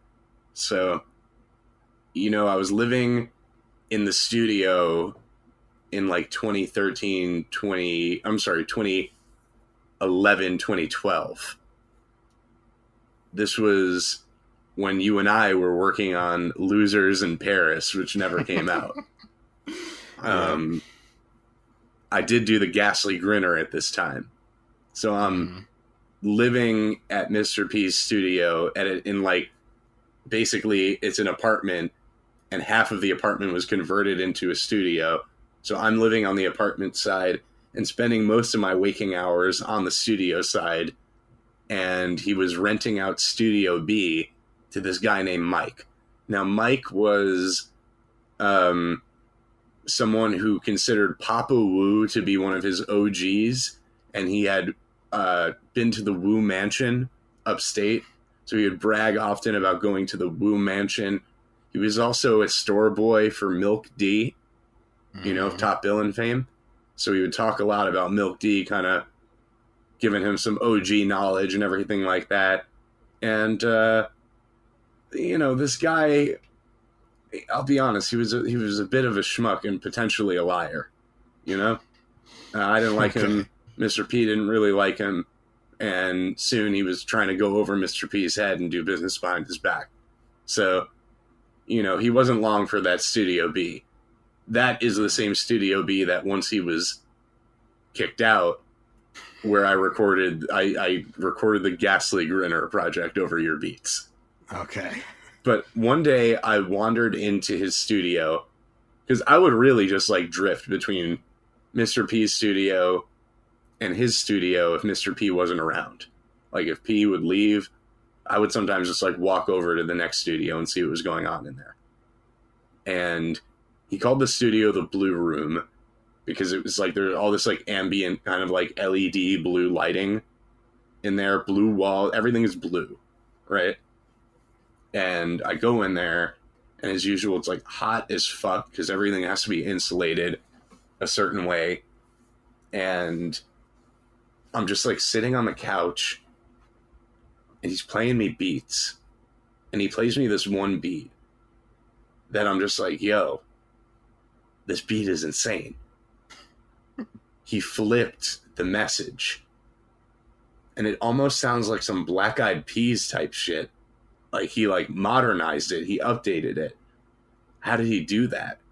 So I left and I went into the apartment side, and I went into my room, and I took the message into FL Studio and was trying to chop it just like I heard him do it. And I couldn't get it. So I went back to the studio. I was like, can you play me that beat again? And he was like, nah. So he starts like trying to, you know, big time me kind of. I'm just like, oh, all right. You don't want to play me that beat one more time with the message sample in it? He was like, nah, it's crazy, right? I'm like, yeah, it's the craziest thing you've ever played me.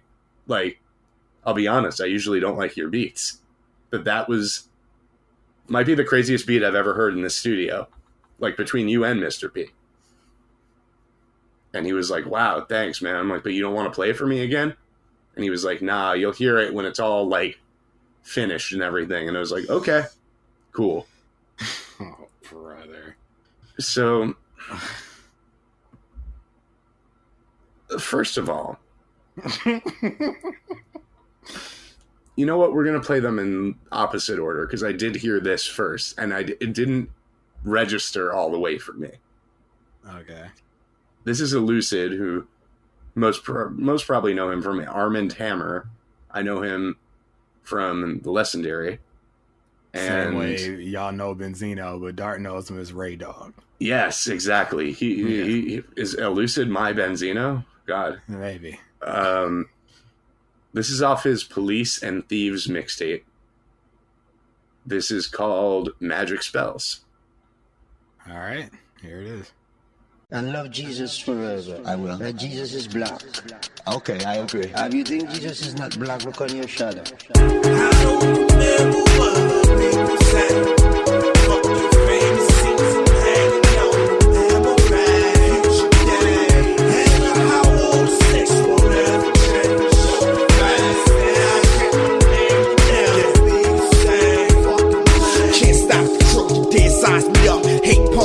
I land mine, you chumps. View from above, the world's not enough.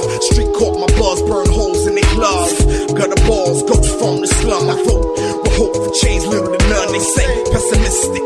Obama's a puppet. See, this shit's controlled by big business, not your interest. My intention, monkey rich and you bandwagon pretenders. Fuck if I offended, I'm going hard and then some. Live televised, cutting the bar by censor. Shit flip randomly, handing me the ball. Decimate, save yourself the law. Elevate the norm, my space far from yours. Escape from New York, lace up and get it gone. I don't remember what people said.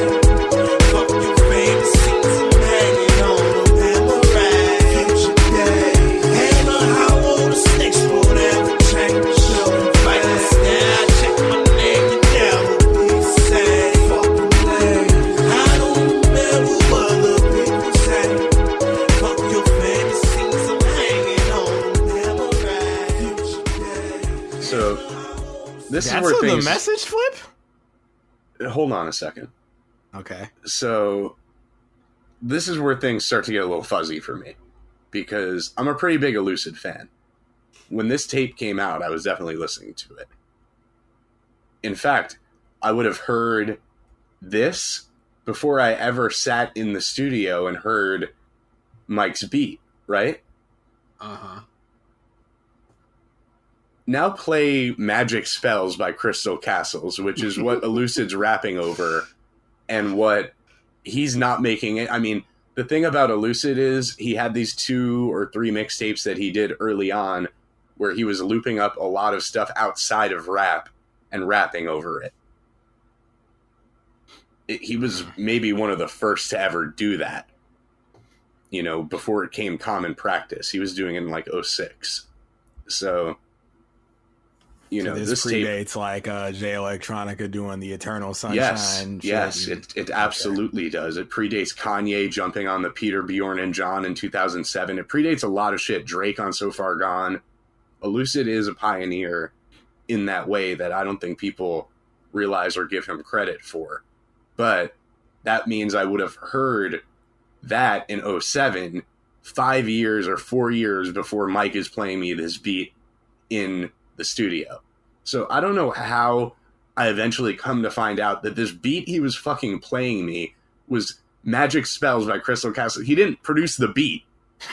He was playing me a finished record that was 4 years old at that point and passing it off as a beat that he had made. And I'm sitting there freaking out because if you listen to the dun dun dun dun dun dun dun dun dun dun dun dun dun dun dun dun dun, they chop the message and it's like stuttered in the listen again. Now you play it and you'll hear it. Trust me. You'll never unhear it now.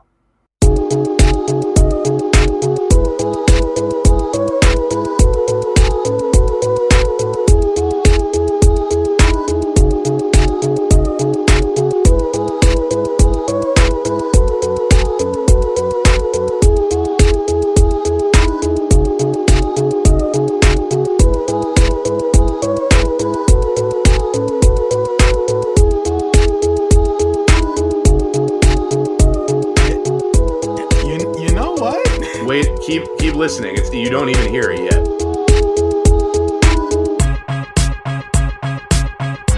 Oh, right here. Yes. Okay. Yeah.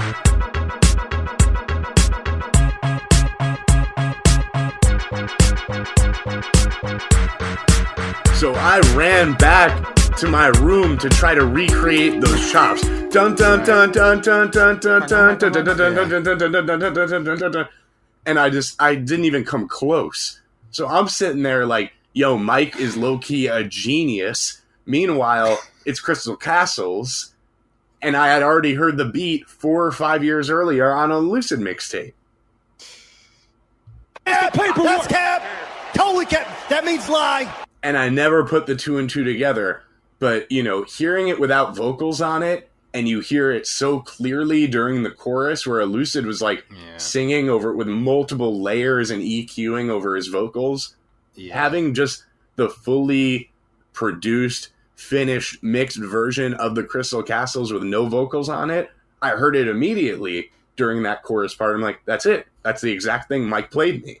This is the song that he played. And could you imagine what your reaction would be the first time you're hearing this original piece of music with no vocals on it, and you hear that chop? Pretty, and knowing what the message means to me personally, it's my favorite, maybe my favorite song. It's just, this reminds me of, I won't put his name out there, but a Star Chaser who was younger than me at the time. He must have been like, I rapped on his beat. We played it on the show before. I did? Yeah, well, we played me rapping on one of his beats because I told you it was a Diplo beat. But this is yes, this is, Braxel Brodger. Yes. I'm like, this kid's a prodigy because I hear this.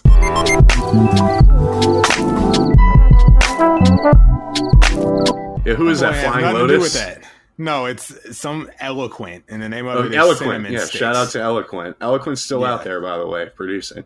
Shout out to him and Cinnamon Sticks. Great piece of music that Braxel Brodger did not make. No, which is, he was young. He was a kid. He was young. We're giving him a pass, and we're not saying his name. Kind of. I tried to send Jesse Anderson. I tried to send Gross some beats from Charles's, and said that I made them because she was an Incubus fan, and I'm like, oh, wait, he's an Incubus fan. Didn't you tell people that you made donuts as well? No. Oh, who told me? Someone told me that they told a girl that they played donuts for a girl, and like told the girl that they made the beats and got laid off of donuts. You know what, though?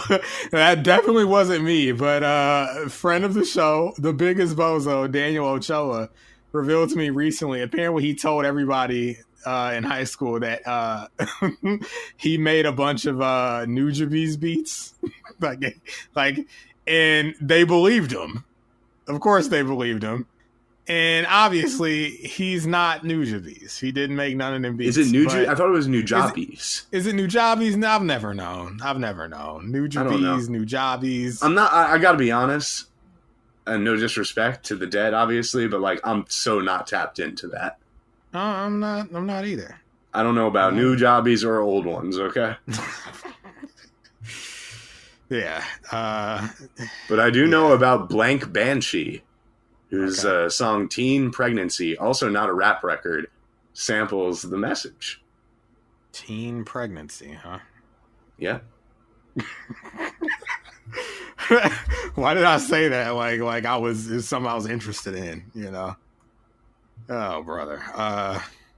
Okay, this is Teen Pregnancy by Blank Banshee. Here we go.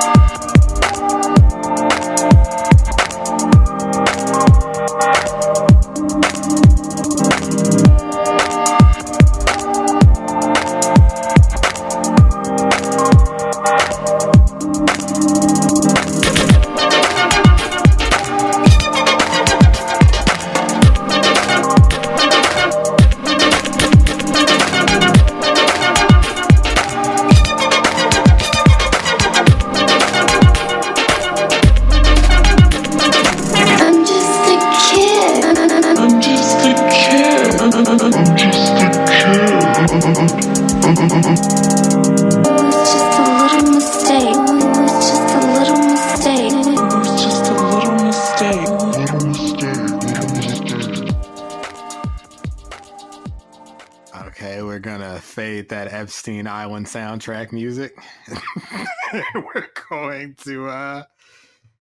You're going to play the next thing. That wasn't a bad flip into like I'm just a little kid or whatever. Like I know the beat is called Teen Pregnancy, but I was very uncomfortable listening to that.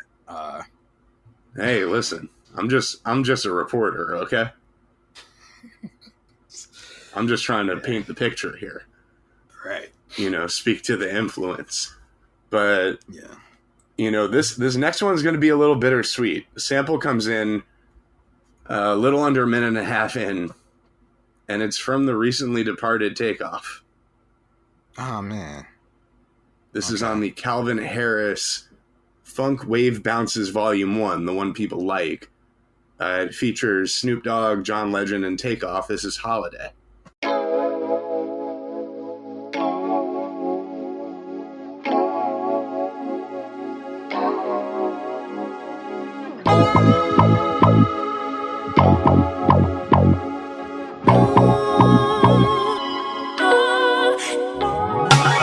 Look, open your eyes, deja vu. In ways I knew, my focus remains on you. I'm so true, I love that, cause who would've knew? LBC me, do what it do. Question, is your bathwater ran for ya? Cause I could be the man for ya. Baby, are your bills paid? Were those dinner reservations made? The whistle's the bell. How about your hair? What about your nails? See, I can have it done for ya. Looks like I'm the one for ya. I'll crack the whip and get a little action in here, my dear. But first, relax a bit, the questions and answers are clear. Holiday, what you wanna do? Wanna do with you? Let's make every day a holiday. What you wanna do? Wanna do with you? Take off, smile at you, smile. I got my eyes on you. I wanna climb on you. Can I ride with you? Can I touch the sky with you? Say the place and we go where you wanna go. Where? She say Rodeo, I say I'm thinking about Tokyo. Hit the top go, I turn up the stereo. Singing every word on my song that's on radio. Hey. I'm a bro one, I know that you don't smoke. I know. Sit back, let your mind flow. Never give up hope. No. And if you got a problem, let me know. I try my best to keep you close. The life we in about. Yeah, he hit that. Yep. You know who else did though? Around this time, the same year actually. There's an underground rapper called Pizza Boy who put out an album called Bad Sunday. And on the song Menace, you've heard of him? Yeah, it was. It got posted on like Afropunk. A friend of the show, Lightning Pill, wrote an article about it. Right. That's maybe been where I heard of him. So this is Menace off of Bad Sunday. Not sure of the producer here, but you'll hear the same at the end of the record, and it's a short one, so we can play the full thing. All right.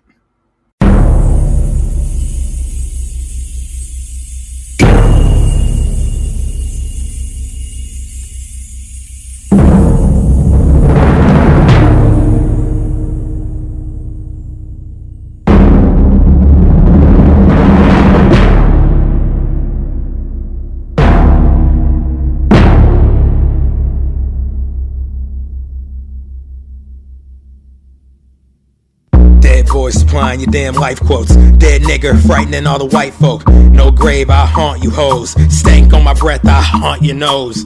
Teeth looking like jaundice, won't bathe. Smell like cheddar biscuits, no bay. Fuck companionship, no talkers. Fuck sex, got a palm and palmers. Pom-poms when I hear my ex fucking up. Karma wanna whip my ass when I run amok. Eat my ass with a glass of milk. Give a fuck how massive feel. Give me that damn whip, I'm finna crash it into your wife and all your daughter's asses. Then I'ma eat they asses too. Bring them back to the casket and smash the pool. Crack the coffin and laugh at you burning up. Laugh when you realize that you weren't enough. Laugh when you try to pull me from the box. Smash your fingers down with the top. Cackling, heckling, hacking and wheezing. Dickhead with a cat for the leaking. I can't wait to come for your neck. Put the unregistered gun to your flesh. Officer, I am the undead. I stop at green and run red. My piss is brown, my rum red. Fuckhead, the rules is unread. Hop the counter when they fucking up my order. I said I want a quarter pound of extra quarters. I want the burger tasting like pussy. I do not suck dick, but don't push me. You don't know that I fell off the edge. I'm trying not to give you head.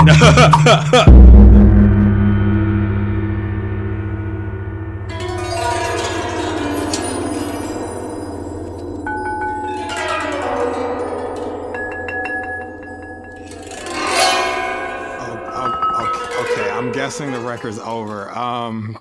It's a concept album. The you've character, heard it? Yeah, the character loses his mind throughout the album and finally breaks, and this is kind of. Oh, okay. So he's unhinged on purpose. Got it. Yeah, okay. It underscores that's the comforting. mental anguish that he finally reaches his breaking point at this juncture in the album. Okay, that makes that's a good thing to know. All right, with context. I mean, it is called Menace. Okay, Yeah. so this was intentionally unhinged. Got it. All right. Okay, good to know. I think it's good All stuff. It's something interesting and entertaining. Okay, It's Put it that unlike anything else. way. Yeah. And hey, listen. To some, he's known as Benzino. To Dart, Ray Dog. Yeah. And his daughter, right? This is his daughter. Yeah, Coyle Ray, as we mentioned earlier. She's the most recent person to have such direct the message influence. And, you know, she's one of the She's one of the stars of the new generation of rap. Get over it, okay? Okay. When she did this, she solidified herself with me. Well, I have yet to hear it. I heard it through the phone when you played it. I don't like this song, but I have so much respect for her for bringing it back. You know what I mean? Like, her heart is in the right place. Okay, Coi Leray, you weren't coy because you jumped on the greatest rap song of all time. But you're introducing it to a new generation. And if you don't like that, I got 2 words for you. Coi Leray. All right, this is Players by Coi Leray.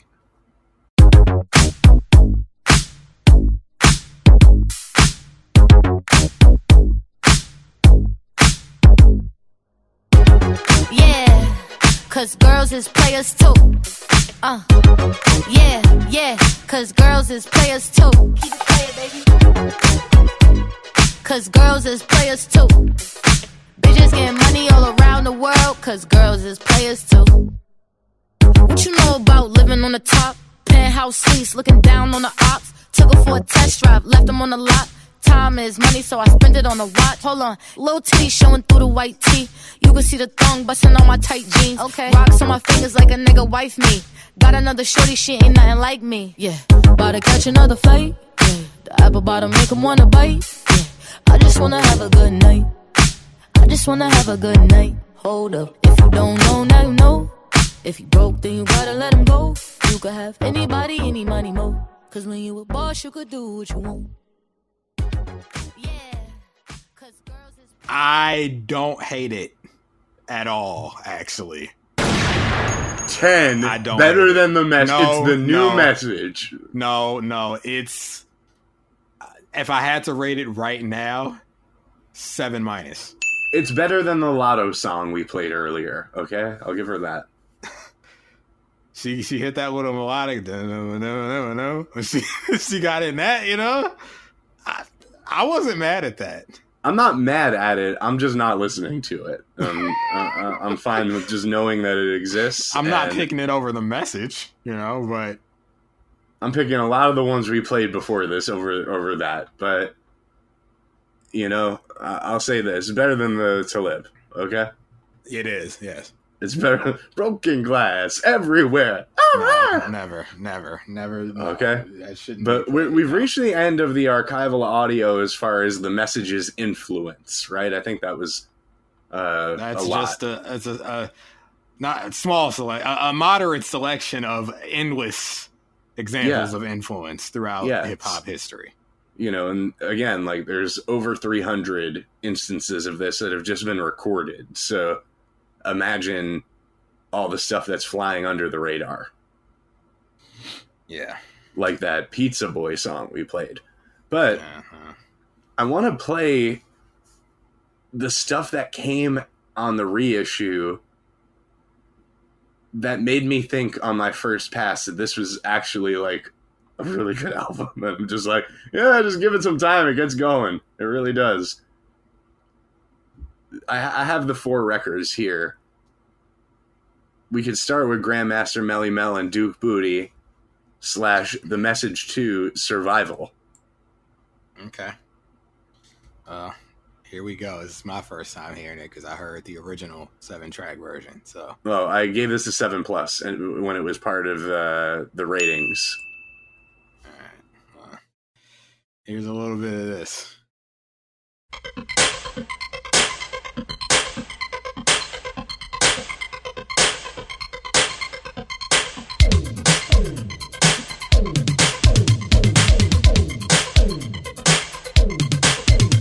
Survival. Only the strong can survive. It's called survival. Only the strong can survive. It's called survival. In order to stay alive, it's called survival. Survival, survival, survival. They smile in your face and they talk behind your back. And when you get the story, it's never exact. Some say they're your friends, but they really are not, because they're only out to try and get what you've got. Survival. Only the strong can survive. It's called survival. Only the strong can survive. It's called survival. order to stay alive. It's called survival, survival, survival, survival. In jail they got a game and they call it survival. They run it down to you on your first arrival. They tell you what you can and what you cannot do. So if you ever go to jail, watch your it's called survival. No, here we go with this again. He's just warning you, man. Watch your Okay. It's called survival now. That was like a 7-. I wish it was on the album. I wish it was on the album. Me too. All these tracks painted a totally different picture for me. It felt like the message was just the beginning of like side B, essentially. Yeah. Now, up next is New York, New York, featuring Melly Mel, which is a flat 8 for me. It's technically not my favorite of the bonus tracks because the message instrumental closes everything out. But as far as vocal tracks goes, I'm kind of pissed this didn't make the album. All right, here it is.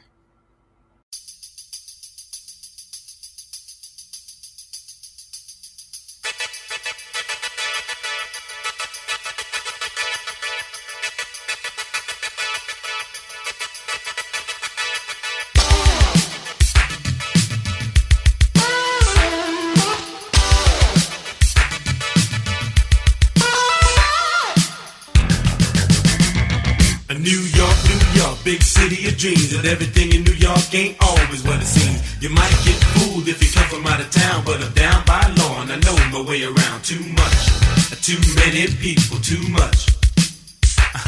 Too much, too many people, too much. A castle in the sky, 1 mile high, built to shelter the rich and greedy. Rows of eyes disguised as windows, looking down on the poor and the needy. Miles of people marching up the avenue, doing what they gotta do just to get by. I'm living in a land of plenty and many, but I'm damn sure poor, and I don't know why. Too much, too many people, too much. Too much, too many people, too much. This would have been the second best song on the album if they would have actually put it on there. Not a fan? I'm not sure. I didn't hear the whole song. You ducked. We know about you.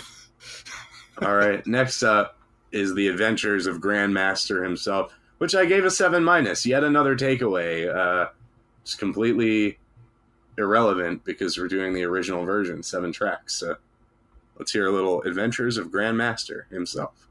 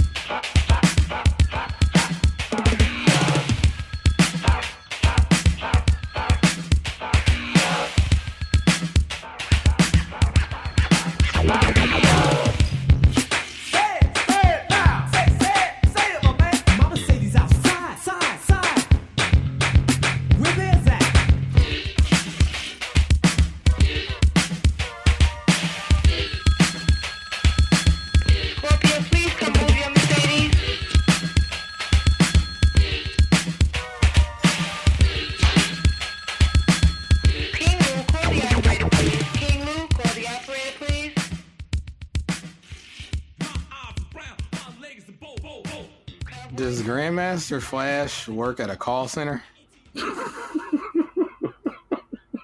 A radio station, perhaps? Just layering samples and shit. It's, one of those, like, DJ tracks, basically. Yeah.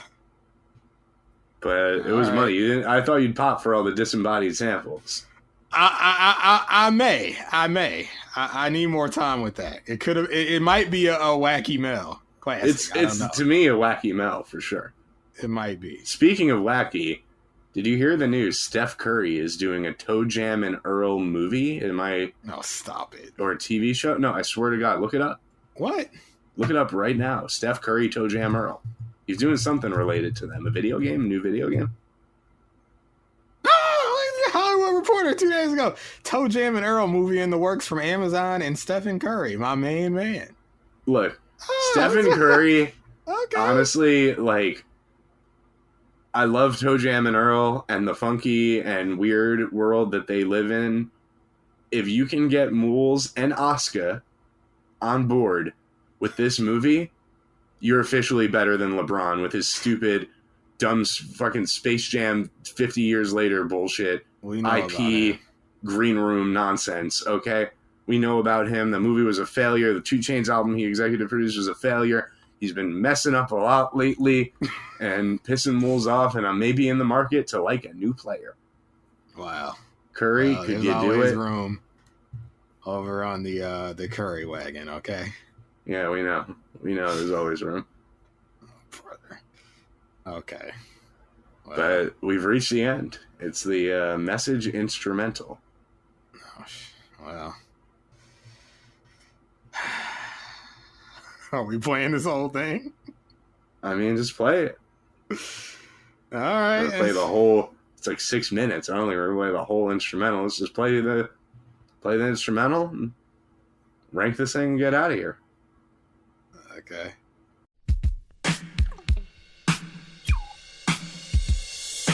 Jesse at the Mega Dinners. Jesse at the Mega Dinners. Jesse at the Mega Dinners. Jesse at the Mega Dinners. Hold on, I got you. Broken glass everywhere. Mel dropping piss bottles because he just don't care.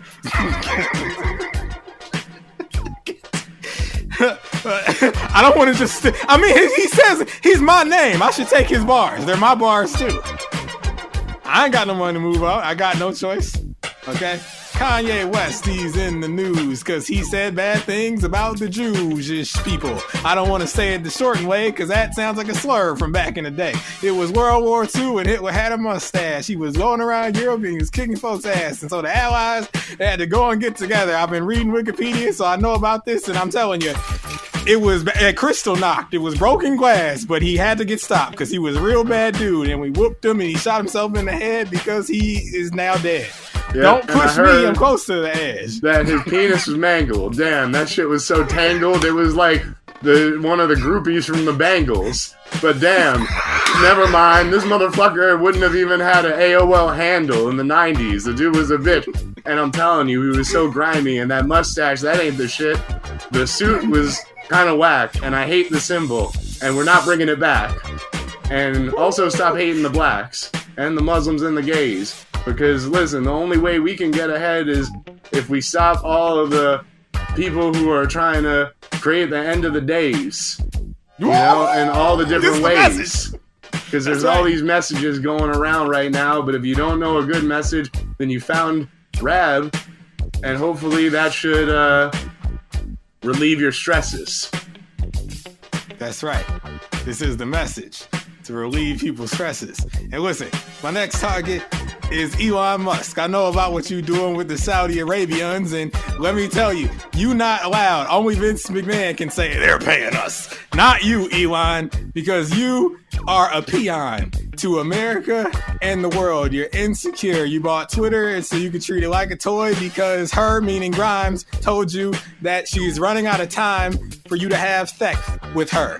And your kid's name can't be pronounced, and that's a message for you to change it. But you can't because you lost custody and now you're in anguish. And that's why another reason why you bought Twitter. All right, because I got a target.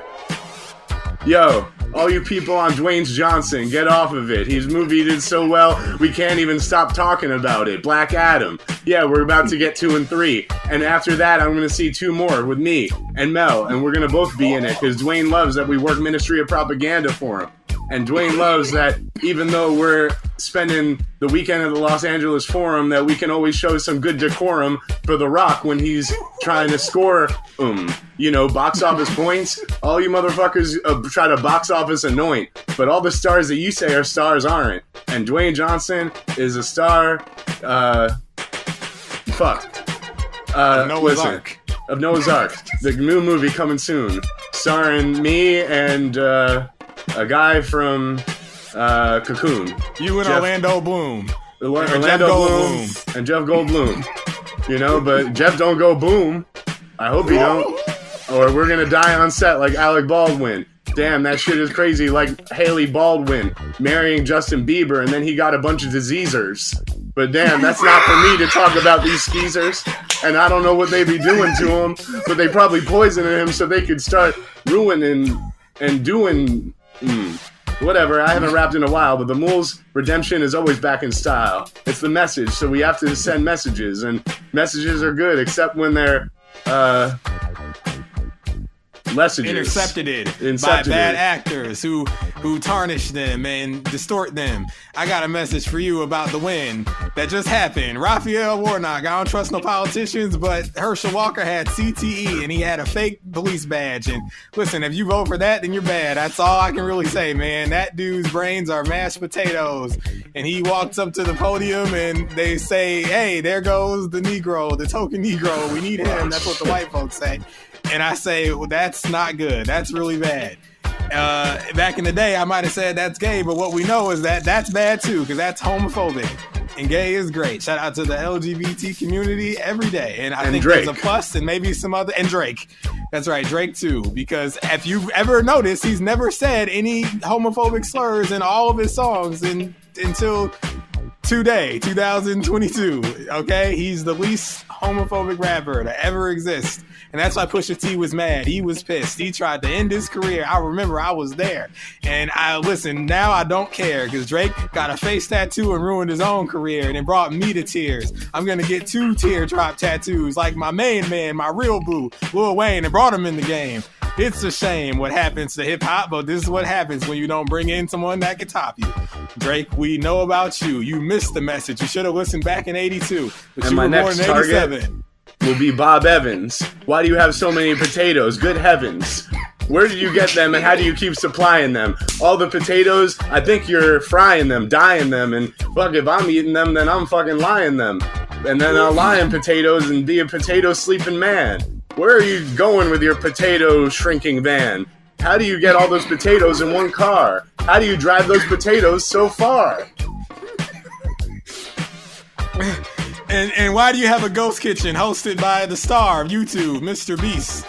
Yeah. They asked me in the streets, is the Mr. Beast burger, is it good eats? I said, I don't know. I ain't buying no ghost kitchen. Oh! Yeah, I jumped into the road because at the prospect of getting ghost kitchen burgers made me want to be murdered by a car. So I jumped in and they ran over my face and I went to heaven and played guitar with Prince. And then I died too. I got hit. Oh, I just got hit. Oh, wow, that's Prince. Hey, Mel, what's going on? Where am I? Oh, wow, just I'm playing dead. With Prince. Oh, fuck. Pod's over, I guess. We have now died. Just like the rest. It's the message. Don't die. Don't play in traffic. Don't hate people. You know? And so stop hoarding potatoes. The message 2022, it's what the world needed at this very moment. We did it. We brought hip-hop another, how many years has it been since the message? 40? We brought hip-hop another 40 years with that. All right, really listen. Do you want to rank this thing? Do you have anything else to say about the message? I just want to say that the Broken Glass Everywhere verse is perfect. The verse with my brothers doing bad, stole my mother's TV, that's a perfect verse. And I don't want to go to school because the teacher's a jerk verse is perfect. Every verse is perfect. Every line is perfect. Name a line, it's perfect. Neon King Kong standing on my back, can't stop to turn around, broke my sacroiliac, mid-brain, migraine, cancer, membrane. Sometimes I think I'm going insane. I think I might have Jack Flame.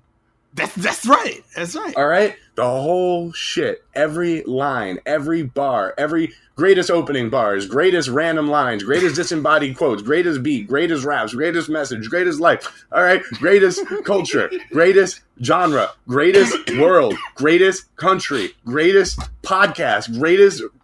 Just everything is at the peak it will ever be right now and really in 1982.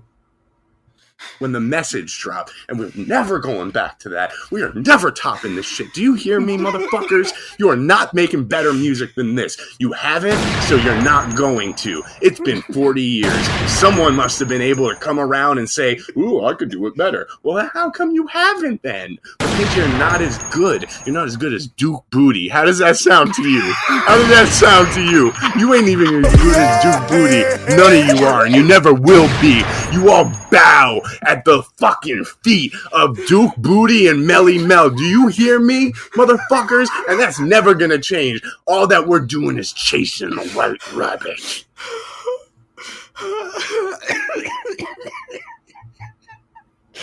Oh my God. I'm done. It's a 10. I love it. It's a 9. I'm ready to rank this thing. Okay, let's do it. Let me okay. Biggie. No, Duke Booty, motherfucker. All right? I looked him up when Don was here. Duke Booty looks like Elliot Wilson. To be fair. He really does. They held Duke Booty back because he was the GOAT, okay? Wow, the real God MC? The real God MC. So there he is. That, I put him in the chat. There's Duke Booty. This is him. We can this move is the on God MC. And get back to that real rad business that we're known for next week with a... well, listen, this guy is the GOAT. Do you hear me? I do. 1A, 1B, Melly Mel. Okay? I don't want to hear about no other people. Any of them, living or dead. You're lying. You're just making shit up, and you're running plays for bad actors in the space. Okay? They ain't telling no story. They ain't doing no message. So cut it out. That's right. I'm done. You're a liar. I'm done. You heard me. You heard Dart. You heard Mel. You heard Melly Mel. Mm-hmm. You This didn't is the hear message. Grandmaster Flash, at least on the message. Yeah, Because and listen, I have no involvement. I thought he might have been maybe a little bit of a DJ Khaled, but he's too big of a pioneer, as Dart was saying. So, we still put respect on his name, even though he has no idea what this is even has to do with him. That's right. And it would come to define him, oddly. So, it is what it is. It's the message. All right. You want to You know why it's called the message? Because the messaging was profound and timeless. Because it's the message. Okay, it's called the message because it's the message.